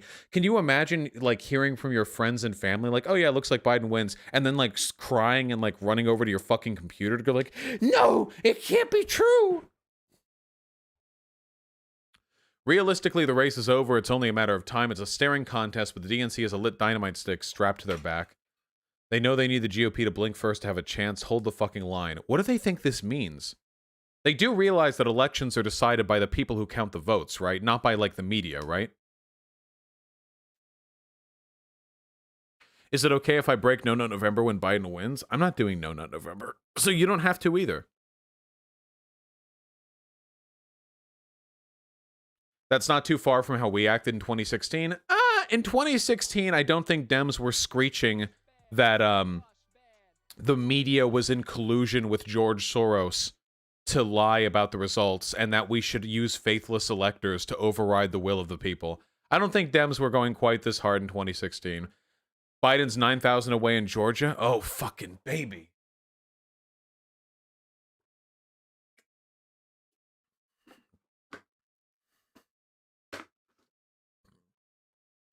I'm so fucking cold in this room. You guys have no fucking idea. 90,000, not 9,000. Sorry. 90,000. 90,000, not 9,000. 9,000's a little bit close there. Purdue is at 49.97%. Jesus Christ. Bannon live in 15. Very good. Very good. Oh, no. It is 9,000. Okay, sorry. You have me confused. It's 9,000 in Georgia, 90,000 in Pennsylvania. Nice. Do you not have AC and heating or something? Well, of course I do, but, like, what am I, some kind of fucking loser? I mean, I can't. I'll turn the heater on. Okay.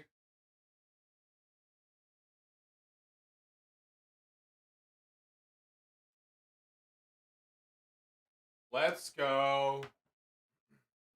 Got a heater.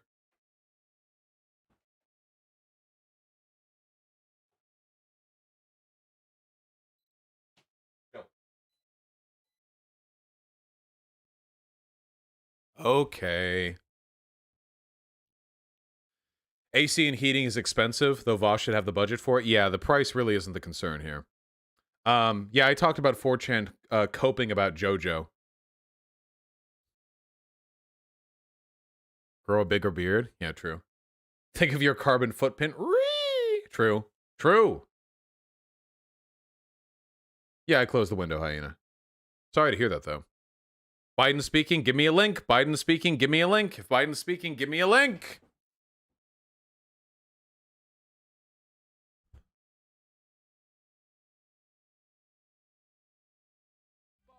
You people fucking suck.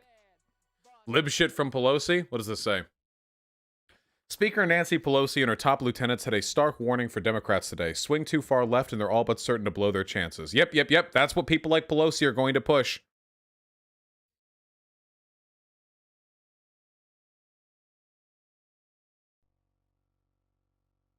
Okay, this was from 10 minutes ago. Let's see. Joe! Good afternoon, folks. Senator Harris and I just completed briefings on both COVID and the economic crisis facing this nation. And we're reminded again of the severity of this pandemic. Cases are on the rise nationwide, and we're nearing 240,000 deaths due to COVID.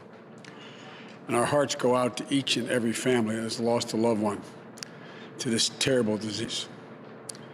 In America, the vote is sacred. It's how people of this nation express their will. And it is the will of the voters, no one, not anything else, that chooses the President of the United States of America. So, Each ballot must be counted. And that's what we're going to see going through now. And that's how it should be. Democracy is sometimes messy. It sometimes requires a little patience as well. But that patience has been rewarded now for more than 240 years with a system of governance that's been the envy of the world. And we continue to feel, Senator and I, we continue to feel very good about where things stand. We have no doubt that when the count is finished, Senator Harris and I will be declared the winners. So I ask everyone to stay calm, all the people to stay calm. The process is working. The count is being completed, and we'll know very soon. So thank you all for your patience, but we have to count the votes. God bless you all, and may God protect our troops. Thank you so much.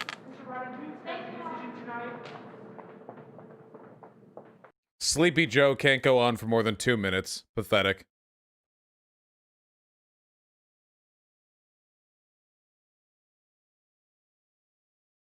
In 2024, I want Trump to defederalize the government, give all the power back to the states. This guy actually thinks Trump is going to run and win in 2024.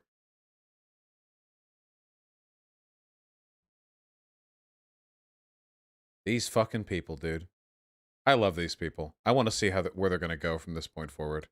Hold the fucking line! Steve Bannon confirming we have the boots everywhere needed. We're good. We're set. Stop panicking. The communist revolution has failed. Ah, they're so lost. Oh, they're so lost. They're so gone. What do we do with these people? What are we supposed to do with these people after the election? PA Secretary of State's supposed to give a conference in 10 minutes? Okay. Looks like we aren't going to be getting PA's ballot info by tonight.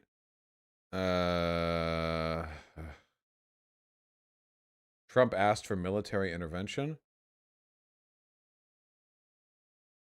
No, Trump has not asked for military intervention. That is not true. No, stop. It's not true. When I say things like that, when I say it like a question, I am investigating the claim, okay?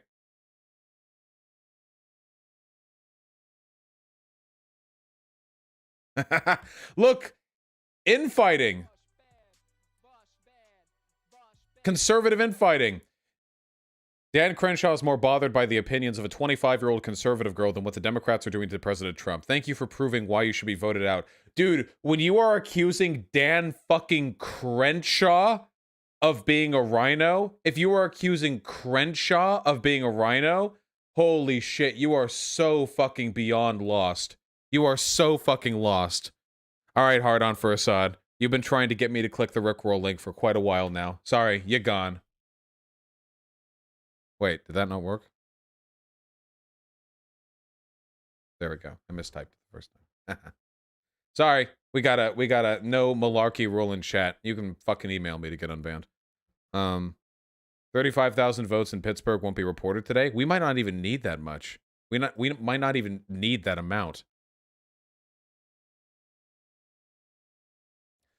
Dan Crenshaw was quicker to defend gun control, mass immigration, and censorship of what? And censorship of college conservatives than he is to defend Trump when he needs our support. What censorship of college conservatives?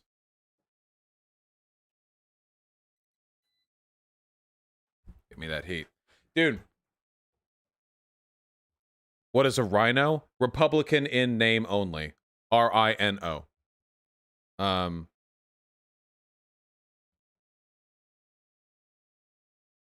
News from Georgia?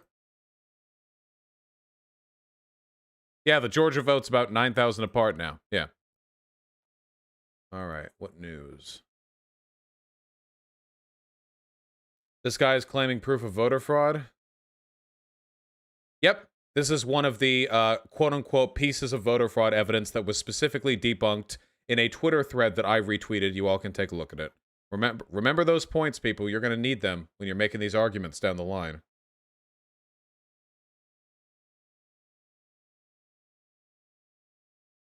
Imagine getting told to read more by a dude with one eye.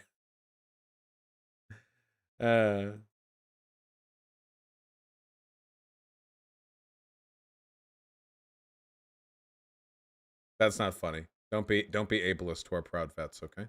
Chill.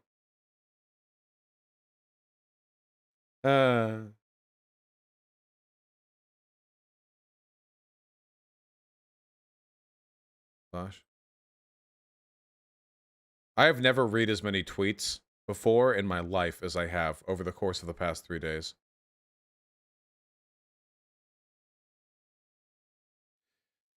$6,000 more votes added to Georgia's count. Biden takes 75% of them. Nate Silver says, I think Biden does this if the number of votes are estimated properly. There's always the chance that it's misestimated, though. E.g., maybe some ballots that are considered outstanding are already counted. If Nate Silver is confident we're going to take Georgia, that's pretty good news. Georgia, PA, and probably Arizona as well? Damn. My QAnon uncle just sent me this voter fraud claim. What is this? What is this? This is a new one. Judicial Watch finds 1.8 million ghost voters in 29 states. What is Judicial Watch? What is that? 29 states managed to have 1.8 million more registered voters than eligible voting age citizens. What is Judicial Watch? Ah, a conservative organization. Right-wing propaganda? Yeah? In other words, the registration rates of those counties exceeded 100% of eligible voters. Well, we'll find out, won't we? Probably not. Long-running Republican disinfo group? Nice. Gotcha, nice. 50 billion people claim to have voted for Joe Biden.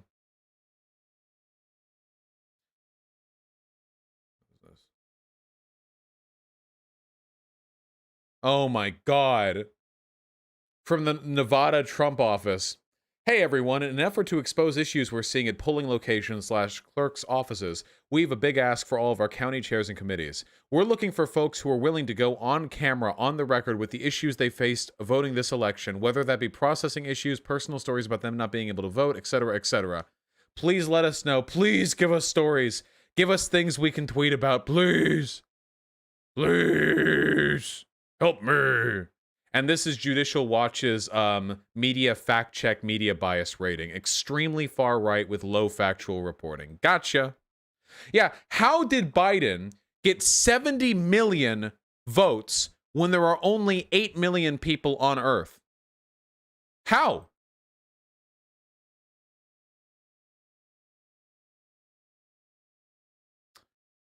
Oh man, Pennsylvania lead down to 70,000. Oh no, no, no. Oh no. Oh, it's collapsing. It's collapsing in front of them. Their little house of cards, it's falling apart.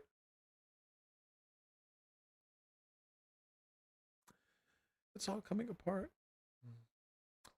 I've become so numb. That's why Trump hasn't been tweeting, by the way. He's sitting right now in the Oval Office with earbuds in a fucking Zune. I've become so numb. I can feel you there. Calling that so much more aware.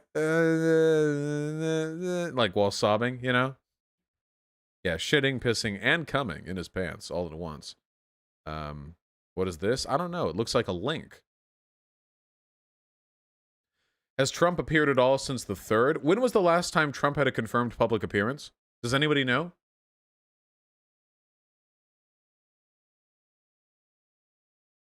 Stop acting like you don't know the words. It really was the 3rd, so it really was 48 hours ago? Oh my God, he killed himself. Oh my God, he's actually dead. Oh my God. He actually killed himself.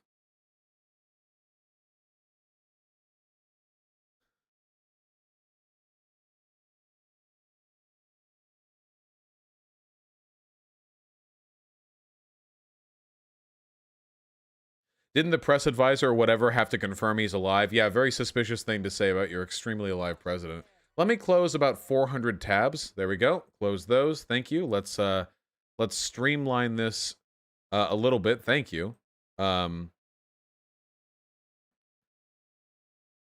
a book to read. I'm not reading any goddamn books, you stupid piece of shit. Here's what we're going to do. We're going to go through some goddamn donations. Stay mad. Stay mad. As with all of the election coverage streams, we'll be going over donations very sporadically. It is the only way to go, folks. Ray with the very kind $10. Thank you very much. I love you too. I don't know how my streams have been keeping your anxiety levels down, but I am happy to hear that is the case. Frost Flareon, thanks for the tier 4 sub, something the 5th of November. Oh yeah! It's the 5th of November. It's the V for Vendetta Day. It's the 5th of November. I completely forgot. Cool. Okay. I mean, it doesn't really mean anything, like, in this context, but... Vitiate with $10. Warframe is among my favorite games right now. The fight against the corpus capitalist cult is some of the most based anti-corporate stuff I've seen in a video game. Yeah, I should try getting back in the Warframe now that I... Wait, hold on, Hyena, are you watching? Hyena, say something in chat. Just type gibberish. Just anything. Don't put any thought into it. No thought, head empty. I just want to see a red, pinkish name right here, right now. Just anything. Just utter gibberish. Just... Oh my god, they're dead. Oh, there they are. There we go. Oh, you said yes. Well, that was coherent. Back when I played Warframe, I didn't have my current computer, did I? Thank you, Hyena. Back when I played Warframe, that was back when I was using my laptop. So I haven't tried playing it on a big monitor. With a TI 2080 graphics card. Yeah, I was in the apartment. Okay, I'll keep that in mind. Maybe I'll have a lot more fun with that game when I'm able to run it without any lag or without lowered graphic settings. Though, admittedly, it was pretty well optimized, just generally speaking. Sean Steele, thank you for the $15. Happy to keep you from Doomering, comrade. I really appreciate that. You guys have been so incredibly kind. I really do appreciate. Maybe I should play some of that tonight. No, we have to finish Darkwood. Did I say TI-84? Whatever. Yeah, Purdue is at 49.9. How long are you streaming tonight? I'm not going to be streaming very long today. The main reason for that being, to be perfectly honest, I don't like idle streaming. This is something Destiny and Hassan can do. I can't do it that well. When I don't feel I have a drive to talk about something immediately interesting, it wears me down, you know? I can stream forever if I feel like there's always something to do. If I'm doing a debate, that Tim Pool debate that lasted 4 hours felt like it passed in an instant for me. But just sitting here reading tweets chat gives me, like, oh, it's down to 90,000. Oh, it's down to 70,000. That's not as interesting for me. I'm not the only place that you guys can conceivably get election coverage from. Here is what I want to provide to you. I want to provide good analysis and good attitudes. That's what I try to provide. And I think that I have done a good job. I think I've done a good job providing you guys a good attitude thus far. I know that a lot of you felt very bad the first day on the 3rd, and I was happy and proud to have had the ability to speak with you at that time. And now we're just waiting for incremental updates. You know I'll be streaming every day. The next time I stream, when I stream tomorrow, you can expect there to be segments, coverage, all that stuff, you know? Proper thoughts. I want to talk about this. I want to talk about that. Isn't there a PA meeting right now? Well, give me the link. Give me the link for it. If the PA Secretary of State is talking right now.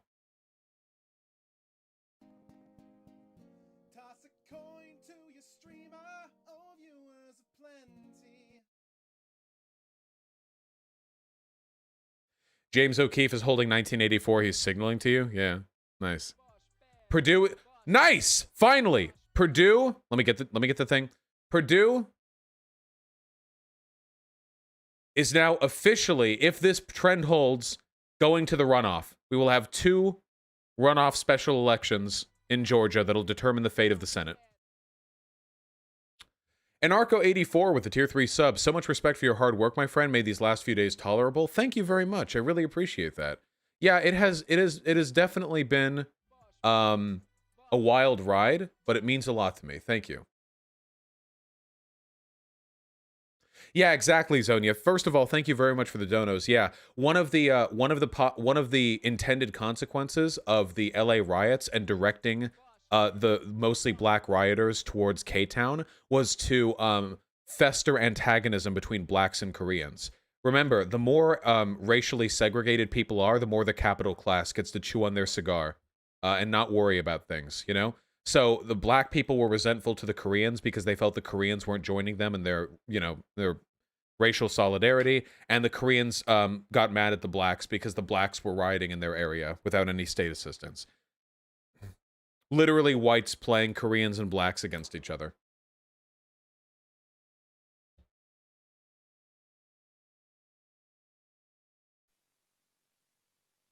Starting soon. I did not miss the David Pacman segment. It was delayed by 1 week. You were legitimately elected. Name every vote. True. Coach Curtis 88, thank you very much for the $20. That's really, really kind of you, man. I really appreciate that. You won 300 on Predicted? Fuck yeah. Yeah, I should have. I actually didn't bet for Biden. I'm just not a big gambling man, to be perfectly honest. I should have. That was my fault. Dapia, thank you very much for the $5. I really appreciate that, comrade. Matthias Espindola, thank you for the 10 R's. Yes, this is pretty embarrassing for Trump, yeah. Thank you very much, comrades. I really, really appreciate the kind donations. Sorry. As a Danish man, I'd appreciate some rip the mink population messages, please. Yeah, that's really weird news. I'm sorry to hear about that, comrade. Jesus. Nick Fuentes is jumping in on the Dan Crenshaw gun girl beef. Yeah, of course.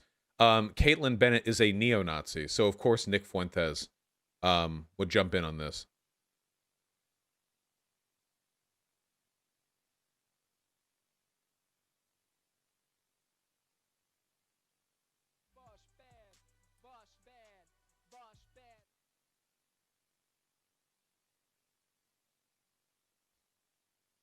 Trump's going to talk? Well, give me a link if Trump's going to talk. Trump has launched a federal lawsuit just a few minutes ago against Philadelphia officials. Nice. Is Biden going to win Pennsylvania, yes or no? Almost certainly. Almost certainly. X with the incredibly kind 109 Kronow. Shout out Kira. She is the cutest trans girl in the world with the prettiest face and lip. Okay, this is very, very gay. Yes, Kira, you have been shouted out. You are beloved.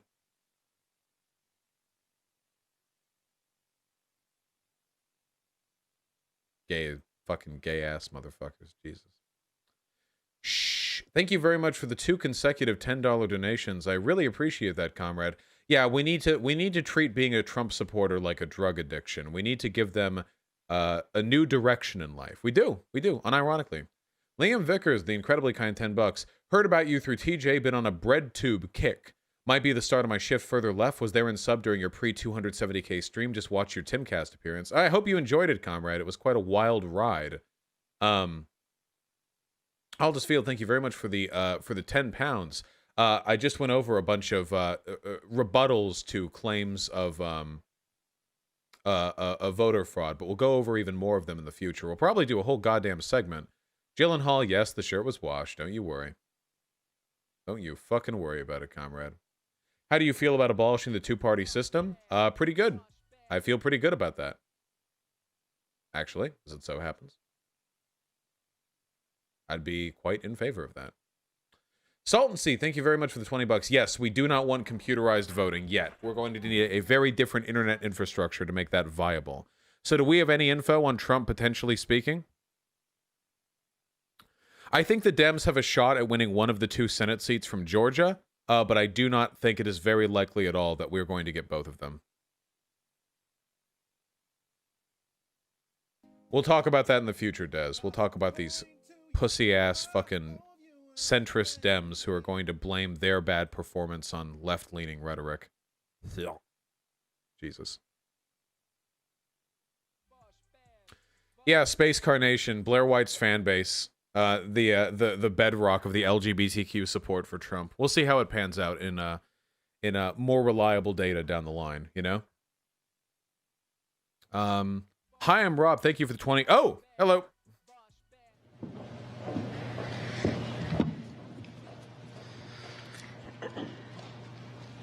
I have no pockets tonight. Good afternoon, everybody. Thanks for joining me here yet again. We're coming in the home stretch here. The counties have been working incredibly hard.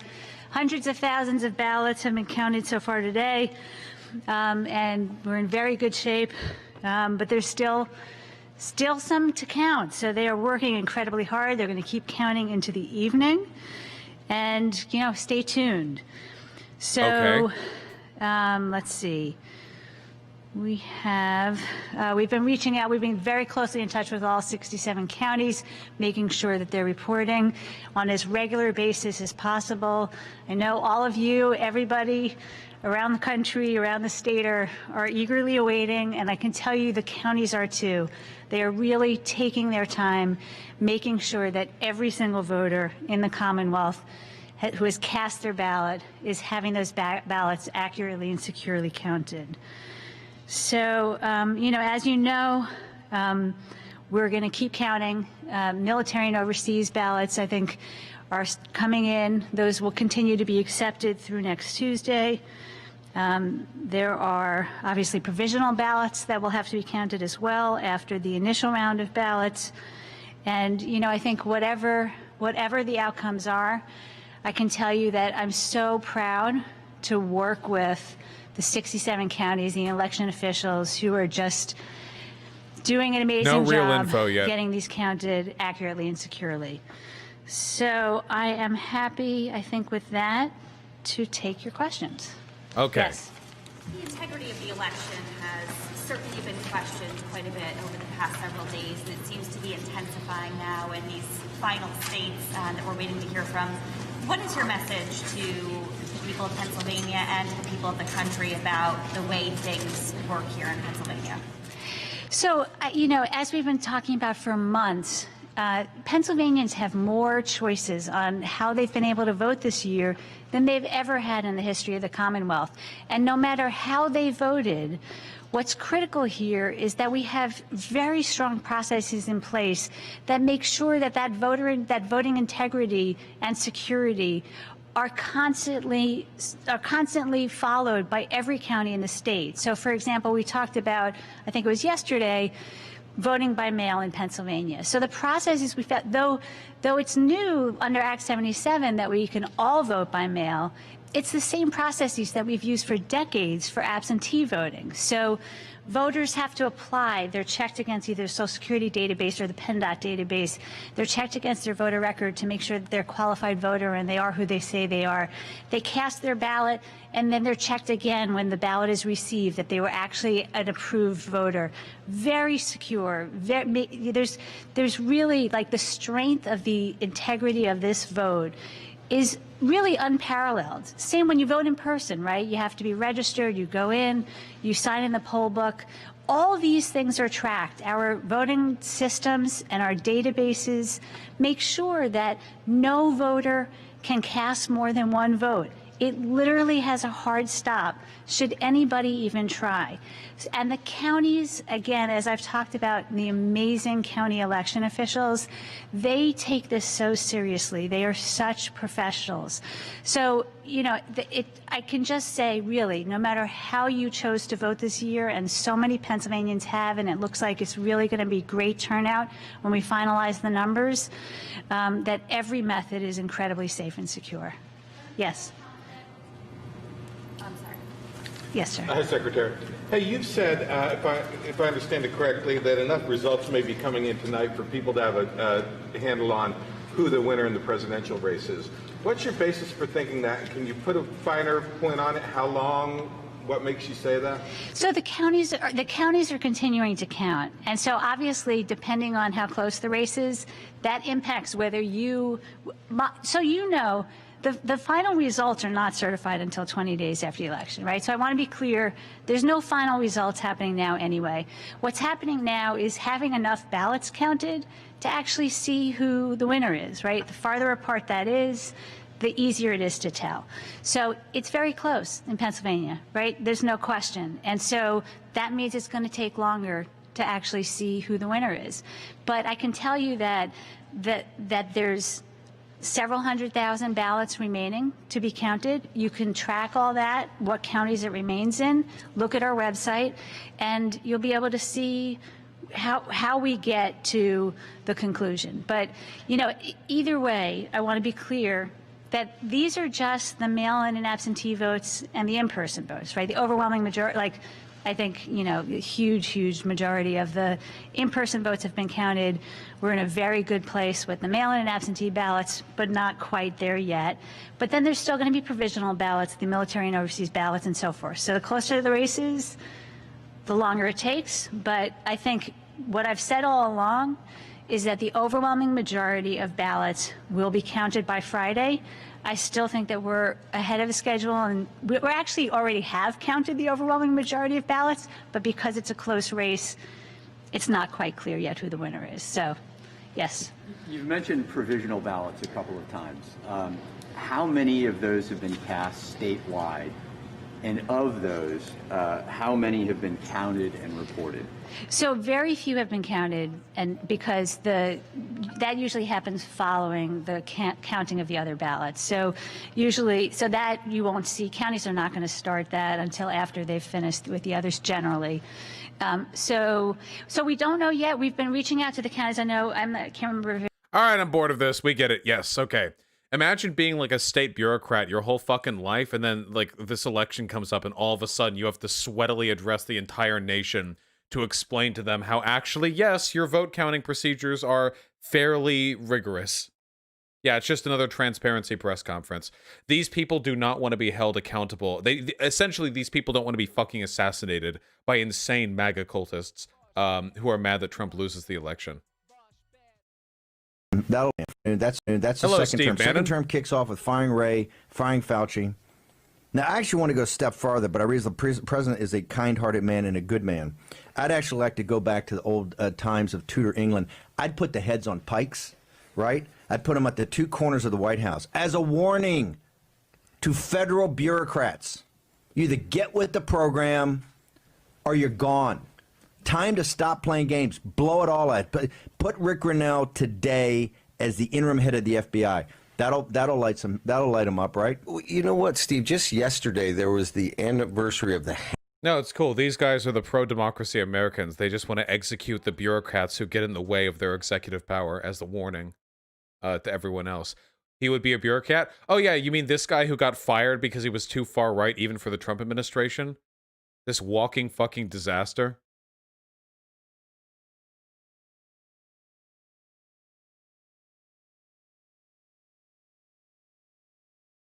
Red Scare podcast platform this dude? Yeah, because the Red Scare podcast isn't left-leaning.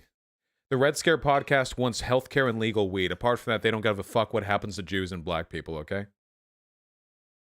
I don't even think they're like socialists. No, Stephen Miller is about as far right. The difference is Stephen Miller isn't as openly, embarrassingly scandalous as Bannon is. Miller keeps it in his pants a little bit more.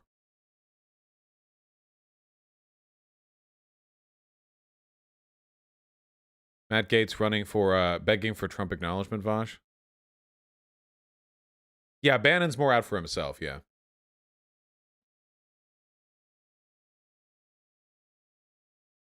Let me see. While some of us are fighting for President Trump, Nikki Haley is eulogizing him. Sad. Ooh, I like that. There really is going to be a rupture in the Republican Party over people who back off of Trump and people who double down on Trump. His death is going to leave a rift in the party. That is so fun.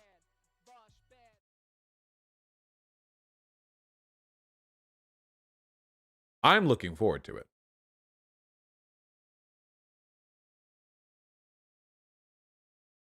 Oh, we got more. We got more. From Terrence K. Williams. Where are they yet? Oh my God. Holy shit.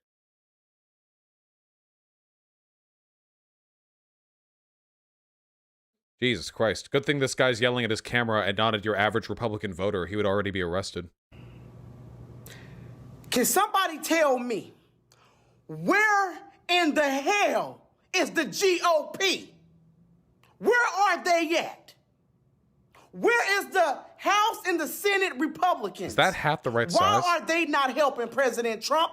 I'm confused. Oh, I'm confused. Because President Trump endorsed half of those people, and President Trump rallied for those people. Where the hell are they at? I don't know. President Trump supported the House and the Senate Republicans. He's the reason why some of them got reelected. Now, where are they at? They need to help him get reelected. These Democrats are trying to steal this damn election from the American people. They are corrupt. They are stealing. Where is the Republicans at? Where is the GOP?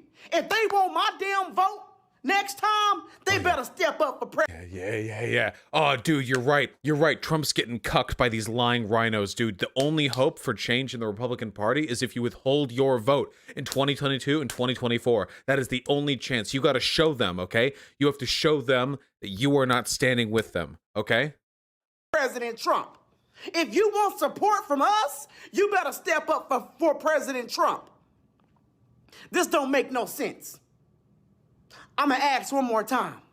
Where is the GOP at when Trump needs them? Trump has been there for them. Trump has endorsed the House and the Senate Republicans. He is the reason why most of them got reelected. Now, where are they at when he needs them the most? I think it's pretty normal for the president to endorse like local candidates. I think that's a pretty normal thing. I don't think that's like a huge expenditure of or investment of energy on his part. President Trump has fought for all of us. He has fought for me. He has fought for you. He fought for the House. He fought for the Senate Republicans. Where in the hell are they at? Why are they letting these Democrats do this? I'm so sick of these damn rhinos. They need to step up and do something. They always let these Democrats run us over. This don't make no sense. This is not right. This is not fair. This is not the America that I know. I'm pissed off with the GOP. I'm about done with half of them. After this, I don't know if I'm going to support half of those senators. I don't know if I'm going to support all of those Republicans in the House. I don't know. If they can't support Trump, then I can't support them. And that's straight up. And that's just how it's going to be. I can't get down with those people if they can't step up and defend President Trump and defend America. President Trump is trying to save this country. Let me calm down. Let me calm down. No, don't. I'm just pissed off. That's what they want. With the GOP. I'm pissed off with them. I'm so pissed off. We got them reelected. We got these people back in office. We had their back. We helped them raise money. President Trump helped those people raise money. He helped them out, and they ain't nowhere to be found. The GOP can kiss my black ass. Dude, this guy is such an actor. Do you think he felt any of that?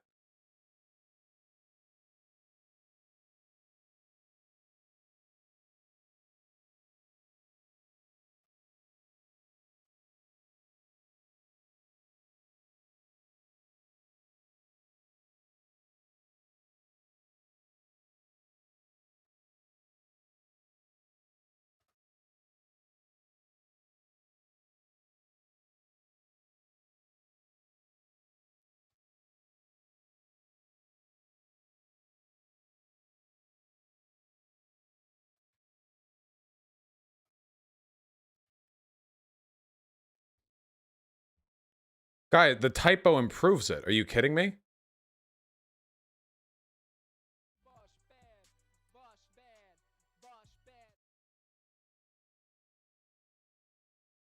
Do you think that's the sort of tweet that needs to be, like, spelled properly?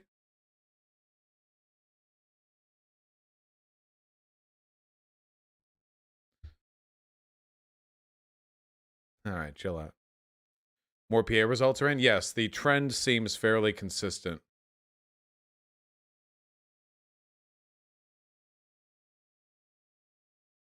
Some fun Biden hopium for chat? What is this? No, I can't. It's copyright. Stop. Oh, I saw this one. This one is very good, though. This one's already been ratioed to hell, though. Somebody please explain to me how Nevada is blue. What type of a democracy of this? It's 14 counties versus 2. This is unironically the impeach this, and it's a picture of the American Midwest with all of its 5 people per square mile, you know? Yeah, sand votes. Exactly.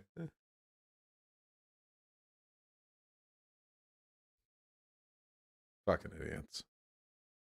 Yeah, I see that Donald J. Trump is literally calling for like a fucking military coup right now, but the tweet got shut down by Twitter, so that's pretty funny.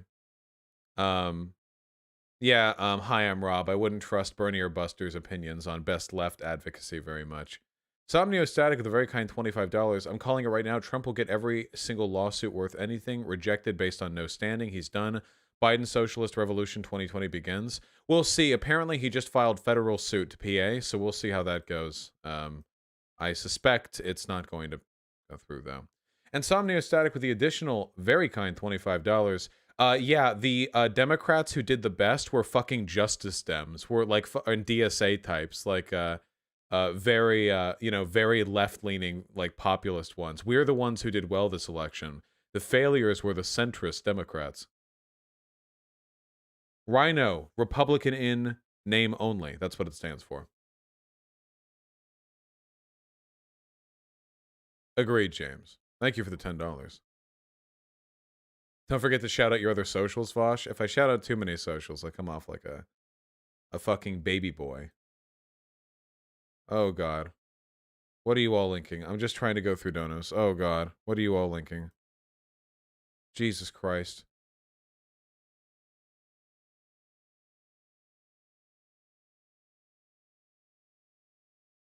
More infighting. Good. Election fraud.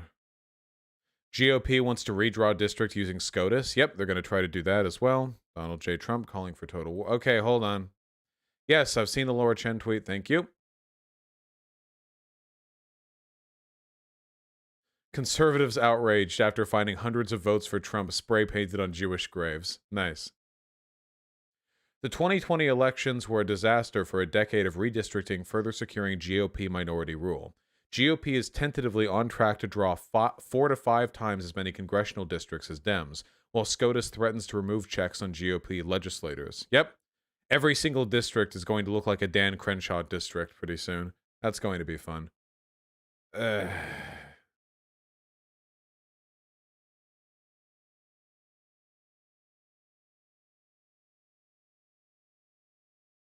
And yes, the Trump campaign is admitting they're just hoping for a Supreme Court ruling to steal the election.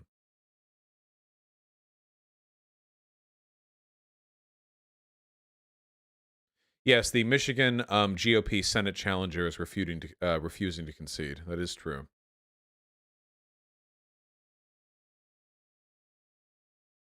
Trump Jr. signal boosting Jack Posobiec, calling out Lindsey Graham. Nice.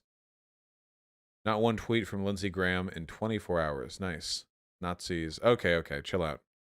I don't want to be too invested in fucking Twitter conservative drama. I feel like I'm in high school. Jesus Christ. Bro, trust me, I saw a Lambo drift around a corner and a stripper pulled out thousands of ballots out of her G-string. True! That happens. Tell me I'm lying. Tell me I'm lying, comrades. Tell me I'm lying. Any news from North Carolina? Don't focus on North Carolina. We're not going to get anything from there. Don't worry about it. Greetings from Bulgaria, and greetings to you as well. Bromo with 25 bucks. Wolfenstein? Yeah. Maybe we'll do Wolfenstein. Very much appreciated, comrade. Mitzwow, congratulations on your new job, comrade. That's pretty fucking awesome. Looks like the media is already blaming progressives for Biden not getting a landslide. We need to get ahead of this. Yes, we'll be talking about that extensively in the coming future. Thank you. Most of the Twitter links you guys are posting at this point are ones that I've already looked at. Yes, Cad Sir. One Piece is generally pretty based on every issue that doesn't have to do with women. Joey B with the incredibly kind 40 bucks. Please take this as penance for the sins of my Cuban people down in Florida. I'm sorry, I love you. You don't need to apologize for them, comrade. Jesus. Thank you, though. I really do appreciate it.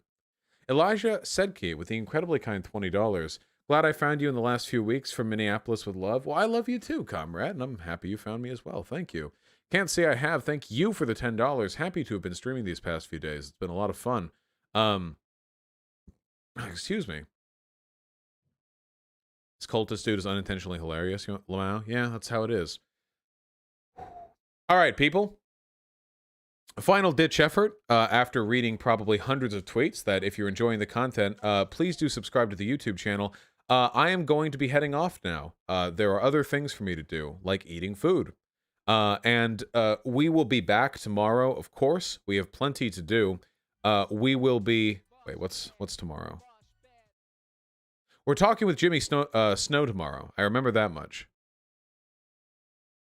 Yes, that's tomorrow. Yeah, that's tomorrow. We're talking with Jimmy Snow.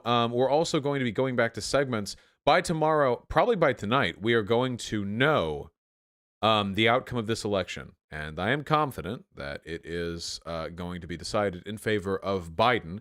But we will see how effective the Trump administration is in implementing electoral fuckery with the Supreme Court down that line. We will see, and we will be watching. Thank you all very much. I appreciate the very kind viewership. Thank you for the $20, Uptown Lux. Really appreciate that as well. All of you be well. I'll see you all soon, and take care.